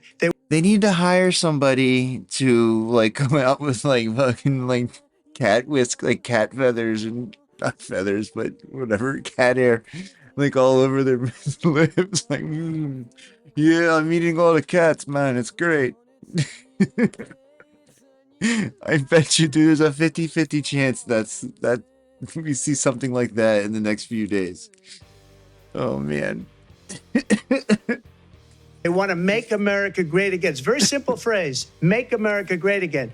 She's destroying this country, and if she becomes president, this country doesn't have a chance of success. Not only success, we'll end up being Venezuela on steroids. What does that mean? That's a perfect example. What does that In that, mean? you know, what we just watched, Venezuela he on takes a steroids. question about the border, Do you spends mean- probably 70% of it talking about the best rallies. History. In it, he also has to bring up a pet hoax, at least as far as we know right now, about Haitian migrants eating pets. And he's not talking about, I mean, that's the other thing. Why do we have to do with the pets? Laken Why does Riley. it We all know matter, Laken Riley's man? name. You could say that. You could bring up any legitimate case of migrant crime and you're not going to get interjected with the moderator saying, hey, actually, you know, we talked to the city manager or whatever of Springfield, and that they say that's not true. It's like he took the worst decision possible in every single moment there. But most importantly, Harris got under his skin and got him to whiff the answer on the border whenever, did he even say border czar? I'm trying to think. I believe the moderator. I think one time he said it. The moderator said it. is Said this it one one time. saying, "You,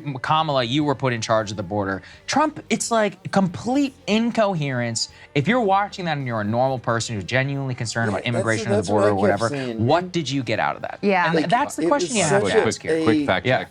The immigrants are not eating cats. They're actually children who identify as cats. No, okay.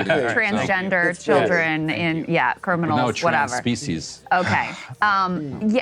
See, that's the other Not thing actually a fact check. that came out in a the couple of YouTube places channel. Fact check because him. like we knew what the fuck he was talking about with the whole pet Haitian migrant thing because our brains are rotted and we're online way too much. There are millions upon millions of Americans at home who are like, what are you even talking about? Yes. In fact, someone very close to me who is like not that political and definitely not super online was like, if you're gonna make up some shit, at least make it believable. You know, like this is just preposterous and weird. Sorry. Didn't it come from a But like, even if it's true, it's like, what is the relationship here now? Like how is this even tangentially related to the presidential election? Like what? Like, is there like their standards were so low they let the dog eaters in? Really? That's what they're trying to say?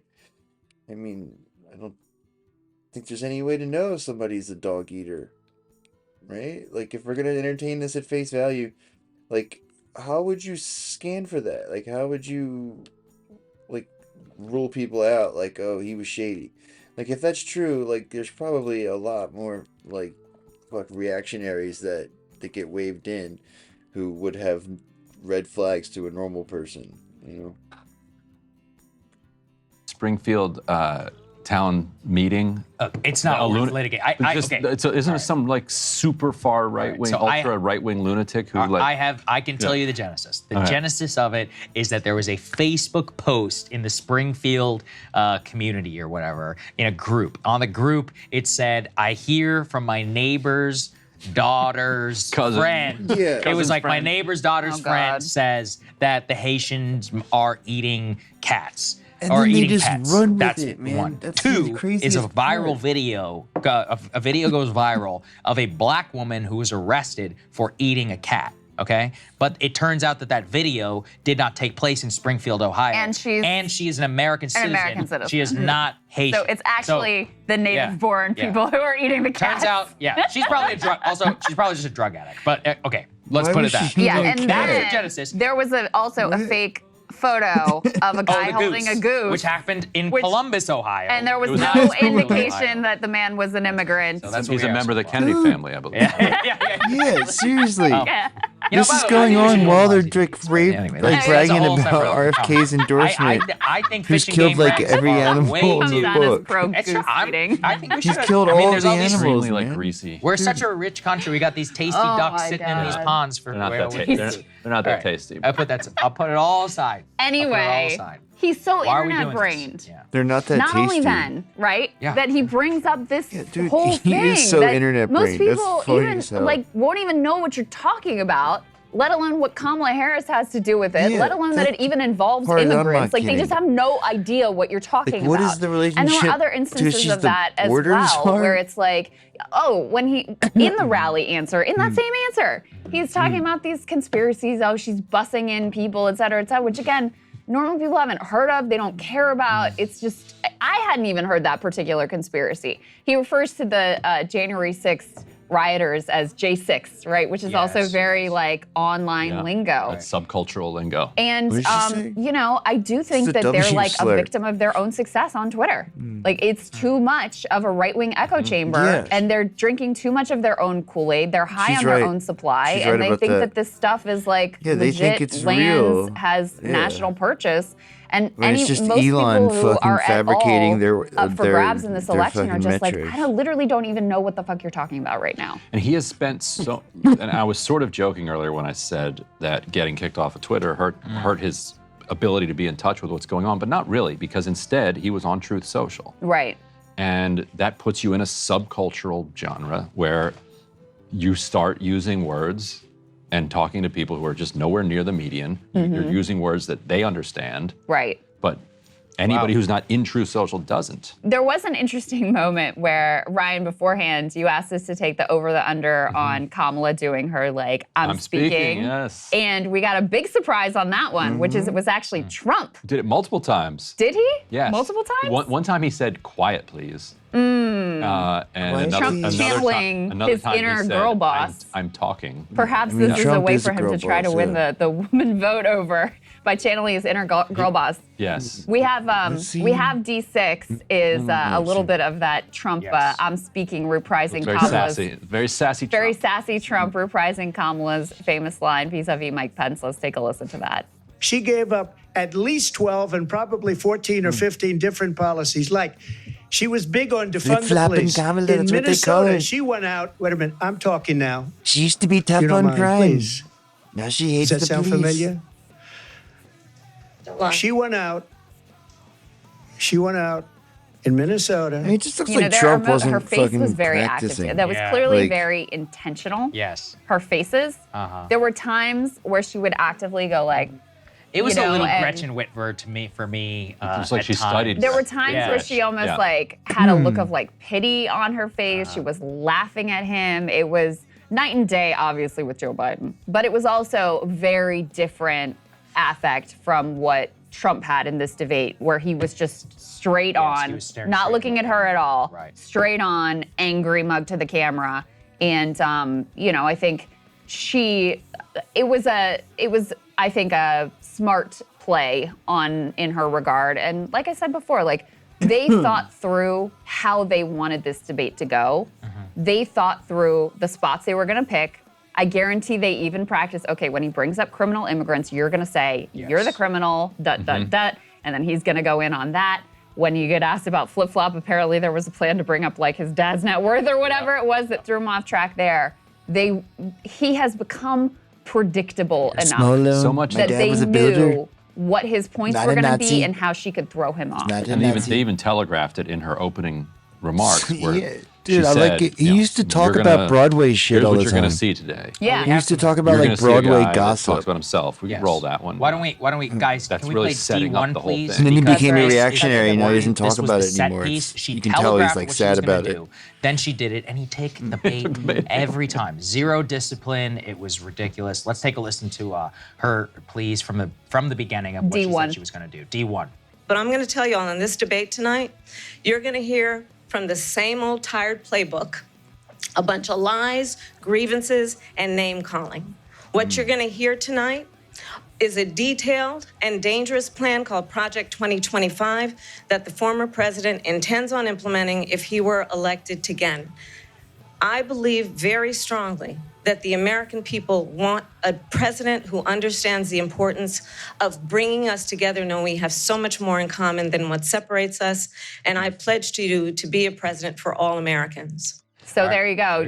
Like you said, Ryan, she set up. What's wrong with you know what that? that reminded me of in the moment and did What's wrong with rewatching it there? that? What do you mean set him Remember up? when Chris Christie destroyed Marco Rubio? Because he said, watch. He said, he said That's right. he, has his memorized talking points, and then Marco Rubio goes on to recite his memorized talking points and use them over again. And then Christie's able to see he's doing the thing I told you he was going to do. And Kamala did that exact same thing with Trump. Like, here's what you're going to hear tonight. And then when he would do something like this, see, I told you this is what he was going to do. Yeah, because you're he's so exactly right. fucking So I was just predictable. telling you guys while that clip was playing, a reporter who's in the room, the spin room, asked Lindsey Graham, how did you think the debate went? He said the debate team should be fired and that Trump was unprepared. of course. Quote, disaster. As you said, Crystal, it's never Trump's fault. Trump's fault. This is like when, remember they were saying that about Biden? Jim Clyburn originally, Yes. his original cope, he's like, oh, he wasn't well prepared. He was reciting facts. They did a lot of that. throwing the staff under the bus. That's Remember? right. It was, they worked him too hard and they were Yes. having him memorize too many facts or whatever instead of just letting Joe be Joe. Yeah, there was a lot of that. Yeah, and we're going to watch that now. I mean, Trump is a capricious man. He's deeply sensitive. So what's going to happen? He is going to lash out at his staff. We're going to see multiple truths and others. I wouldn't be surprised if we start to see, who was it? Susie Wiles and Chris Lastavita. Already there's major tension in the campaign kinda on the rocks between already. him and Corey Lewandowski. Corey's going to use this. Corey's going to use Oh, this yeah. against them. Oh, See, yeah, they that's so screwed you, Mr. They're the ones who screwed so you. true. And Laura Loomer was on the plane with Trump, right, today. Laura On the Loomer? way. Guarantee you she'll No be like, oh, way. you got to get rid of these people. So, look, when Trump... She's the one that told him about the Haitian cat situation, When I'm sure. Trump is in a bad spot, what happens is he always retreats to the most sycophantic, like the people who are the most psychos. willing. We saw this in Used to be the Stop the Steal. evangelicals. When I was covering him in the White House, I saw this all the time. Like when things got bad, it wasn't Jared and Ivanka, it was the Bannons, the Jenna Ellises, all these other people. So I predict something like Mike that. Lindell. Mike Lindell, Yeah. bingo, exactly. I think this is a an really- overstock Lindell, dude. CEO, and that's only going to make things worse. Right? Yes. It's going to make things Yes. even worse as we get into the overall I stretch. think this is a really good point because this takes us beyond the theater of the debate. And I think the theater itself doesn't really change the debate. It doesn't really change the race that much. Like it could have if Kamala completely face planted or if like Trump fell off the stage. But I don't see this moving the polls a whole lot in one way or another. But the way that it will substantively affect the race is exactly what you're talking about. The way that Trump reacts to it because he can't handle it. He was humiliated by a person he has contempt for, and you're right. He's going to take it out now on people like Lasavita. Yeah, people who are like professionals. And the And people it'll in bring his out the worst side of him. Yes. and he It'll will bring out the he'll worst retreat to the. I mean, exactly, I don't to know. the worst people around him. I think And he thinks those he's going to worst go to people jail around if he him loses. Will use this to their advantage. So I think And he's so trying to win. There's only what? Yeah, how when many the days fuck left? was There's Laura not enough Loomer on time his for him to campaign be team? When did that upending happen? the race. And some states are, kidding me? starting to vote like next now. week. Like Yeah. North Carolina's out. It's a like, disaster. now. And Yeah. North Carolina, as we were what talking a about in our dumb- pre-show, dude, has that's what the I'm saying. high chance of actually being the number 2, according to Nate Silver. Just like tipping. like in 2016, he had normal people around him still, and he had like a decent idea of like what kind of campaign to run. Now it's just the biggest fucking opportunist freaks he can find, right? just fucking Laura Loomer's psychotic. Big point state. So there's a lot of problems that happened for Trump tonight. I genuinely, I mean, look, everyone always said that Hillary won. You know, the general consensus was Hillary won all 3 debates and she still lost the election. Okay, so like, we'll see. You know, he could. I think he'd probably still win. I think the consensus was also kind of wrong. Was it? No. I don't disagree with you. I'm saying the media conversation around it was that Trump had lost, quote unquote, all 3 debates. Yeah. So look, could he still win? Yeah. Sure. What will this have effect on the polls? I don't know. What do you guys think? Do you think she'll get a bump? Yeah. You think like maybe 1, maybe 2?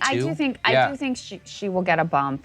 I think it will be certainly not as consequential as the Biden debate, obviously. But we do have very unique circumstances here.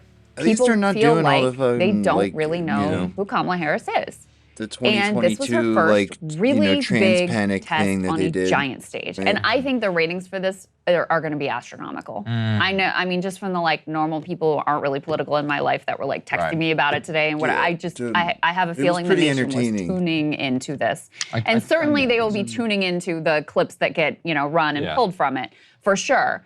And, she passed the test. She did more than pass the test. And the worst side of him was on display. So I do think that the polls will shift some. Do I think that it's going to be massive? No. Does it go back to, more like what it was going into the convention when she had a pretty clear lead, but, still very much on the nice side? I think that's probably where we're headed. Yeah. And then the question is, does that sustain? Is she able to sustain that? Because to Ryan's point, you don't have to sustain it for that long. Like, we're down to the wire already. And Kamala says now she wants to do another debate. Do you guys think Trump is going to want to do this again? I do not think well, it depends. So he has agreed to NBC and Fox. She has only agreed, I believe, to NBC. So is he going to agree to an NBC News debate? Like, I have a high...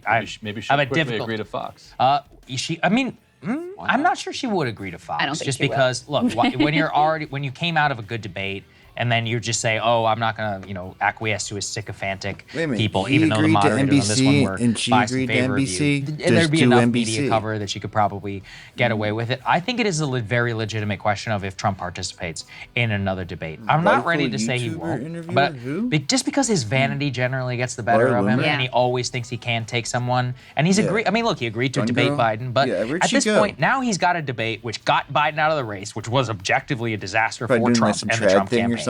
And now he has another debate where he's going to 100% what's going to happen. He's going to blame the moderators and he's going to blame his staff. Does he have the wherewithal to accept another debate under those circumstances? I'm not 100% sure. He might have taken away both debates in this race so far. Were bad for me. So why would I do another one? But I actually think that helps Kamala as well. I think you're probably right. I think she probably got a little bit of a bump. I mean, I certainly don't think the election was won or lost or anything like that tonight, but I think it is very consequential in that he blew a moment where she rose to the place where she needed to be.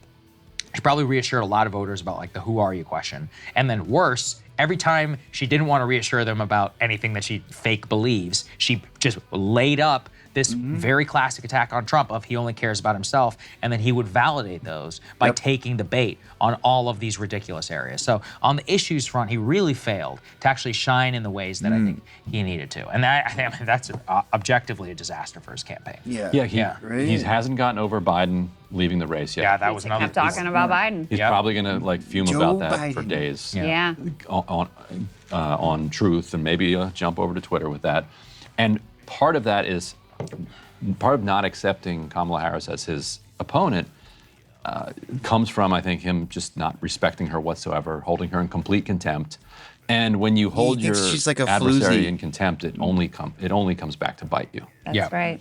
Should we take some questions? That's absolutely right. Yeah, go ahead and pull up some questions. One last thought I had before we get to the questions is I think we also learned a lot about Kamala's political theory of the case and her approach in this debate. This was not a debate about here's my policy, here's how I'm going to deliver. It was an attempt to turn it into a referendum on Donald Trump. She had one policy. $50,000 for startups. Yeah, right. Which not a bad policy. There was also, I actually was at the bathroom, you guys told me about this, but Trump gets asked about healthcare, and what did he say? Like, I have some concepts in formation. I have concepts of a plan. I have some concepts of a plan, quote, but I'm not president. Right. Okay, so but it was, you know, She there said was she very set it little up like policy, you've had 9 years. and that was clearly by design. And they also started running this ad. It's because you can't today, find anything that's like a better where deal it was a than fucking reprisal of Obamacare. Right? Obama's crowd size. It's too profitable. They're never joke. giving that up. And so you know that rally line was planned to coincide with the Obama rally size joke. And, you know, so they're leaning into that as well. That was like their equivalent, I think, of that little girl was me moment that they had planned out in advance. Hey, if you like that video, hit the like button or leave a comment below. It really helps get the show to more people. And if you'd like... I don't know. It was really funny. It was great. I should slice up the video from last night and post that because it was funny.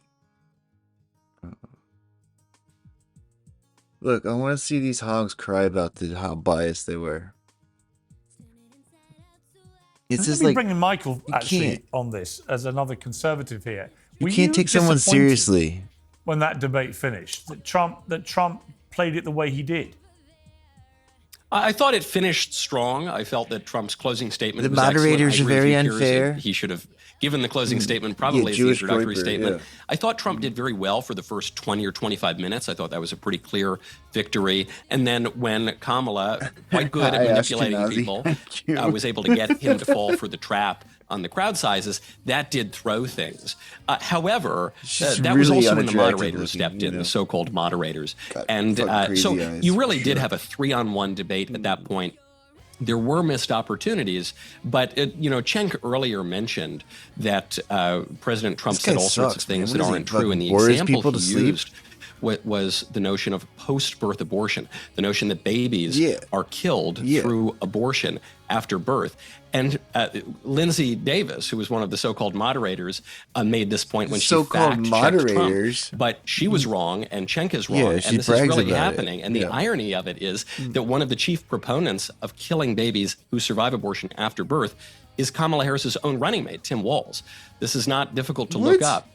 Within the past couple of years, Governor Walz in Minnesota repealed legal requirements that would force doctors who have babies who have survived abortions to provide medical care for them as they would to any other patient. So that is happening. When President Trump quoted the Democrat governor of Virginia, Ralph Northam, pretty hard. who I said saw that this after a baby is earlier. born, if the mother doesn't want it, they'll have a conversation with the doctor, see what they're going to do. That's on tape. You don't need to take my word for it. You can go watch it on tape. So there were multiple instances of the moderators intervening and lying on Kamala's behalf, and then they never at any point fact-checked Kamala's lies. So I agree. I'm not saying it was the greatest performance ever. I think there were a number of missed opportunities from President Trump. Israel. I suspect his campaign advisors told him not to get aggressive. I thought it was crazy that he never called out the moderators. People always ought to attack the media in politics. Do you and know what I especially thought? when it You know is what I thought, warranted. Michael? I just thought at the end that he was a bit boring, Trump. And the one thing he cannot be is boring. Because the point of Trump is he's so different to every other politician. He either makes you laugh, or he shocks you, or he's combative, or there's stuff always going on, which is compelling. I just didn't find Trump very compelling last night. Yeah, man. I just felt that he was very repetitive, and he got caught in various traps that were laid for him way too easily. But ultimately, I just thought he wasn't very entertaining either. So on every level, he wasn't Trump-like. I agree there were a few moments where there should have been more pizzazz, but then don't forget, when he was talking about the cats and the dogs and the Haitian migrants, which we're all calling it a discredited story, but of course there are Springfield residents talking about this, and really all of the kind of evocative graphic details are really...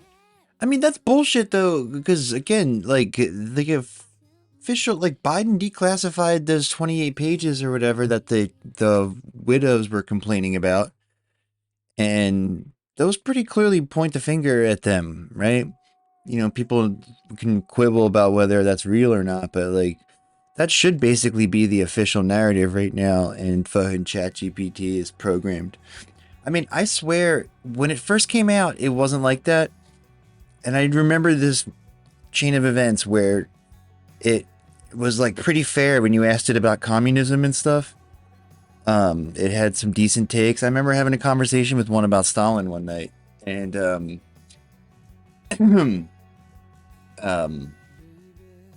And then Mark Andreessen was like publicly complaining about it, and a bunch of Silicon Valley douchebags, and then they like redid it. It was like they took it down for a week or something, and then it came back up, and it was like reactionary as fuck. Or it would just do that, right? They just expanded the no-go zone, right? The stuff that it won't even engage with.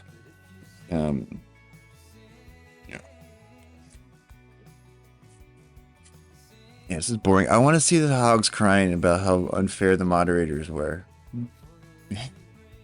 So I'm gonna get it here.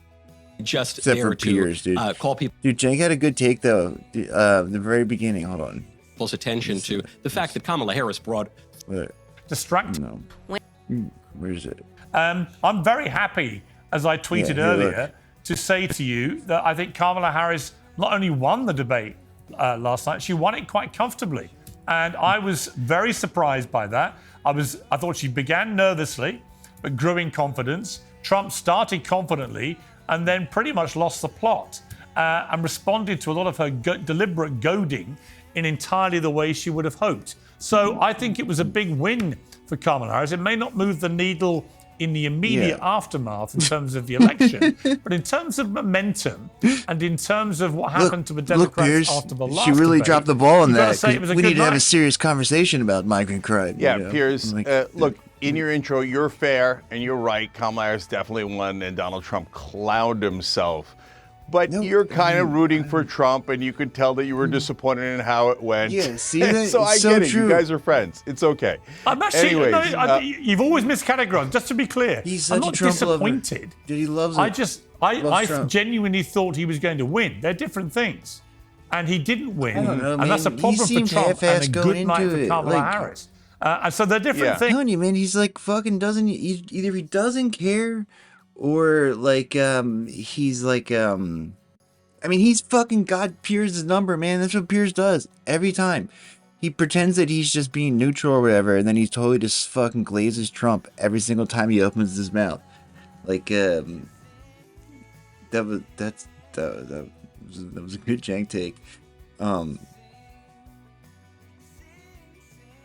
He like doesn't bother to like get, you know, it's like he sees a couple memes on Truth Social. It's like before he would see things on Twitter, and that would kind of, I think, give him an idea of like what like adults were talking about and shit. So he knew like what to make fun of, where it would like fucking press your buttons and you know, like get under your skin, and it, you know, the lips like couldn't handle it, like didn't know how to respond. Now he's just tired and played, man. That's why he was susceptible to Kamala. Just like that was not like it was not a very good performance. It was just he was so bad that like her bare level competency looked fucking bang, you know. Because again, he sucks. Like he says 4 things basically, roughly total. It's like just usually he's able to mix in like enough like barbs and like funny observations and stuff that it keeps it entertaining, and you don't realize like how stupid it is. But like he just doesn't have any new material. He just has these fucking boomer memes he keeps seeing, and it's just not doing it. Like he, you know, Elon's like 50 bajillion people liked your tweet, Mr. President, and he's like, well, okay, well, how come I'm not getting, you know, my applause lines aren't getting more hits or whatever.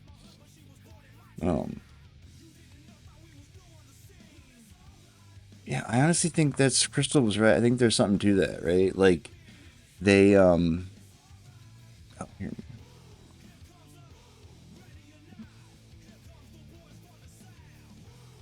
I on? All right, good. Problem about tonight already. First of all, this blue set is totally weird. It looks like a fish tank. I don't know what's going on, but how about this? We the people. We the people. Preamble of the Constitution, right? Well, okay. First of all, it's slanted. That's weird. Is it? Is it weird? I don't think it's that weird. But you just heard from Newsmax host Greg Kelly, who in the middle of the debate between Donald Trump and Kamala Harris last night decided to go on some strange rant about the set that ABC News used for the debate talk about venue. how biased they were. And he thinks that there's something Who else you weird at got? play here. So your observations. let's hear more from Greg Kelly on this big conspiracy. This is it? You got one guy? How about this? That Kamala Harris was cheating during the debate. In fact, last night should let him know that that was a mistake. But Trump's advisor, Laura Loomer, thinks that Kamala Harris was cheating during the debate. In fact, she is alleging that Kamala Harris was wearing an earpiece during the debate, and someone was feeding her someone lines. said that last night. So let's take a look at her post where she circles Kamala Harris's earring and declares, "Interesting choice of earrings tonight, Kamala Harris."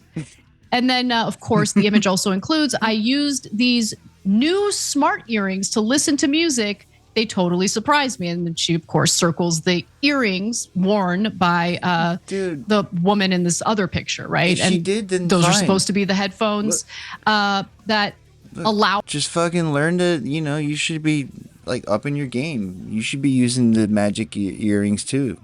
Trump, fucking loser, cry about it. Wait a minute. A Bull, which is a great handle, says that she's buying this as well. Rumors are circulating that Kamala Harris was wearing audio earrings and being fed lines. Isn't this against the debate rules? I'm sure it is against the debate rules. The good news is that Kamala Harris didn't break the rules because she's not wearing audio earrings and she's not having lines fed to her. How do I know? What? What do you mean? Like, look,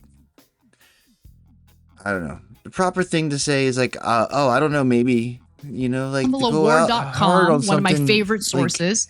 Kamala Harris is wearing a pair of Tiffany hardware hair earrings that she has actually worn multiple times in the past. I don't really pay that close attention to her earrings, but I'll go ahead and take that at face value. So there you have it. You see her wearing the earrings, and I also double check to make sure that Tiffany doesn't sell audio earpieces for how do you campaign management. Dude, I would not tell Anna about my secret fucking earring That's line. why I think you saw such a good performance from Harris. She wouldn't get in the back. The back room. I love that they underestimated in the past, and I'm really happy to see that. Just fucking clickbait.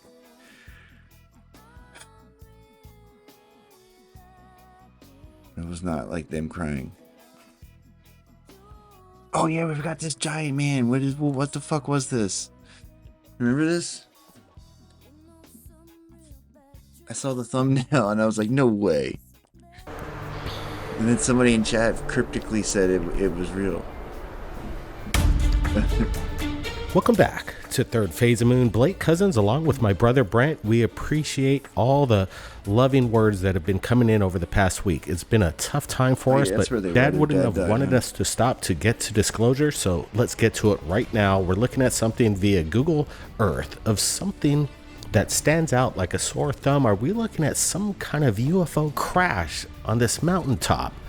Or are we looking at something that could be explained? Right now, we're going to try and get close looks. It's the first time that I've seen this on Third Phase of Moon. I think it's going to be the first time you're seeing this anomaly up on the hilltop. Brent, what do you make of this? Oh yeah, dude. Yeah, Blake, this one just came in earlier this afternoon, and we're saying we got to post this, especially share the coordinates. And there it is, right at the bottom. We could all look at this together.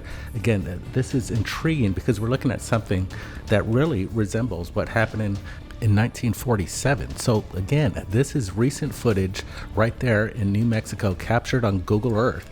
And look at this region. We're looking at it. We do a big pan out, and you can see the entire region is basically isolated from any roads or anything. This is basically something in the middle of nowhere. We're getting some measurements now, and this really resembles an unidentified flying saucer that crashed in the side of the mountain there. Yeah, it's interesting. As well as the measurements, it was about 10 meters. I'd say that's approximately about 29 feet or so, just give or take. But again, what is it doing up on top of this hilltop? I don't think it's some kind of a broken down water tower. I don't see any roads leading into this area. It seems that it's in a very rural area, and hiking trails or anything that I'm noticing. So this thing basically looks like it just fell out of the sky. And this thing's about 30 feet in diameter, and you can see some kind of debris tail pile behind it, almost like you can see kind of it like it skidded into the mountaintop over there. And you make out these kind of designs on top of, if this is indeed a craft. Again, no indication that it was taken up there by car or hiked up there by humans. This thing, again, I'm thinking that it just fell out of the sky or came down, a crash straight out of 1947 Roswell. If anybody knows these exact coordinates, maybe we could set up some kind of expedition. We've got the X marks the spot. What's it going to take to just get out there and confirm one way or the other what it is? Maybe it's on private property. We're going to do some research. It looks pretty heavy duty, the terrain there. The terrain looks very, very harsh. So it could be a dangerous expedition, but who knows? Maybe there's some evidence, and maybe Google Earth will scrub this imagery out tomorrow. So make sure you save this video, and we'll see what Google Earth does about this imagery in the next coming days. Now, more UFO videos into third phase of moon. Are we looking at some kind of new laser technology up in the neighborhood during a lightning storm? This is very ominous. Really? This is some kind of weaponized action up in the sky. It has a very scary feeling to me here. What? Yeah, look at that. There's a pull-out shot. I mean, it could be some sort of like laser rangefinder or whatever. Floating in the sky with a laser pointing around the whole neighborhood as it seems like it's scanning it. Yeah, it could be some kind of drone propped up with some kind of laser, but again, this is some powerful laser. I'm pretty sure it seems the like FAA a lot of those ships are like single serving let this too, out to commercial drone pilots. This like is they make them high powered. unique for And if each you're looking individual directly mission. at it right there, it They looks melt like it's them pointing down when directly they into come the in. camera. It could be quite dangerous. Again, is this some kind of UAP, some military drone up in the sky? I'm not saying this is ET by any means. I'm thinking this is one of ours. I mean, it's kind of hard to see how you're right on the button there. It looks like it's military or some sort of new technology. Maybe I mean, that degree, like that degree of movement, that's smooth. I mean, I'm not top of my head. I'm not familiar with a whole lot of things that they can, that they can do shit like that with, right? Like. They usually have to like change position and shit. They can't just like swing around. Private hands of a private company testing its new technology, but in my observation of this, again, it looks like it just hit the camera. That's pretty wild. But looking at this, it looks like it's stalking, and it kind of catches my interest in a bad way. It's like, what the hell's going on over our neighborhoods? Yeah, I'm glad the person had the right mind to pull out their camera and share this on social media to get the word out. And maybe other people around the world or in the United States has experienced this kind of stuff over their neighborhoods. So definitely have your cameras ready if you see this kind of phenomenon. Look, we're always looking for just strange things in the skies, whether it's ET, secret government programs, reverse engineered programs. I think we're looking at something right now that is within our assets, but it has some kind of nefarious intent behind it. This isn't your typical drone, in my opinion. Now, like we said, we've got a lot of UFO videos right here in third phase of moon, so we're going to get to it right now. Let's roll the next one. This one's quite interesting. We're looking at this a little earlier, and we're scratching our heads, wondering what the heck is it? Take a look.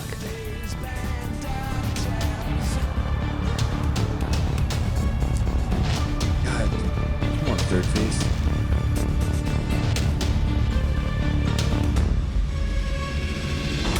The background music is so loud and shit. I can't put anything over it.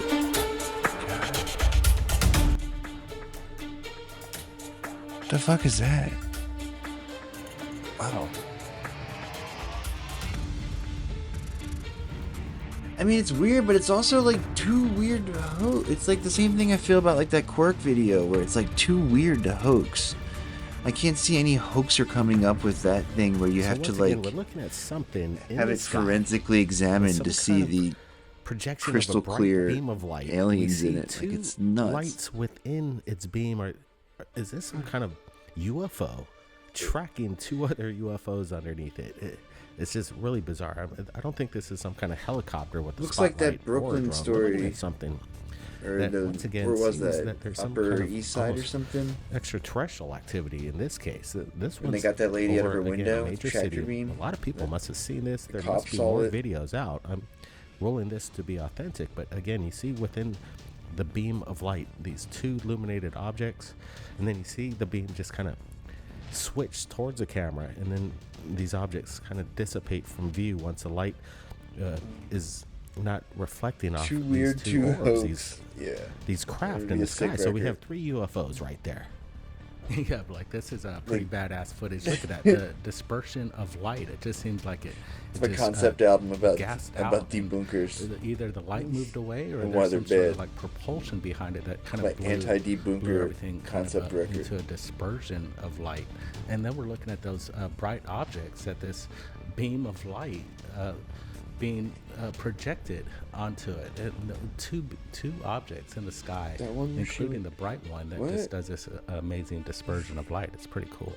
Yeah, some people might claim that this is an Elon Musk rocket, or maybe some helicopter again with its searchlights on, but I don't think so. I'm not seeing Yeah, any oh kind of yeah, that craft, one, any that kind one, of yeah, FAA yeah. lights. It's Exactly, just yeah. a very illuminated. Yeah, I remember thinking bright that one orb was fake. dispersing, And then like when you say, read through a the cop's very testimony, it seems like it'd be bright kind of beam hard of to light make and up. these 2 other Like, objects being caught. There was like within, ways to confirm the it, spectrum. which again could have What been the set up. I heck guess is going on maybe? over this major city? I'm hoping more Like they videos supposedly come in didn't from know this each area. other and all, but I mean Definitely, maybe they did know a lot each of people other. saw this, and there's something very strange going on over there. Now, a lot more videos. Distance to third phase of moon. Let's roll the next one right now, guys. Take a look at this. We showed it to you earlier this year, and again, we thought we should bring it up. It's in the third phase of moon archives of this green plasmic ball of light immersed in the clouds, shooting down this very tight spectrum, a laser beam. But then again, what kind of source of energy hidden within the cloud layer there is projecting this? That's the question. Caught by someone driving at the same time, pulled out their camera, witnessed something very special, and decided to start filming, and we're looking at it right now.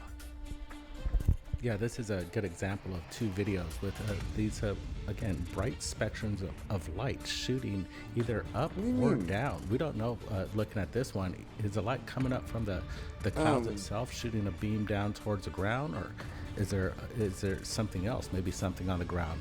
Obviously, maybe projecting something. What up do you into think the it's sky, supposed to look like? illuminating I the mean, clouds. go film But, something in the this is sky with new your phone. technology.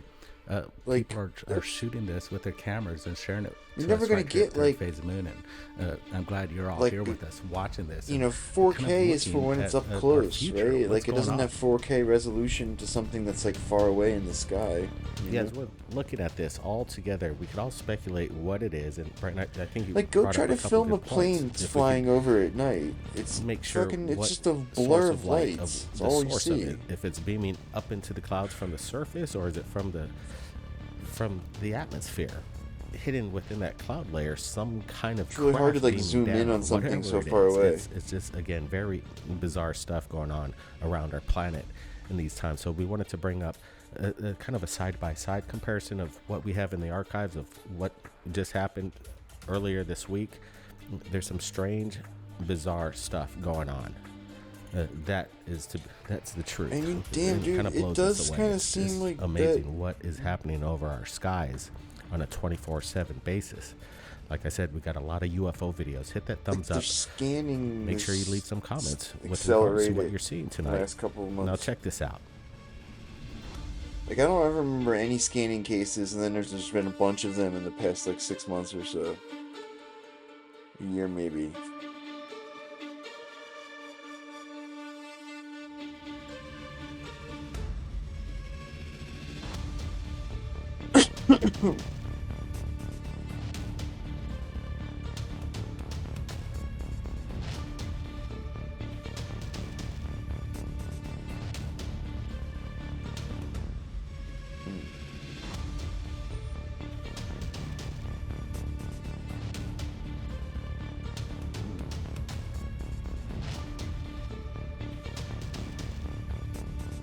Well, I mean, I'm thinking of that famous crop circle video.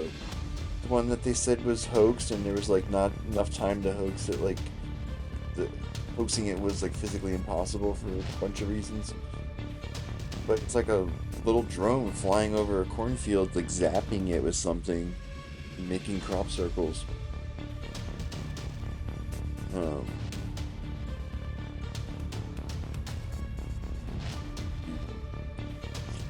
I don't know what they were doing hovering over that spot though. Like, what if they're like? Brent, you were the one that brought this to my attention today. What if they're slowly like at it pretty closely? At first, I thought maybe it could be the sun or the moon back there, but after we're getting a close look at this, you see, they're like two orbs kind of transition into one, make some peculiar maneuvers, an amazing display of. Yeah, what if they're like changing the composition of our upper atmosphere, but we don't know it because we don't ever go up there? I mean, I wonder. I mean, I guess they would change the color of the atmosphere, huh? Maybe like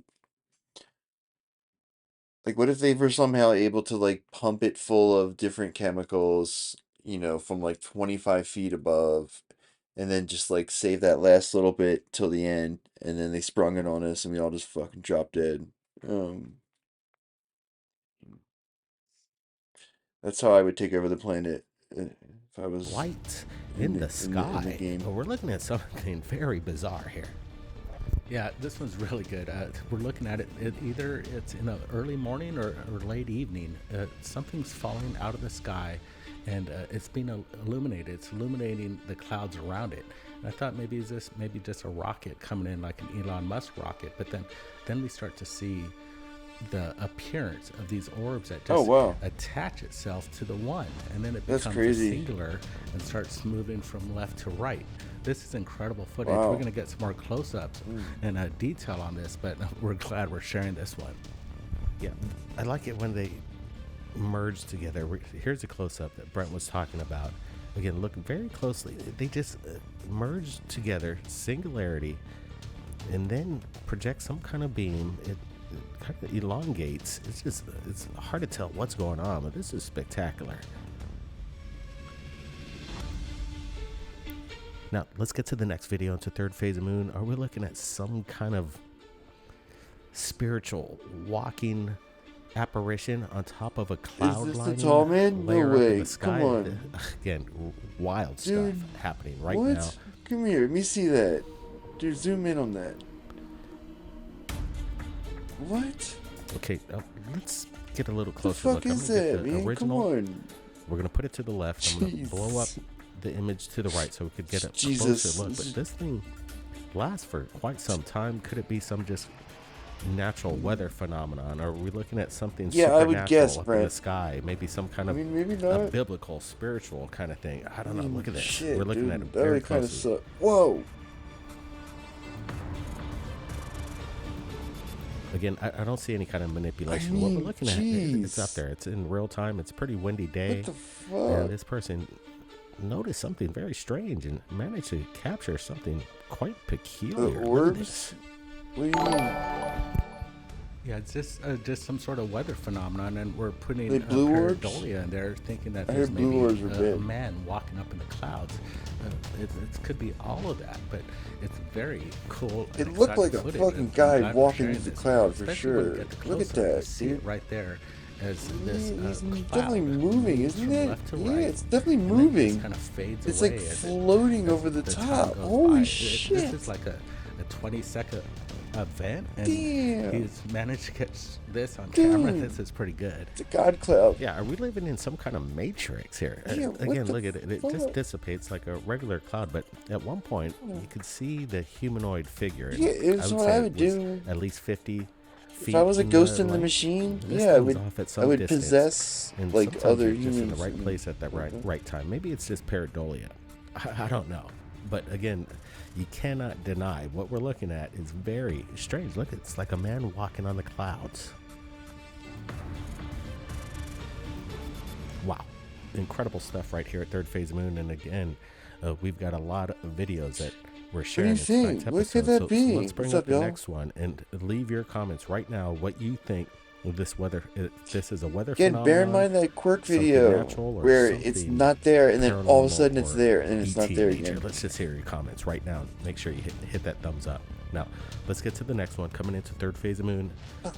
Take a look at this. More UFO videos from around the world. Don't believe your lying eyes. I love these doorbell cams. The security and the definition of these doorbell cams are just getting better and better. Did you see those two objects just come in? It seems from behind the mountains, come in one way. Look at this, a side-by-side tandem display of aerial phenomenon. Incredible stuff. Are we looking at maybe just bugs that were captured on the camera lens? I don't think so. I've seen a lot of doorbell footage. It's like bugs. A lot we just don't share because it's just not doing it too much for me. I'm thinking these are obviously bugs, but I'm looking at this one and I'm not seeing anything that I could compare this video to. It looks like there's craft in the sky, and this doorbell. I mean, they don't really fly in unison that closely. Quite amazing. Like Look that. at this aerial display here. It seems to go on for quite some time. Yeah, look at that sharp angle. It's dropping down, and then it just takes a complete stop, and then bang, right there. Wow. And they're tandem. Bugs don't move in this order of this like perfection. Look, they both do it at the same time. Maybe could this be a lens distortion? Maybe a double lens making it project something on the screen as a duality. But if that's not the case, we're looking at something that's in tandem, as if they're dancing and creating these amazing maneuvers that, if these are vehicles in the sky, basically are defying the law of physics. Look at this. We have 4 different craft, and I'm looking at the tails behind them. That they're slightly different from one another. They're not exactly the same. So this unison of flight pattern is quite incredible. It rivals the technology by our best fighter pilots. But again, the sequence of events that has happened on this doorbell cam is just astonishing. Look at this. That's a bug at first, and then that's craft. Differences between one another. So I don't think we're seeing a mirror effect. I think we're looking at 2 different objects. It's just mind-boggling. I'm looking at it, I'm trying to wrap my head around what we're actually observing here, and I don't have any explanations at the moment. Wait, did the radar go off? Again, I've seen the phenomenon like this before, but this one's a little different. I'm trying to understand, are these lights coming up from beyond the mountainside, or is it coming up from before it, or even these bushes down at the bottom? Let's look at this. And then we'll get a closer look on this. Is it blending in? I'm just trying to look at how far these things may be from the camera itself, or they could be quite close. The other footage that we shared before, I believe, did come from behind the mountain, so it creates a big scale, and you could do math. There we go. Yeah, I'm looking at that one. Came in front of the mountainside there, so it's kind of popping out of the neighborhood. But again, the difference between the tails signature of light, they're different from one another. They're in unison and tandem. But then, again, in my opinion, they're 2 different crafts. So quite incredible stuff here. Now we're looking at multiple objects dancing in the sky. Insane stuff right here at third phase of moon. Look I did have it turned off. Okay. Now it's back on. All right, you may have noticed the thumbnail. Are there 100-foot human giants among us? I don't know. This video came into third phase of moon earlier today. It was uploaded by a TikTok user. Oh my God, let me up. And we're going to look at it right now. It's probably bullshit. Tem cara gigante ali, ó. Fala assim, o tamanho da árvore. O pôr do sol não apareceu, mas apareceu um gigante lá no pôr do sol. Cara, o tamanho da árvore, galera. Chance, man. O pôr do sol não apareceu, vai aparecer. Olha aqui. Olha aqui embaixo o tamanho do cara, ó. It's a guy in a tree. Olha o cara, olha o cara. Olha lá. O pôr do sol não apareceu, mas apareceu um gigante. Olha lá, vai. No, he's hiding. Vai, Márcio, você aí. Oh, achei que eu tava maluco. Eu também achei, cara. Filmei. Oh, wow. Peraí, tira o That's a weird, like, foreshortening or something, isn't it? Damn. All right, well, let's roll this once again. I'm getting a closer look, and it's kind of interesting. I don't know, man. It's just very clever. If this is a hoax, they did it very well. Everything just locks in. But obviously, this is just too good to be true. This clear footage, seemingly 100-foot man behind the trees up on top of the mountain. But everything kind of looks legitimate to me here. So are we looking at something spectacular, something unbelievable? Look at this. He took him out of cryo sleep to defend Gaza. Because it's just so fantastic. But let's observe it. When the camera pulls back, I see a lot of the crowd not really taking any notice to this obvious giant up on the hilltop. There's one person that points to maybe this 100-foot man, but could he be in on the hoax? Looking at it, the camera, everything, the way it pulls back, and if this is done, it's done really well. If this is indeed a hoax. Yeah, we wanted to share it with you. Just it's interesting what's coming into Third Phase of Moon on a daily basis. So make sure you hit that subscription button and make sure you hit that notification bell to be notified. And if you captured anything amazing, submit it to us right here at Third Phase of Moon. My email is in the description. Keep your eyes on the skies, everybody. Be safe. Bye, Dad. We love you, Dad. Dad looks like he probably pulled some serious tail back in the day. Hawaii. Scary mysteries.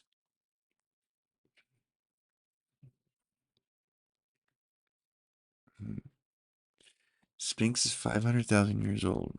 How about that, too? Maybe. I mean, yeah.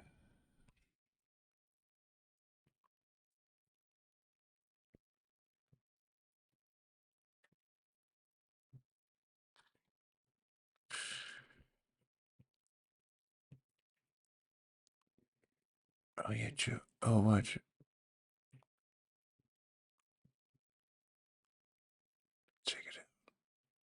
I have come across one of the most bizarre claims you could ever possibly imagine. That claim being Dick Cheney sits atop the pyramid of classified information on UFOs and is heavily involved in UFO Jesus secrecy. is never wrong.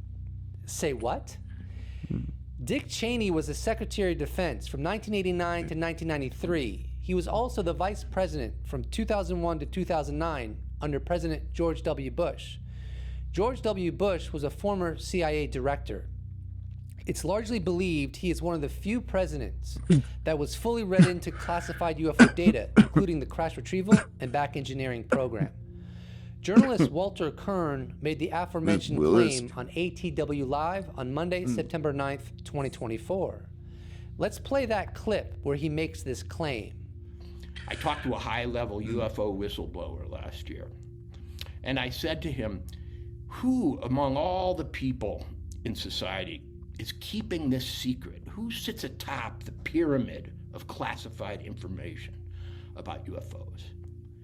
And I thought he was going to say something strange, like the Grand Mason of the, Scottish Rite Lodge, or Prince Charles, or the Mossad. But he said, Dick Cheney.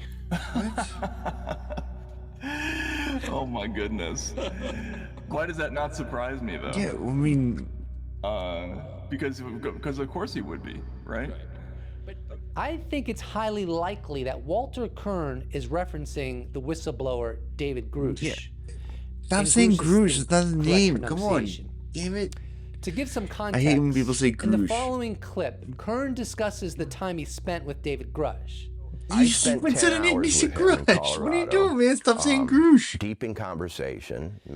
As a result of that interaction between like 5 seconds him and apart. David Grusch, he wrote an article in the County Highway magazine, which has no online presence. This magazine is entirely in print.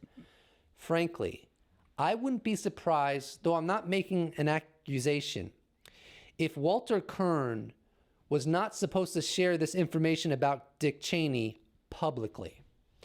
In a November 5th, 2023 interview on Blaze TV's Zero Hour show, which I already shared a clip from, he discussed his conversation with David Grusch and had this to say. He's going back and forth. So he told me this whole story, a lot of it off the record.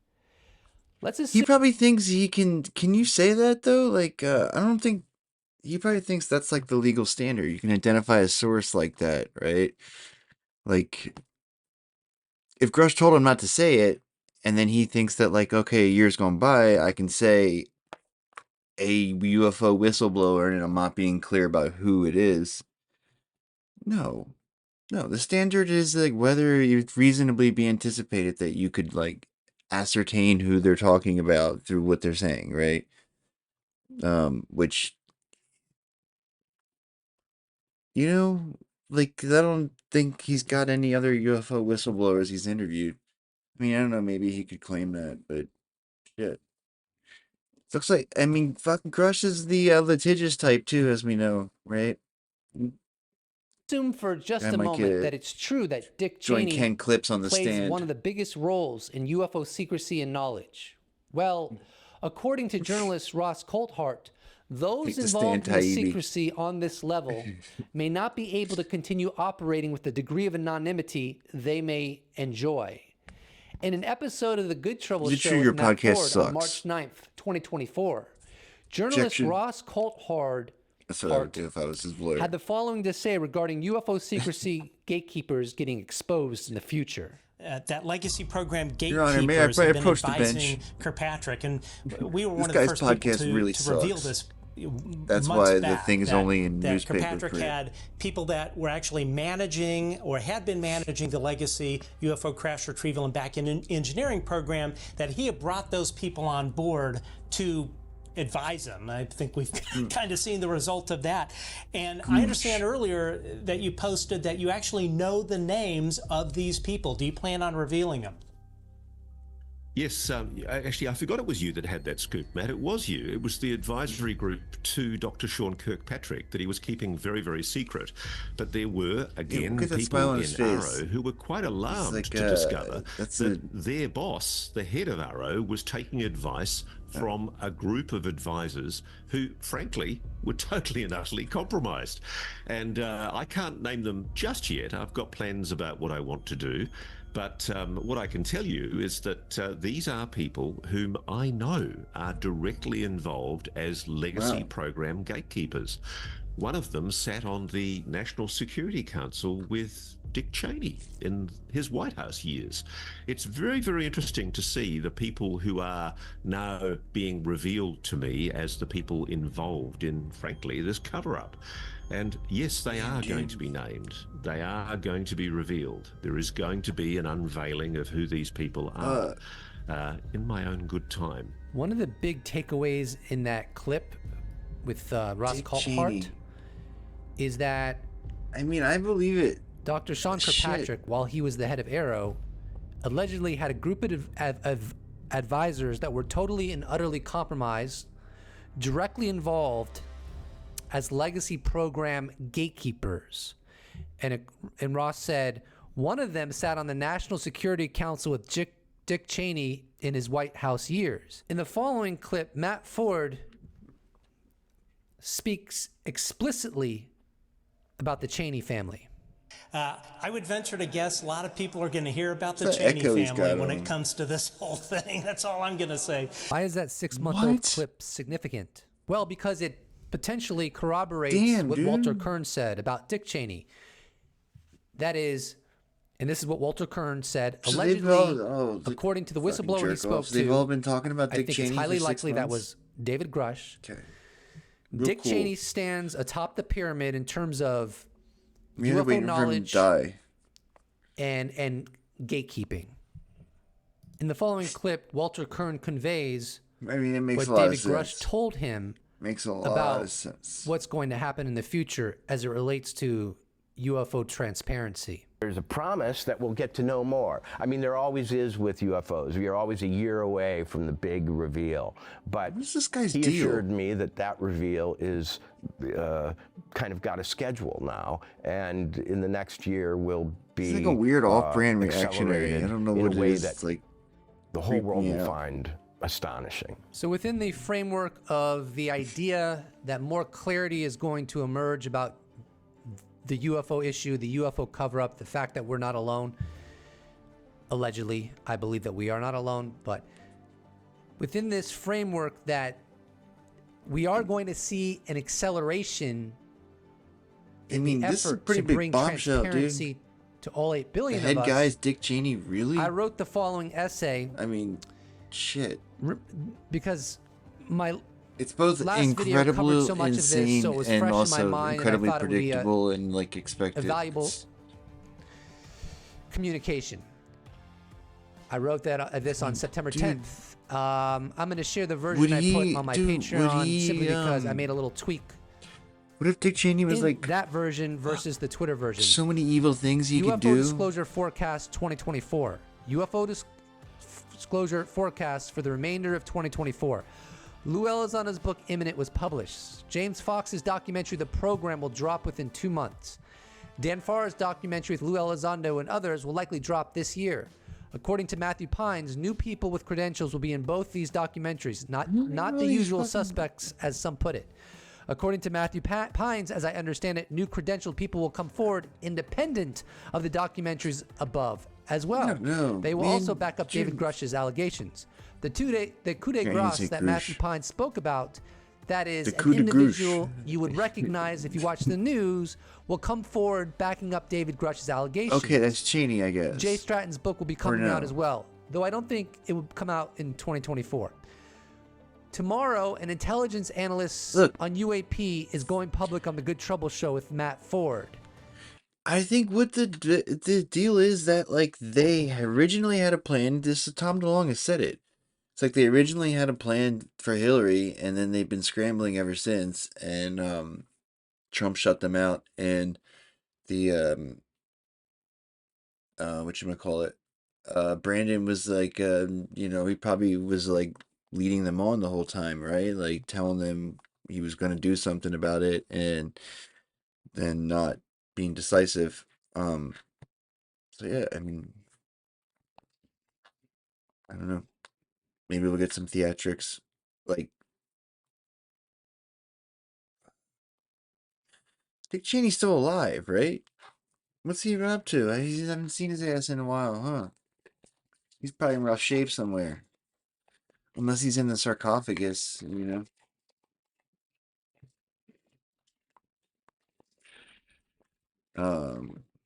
Look, if this is an alien slave planet, then it would make a lot of sense that a Dick Cheney-like MF is like, behind the scenes, like working with them to fucking gouge us, right?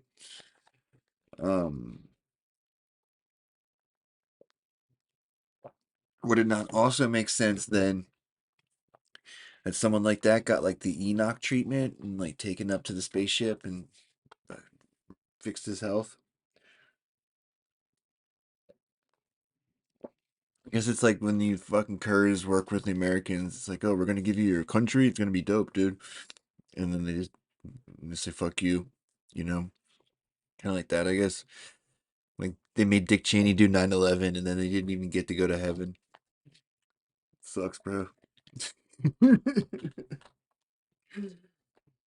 Oh man, what if we like put Dick Cheney's brain in a jar, not because we wanted to keep him alive, but because we wanted to like torture him for like he just like could never go to the whatever, the alien heaven. That's like instead we would just put him on a jar and just like fucking like poke it with sticks and shit once in a while.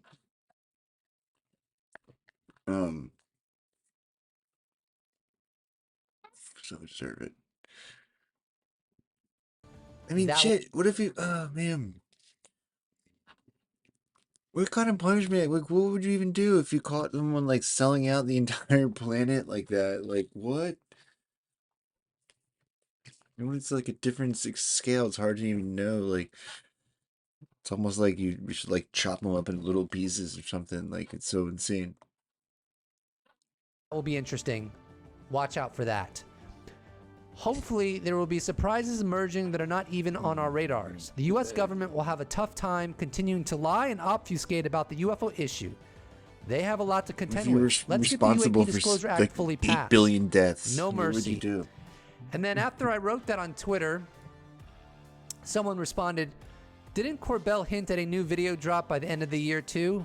I responded, "Yeah, that may be in Dan Farr's upcoming documentary, or at least that is my suspicion. But thank you for pointing that out. I should have included that." So Matt Ford's interview tomorrow is on September 11th, 5 p.m. Pacific, and I'll link to it below. And here is the thumbnail he created. Intelligence analyst goes public on UAP. Former UAP task force member. That should be interesting. That looks really promising. James Clapper. For all I know, this They're all might be one obsessed of the with James people Clapper. that I Matthew mean, Pines was referencing. I'm thinking it's like that's going to come it's the kind forward. of thing that would like justify the like medieval torture, you know, like but then again not really. It's just like it's not like well, I don't know, man. When people say it's like inhumane treatment, it's like based on like an earthly scale. I mean, we need to like completely rethink the justice system for like interplanetary thought, you know? Like it's a whole new class of crime.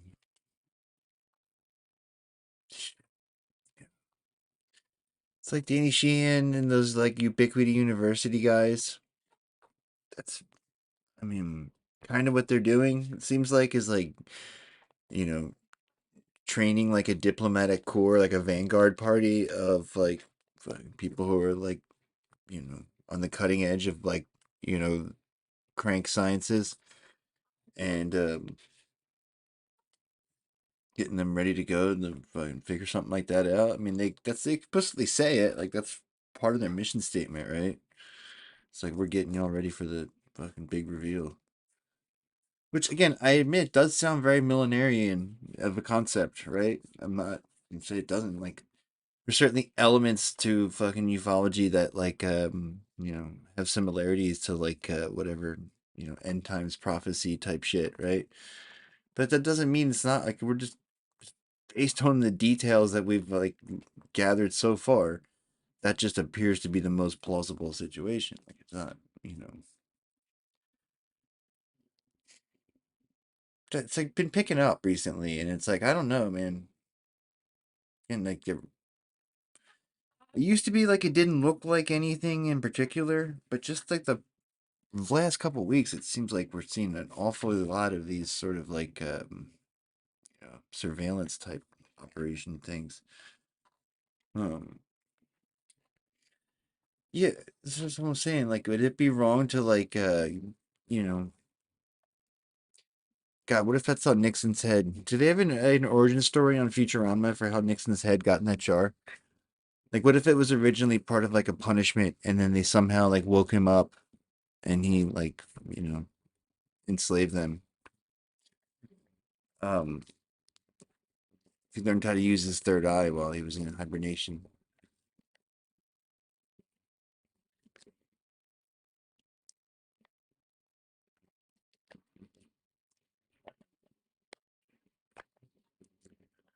Um,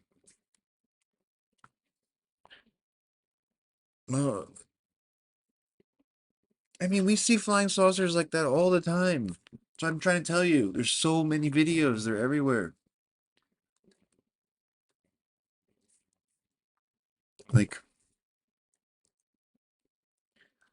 between like the, you know, advanced shit that different countries have, like I think the flying saucers I think are like old-fashioned technology now, right? Like if they had those in like the 40s and 50s, I think, you know,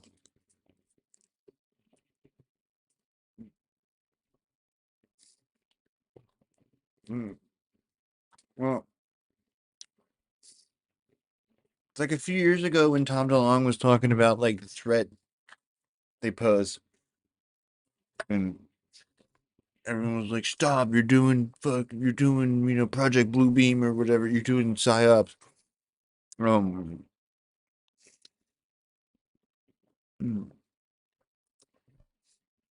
I kind of agreed with them. I very much agree with them. I was like, "Shut the fuck up about the threat," like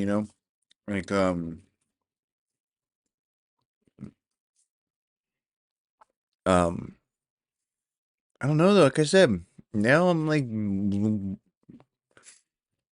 those jellyfish things, right? Just I'm telling you, just from the level of like monitoring that we do is like I don't know. I feel like I watch a lot of the current UFO videos that are going around, and just I'm noticing a trend in that direction. What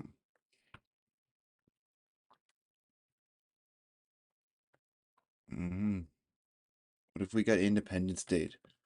We would totally deserve it, but I mean, what if we did? I mean, look, so if we shot down their thing in 1947 and they're, I don't know, 30 light years away, maybe, right? It's like they just figured out about it now, roughly, or like they just figured out about it like 30 years ago and they're like almost, the fleet is like almost here, right? I feel like that's a somewhat plausible scenario. Or like I think the story is that like the story that Elizondo told in the book was like, and I've heard him say in interviews too, is that they brought down the craft with some sort of like byproduct of nuclear testing at whatever, Los Alamos or White Sands or something. I don't know, why would like it would seem nuts to like put the story out there and then walk it back. The only reason that they would do that was like like you don't put a headline like that out unless you're sure of it,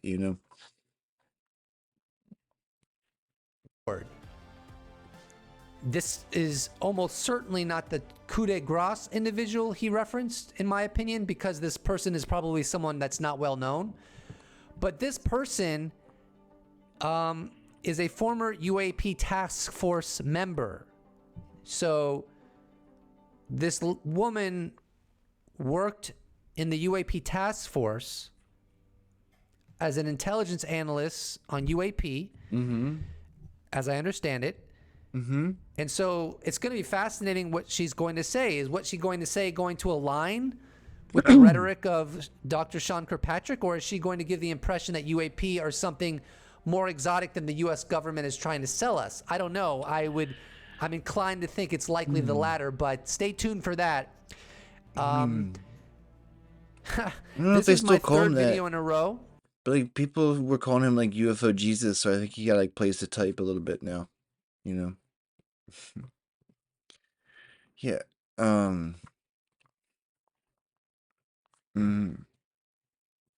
Sure. Like Kamala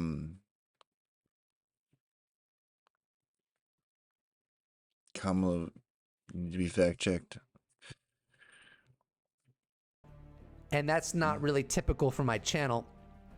I don't anticipate doing a video every day. Okay. Partly because I like to spend multiple days on videos sometimes to polish them up and make them more comprehensive. But sometimes I will. All right, it's gonna go report back to Emperor Cheney. Did we watch this show? Which one is this?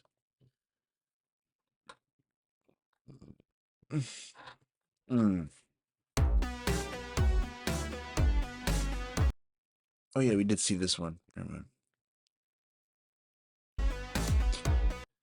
The mothership one.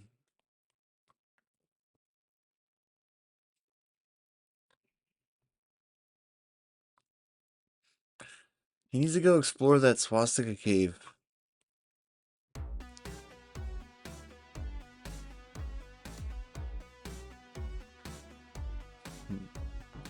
The Nazca mummies, Lou Elizondo, and tiny alien bodies. Let's talk about it, guys. Get in here. This Why are you is making that Jack, face, Cosmic Chode? Ray. I talk about UFOs and the He's so paranormal. corny. Please like and subscribe and let me know what you guys think in the comments Maniacal below. face. Okay, yeah. First of all, Gonzalo Chavez is reminding us that Maria is the first peer-reviewed, non-human, alien, whatever she is, ever in existence. We have a peer-reviewed, non-human guys. We've got bodies, y'all. We've got bodies, and nobody's talking about it. Why isn't this front page news worldwide, like around the clock, guys? This is crazy.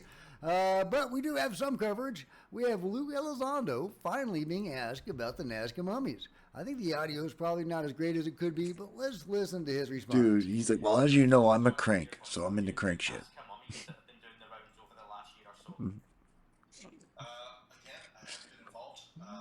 I'm a little disappointed the way that it was brought out, whether it's legitimate or illegitimate. I think it was brought out in such a sensationalized way that it really diminished some of the value and maybe some of the impact of it. Bringing it to the Mexican Congress the way that it was. Whatever, man. You're just crying because your little fucking crybaby pilot buddy didn't like it. Fuck Ryan Graves. There it is, bitch. So I don't have any real comment. Again, I wasn't part of that. I haven't studied the mummies. And I don't have the qualifications. I'm not a biological forensic scientist, so I wouldn't be able to tell you one way or the other. I do know that some people said there's very interesting aspects of it, compelling aspects of it, but I'll let the experts handle that. I don't know. I mean, Lou does have a science background. He could at least give, some response as to the mummy's authenticity. But there you go. There's Lou responding, saying it turned people off because it was too showboaty. Yeah, that's a fucking cope, dude. That's an excuse. Presented by Jaime Maussan at the Mexican Congress. I think a lot of people probably felt Reverse that way. the Kursk offensive. Maybe that was my initial reaction as well. But the point is, it did get people's attention. It did work. It was an effective publicity stunt for the Nazca mummies. It got people's attention. It got eyes on the Nazca mummies. And it started the conversation that we probably wouldn't have had. Did they run back to, like, so you just kinda have to reinforce the lines, or what? Exterior of the original I saw that they presentation, fucking did. to, most of the world at the Mexican They were Congress. collapsing around. But hey, I totally get it. I think it turned off the whole Ryan province. Graves too, even though he knew the mummies were going to Or be Oblast. presented. It was a turn off to him. It sounds like it may have been a turn off to Lou and probably The others part of as the well. Donbass they Totally couldn't get it, this totally whole time. Understand it. But I just invite everybody to put that prejudice aside of the initial preconception. I was really, them, because you're really basing it, I would run back there and defend that. on your ideas of Jaime Maussan and how theatrical he can be. But just look at the evidence, look at the research that has been done on the Nazca mummies. Over 50 doctors and scientists have examined the bodies and have verified their authenticity. So it's just amazing, guys. We've got peer-reviewed bodies, y'all. We got peer-reviewed How am I supposed to bodies. do, like, and this is where it gets dispute really that? weird because it goes beyond the Nazca mummies. I didn't That's fucking right. touch 'em. I I've didn't made see 'em. several videos lately talking about the tiny little aliens or whatever they are. That Am I have supposed been to say all found 50 of those around doctors? You're the wrong. world. And the crazy thing about these bodies is that several of them are very recent. Like the Atacama mummy, just a few decades old, whatever that ultimately turns out to be. So it appears like there could be a race of little people, or even multiple races of little people, running around the world today. And they look like this. They have a very distinctive shape with the big heads, the elongated heads, tiny little bodies. I mean, we're talking like that big. They're the face huggers. Russia, they've been finding in Monterey, all over the world. And sorry if there's a lot of noise in the background, but okay, so Josh McDowell, the son of Dr. McDowell, who is the award-winning forensic doctor that is studying the Nazca mummies. Well, his son, Josh, an attorney, is now digging into other stuff as well beyond the Nazca mummies. And he is talking about one particular specimen of these little aliens, or whatever they are, NHI, I guess, that he is calling Adam, or some people are calling Adam. And we are finally getting some actual results from the initial examinations of this really intriguing specimen. And we're talking about this guy right there, who I've talked about before. I gotta go. But we're finally getting some data. We're finally getting some data on Adam. Yeah, and he goes and he talks a little bit about Alushinka and the Atacama mummy, and then he moves on to the Monterey mummy, also known as Adam. Adam's body was found in a cave in the Cerro de las Mitras mountain in Monterey, Mexico. The mountain gets its name from its shape, which is said to resemble a bishop's mitre. The mountain is, sorry if I mispronounced that. The mountain is surrounded by the They were large kidnapping urban civilians area and of cursed. Monterey, Santa Catarina, and San Pedro Garcia, an urban area of over 5 million Just random inhabitants. people? Its peak at over 2,000 meters of elevation stands in stark contrast to the urban sprawl. And there you go. There's a map of it. It's one thing if you claim you were like, but what you know, about the actual specimen? rooting out In a collaborators. complete examination of You don't have any something of this excuse to nature, do it is that. essential to You're complete like in a some other holistic and country. multidisciplinary analysis of the specimen. That would include various imaging modalities like X-rays or CAT scans, microscopic, genetic and chemical testing, historic, Hey, bro, cultural nice. analysis, and other analyses as determined appropriate by the experts. For an initial examination of Adam, it isn't feasible from a time or a cost standpoint to complete an entire ideal forensic examination. And remember, Josh is the son of an award-winning forensic specialist, so he knows, I would presume, a little bit about this. A testing protocol on an unknown specimen of this variety would be very expensive. As an aside, the estimated budget of the recommended forensic exam of the Nazca specimens is north of $1 million. Wow. And Jaime Maussan put a lot of money into the study of those. So yeah, for all the criticism we can give Jaime. Yeah, dude. he has Everyone was really put such a a dick lot to into Jaime this effort. Maussan.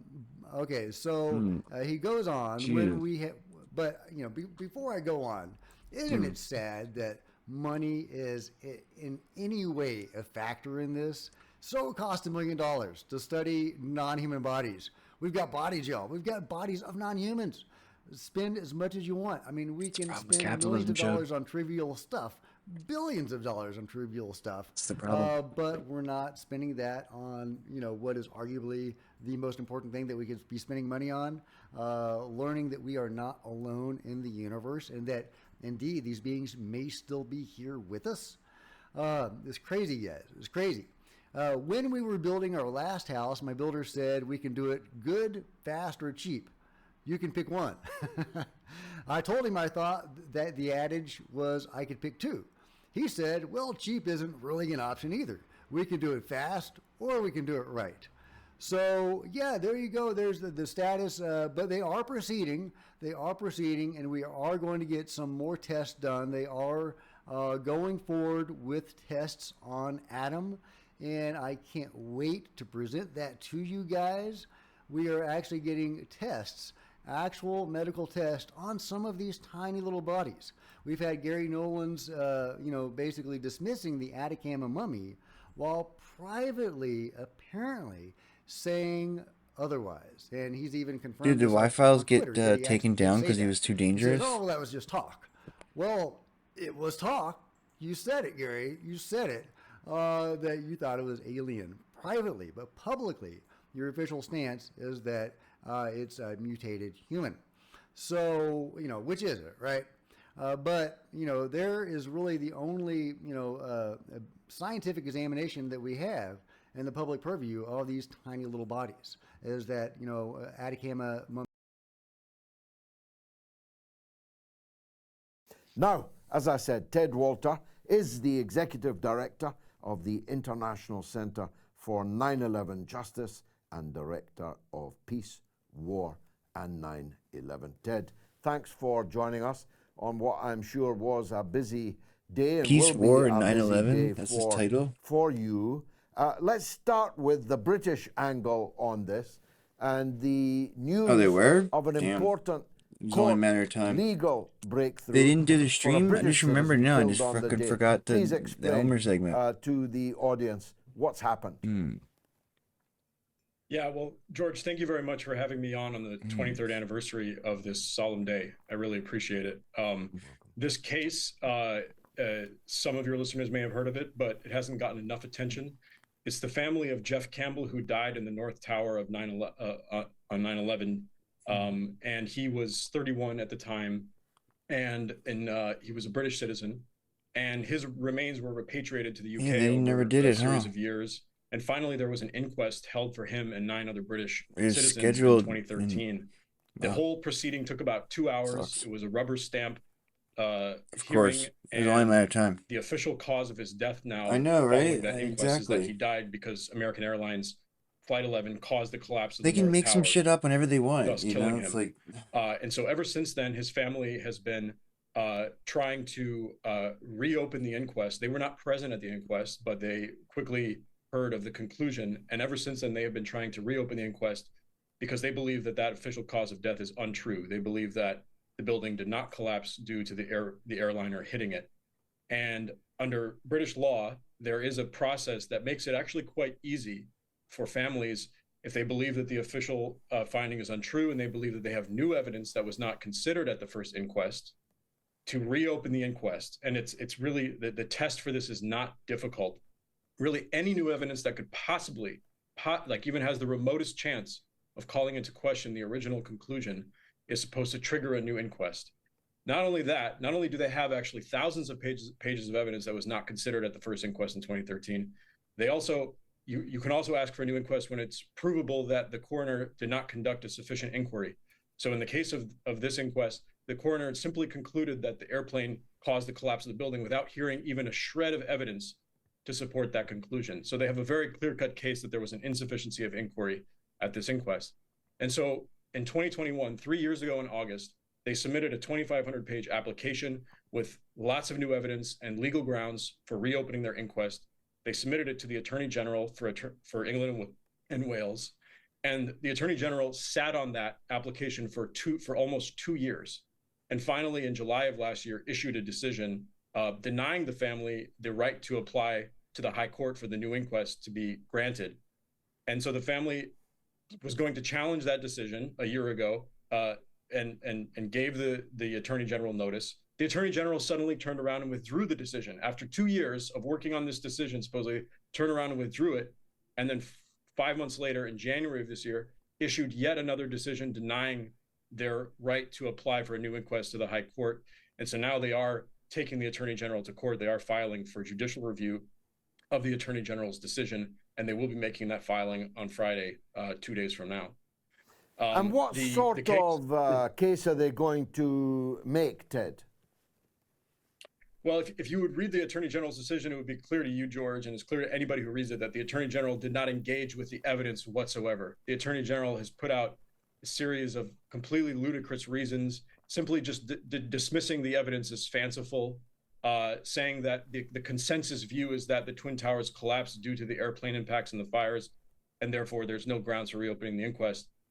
We can show based on the letter of the law that the Attorney General has broken the law in a severe way in not engaging with the evidence at all, not giving any reason for favoring one set of experts' opinions over another, and in many other ways, actually using how can I say this, an incorrect legal test, setting the bar too high for how compelling that evidence must be. It is actually not the Attorney General's job to assess the validity of the evidence. If there's any evidence that even at face value could possibly call into question the original conclusion, the family is supposed to be entitled to a new inquest. So we think we actually have a very good chance of winning at the High Court. The family does.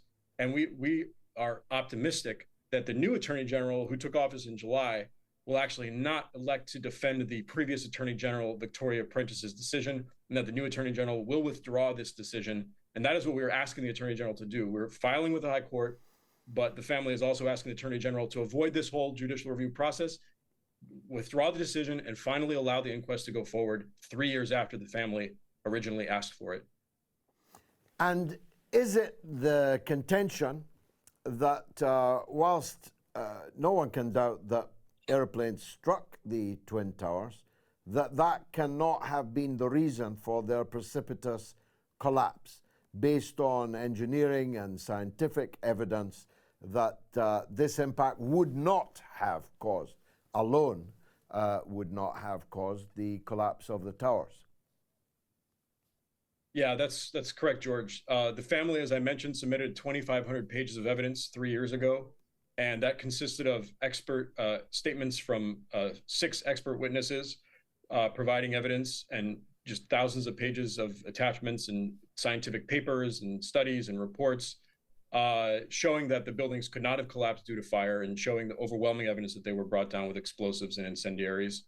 The application also included original statements from 5 eyewitnesses to the destruction of the towers, all of whom believed that the building had been brought down that the building had exploded or collapsed due to explosives. Now, George, I'm not seeing you anymore. I'm seeing you fine and hearing you very clear. Many in the audience, not me now, I may say, but many in the audience will balk at the sheer level, a Himalayan, Everestian level of conspiracy that would have to have occurred for this case to be found correct and truthful. And many people balk at that. You can understand why. But when we see the conduct of our affairs, the conduct of our governments on many other issues, as each year goes by, somehow that Himalayan mountain range of skepticism begins to shrink. And you heard me say what the poll's looking like here now. An average of 93, 94% of the people on this poll do not believe the official account. Are you finding a similar level of skepticism in the United States? I am finding that level of skepticism. Yeah, certainly in my community where I live in the Hudson Valley in New York State, the people I talk to, the other parents that I talk to, it's rare now that I will encounter somebody who is against what I do for for a living, for my and what I've been doing since 2006. I think that we are on our way to a tipping point. I think we're seeing it, and I think that this we'll see, but this British family's effort, the family of Jeff Campbell, their effort could hopefully play a major role in that tipping point going all the way and into a full-blown sort of awakening. And we are seeing it. Your poll results clearly show it. Your increasing comfort talking about it, and the response that I'm getting from people everywhere when I talk about it. And what we're seeing online today on the 11th, on this 23rd anniversary, the awareness is just exploding. So. Yes, very clearly. I've noticed a distinct uptick in that. It took many years for the official narrative of the Kennedy assassination to run to the levels now of risible.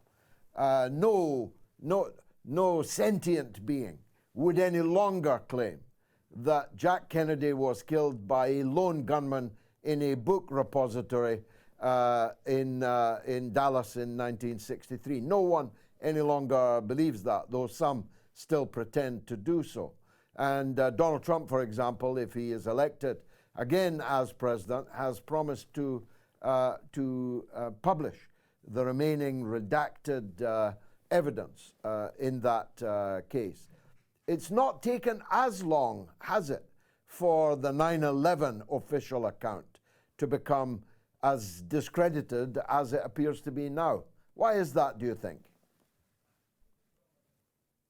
It's a good question, George. I wasn't able to gauge, because I was born in 1982, so I wasn't able to sort of gauge the increasing awareness of the JFK assassination and the truth behind it.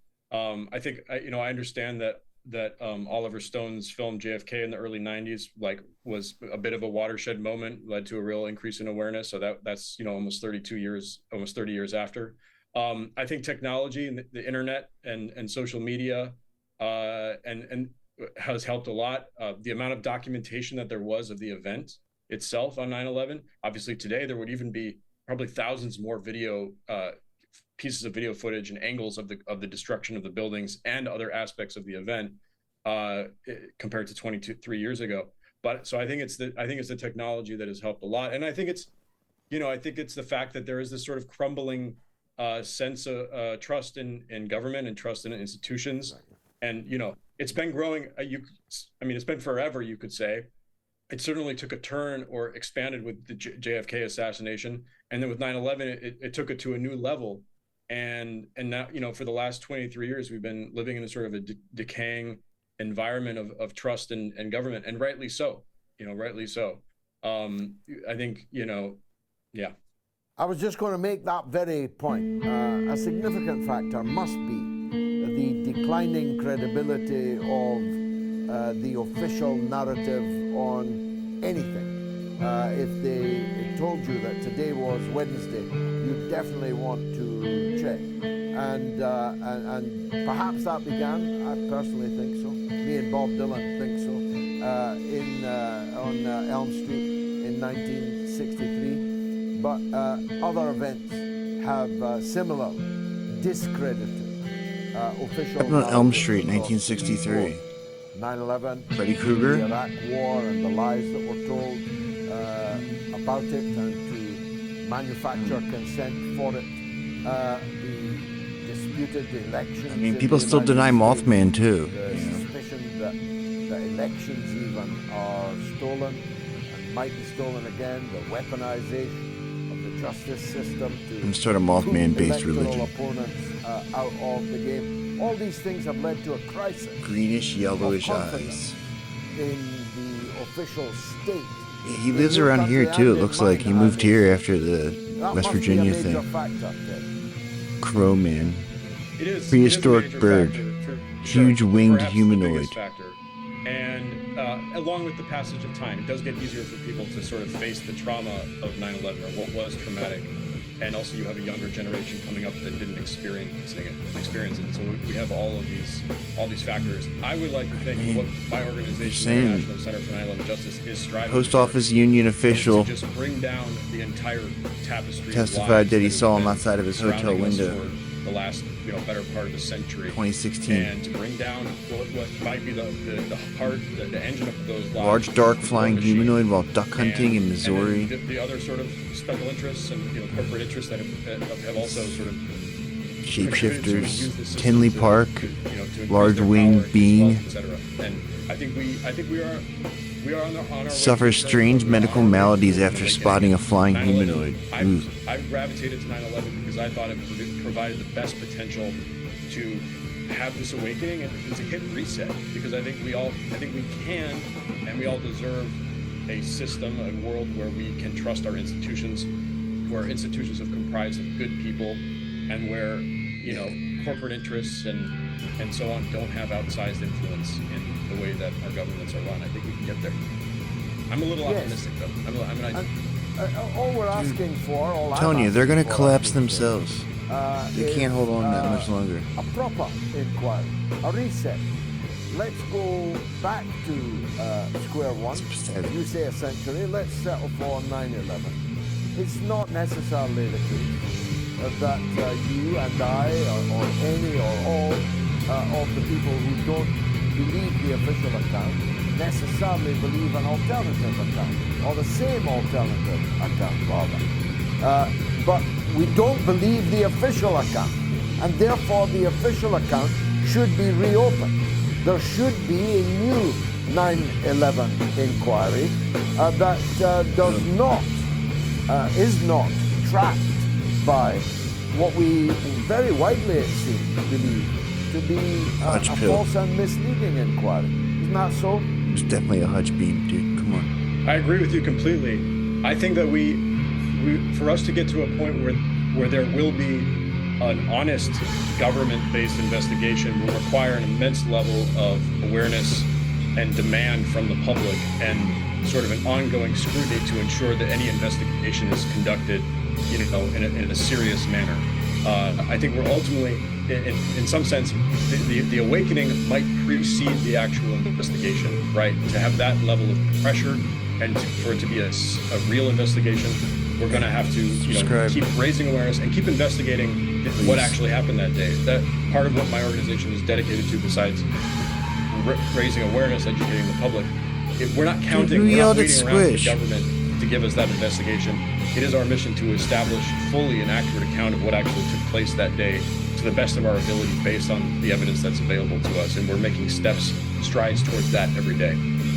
Well, the very best of good luck in your ongoing endeavors. Ted, thanks for joining us on the mother of all talk shows. And we'll look out for that English case with intense interest. Ted Walter, Executive Director of the International Center for 9/11.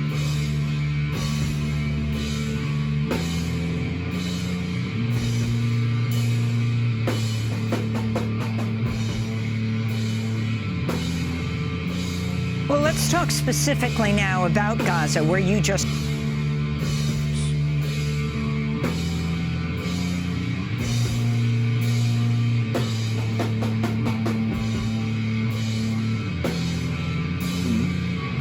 Dolphins? Were for 2 weeks. The UN is warning the humanitarian situation in Gaza remains, quote, beyond catastrophic, as more than 1 million Palestinians in Gaza did not receive any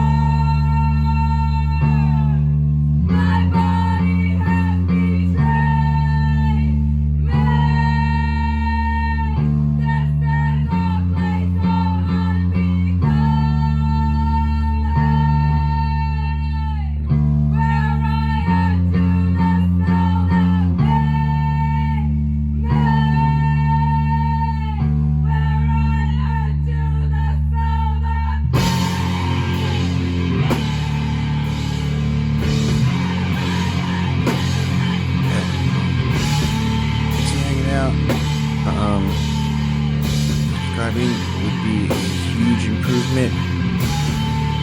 And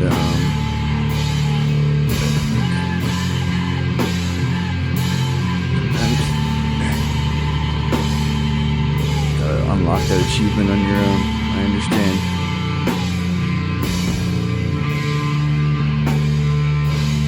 Try to start around midnight again tomorrow, I guess. See, I mean, I can do it. It's not hard. Other than that, I can hard, but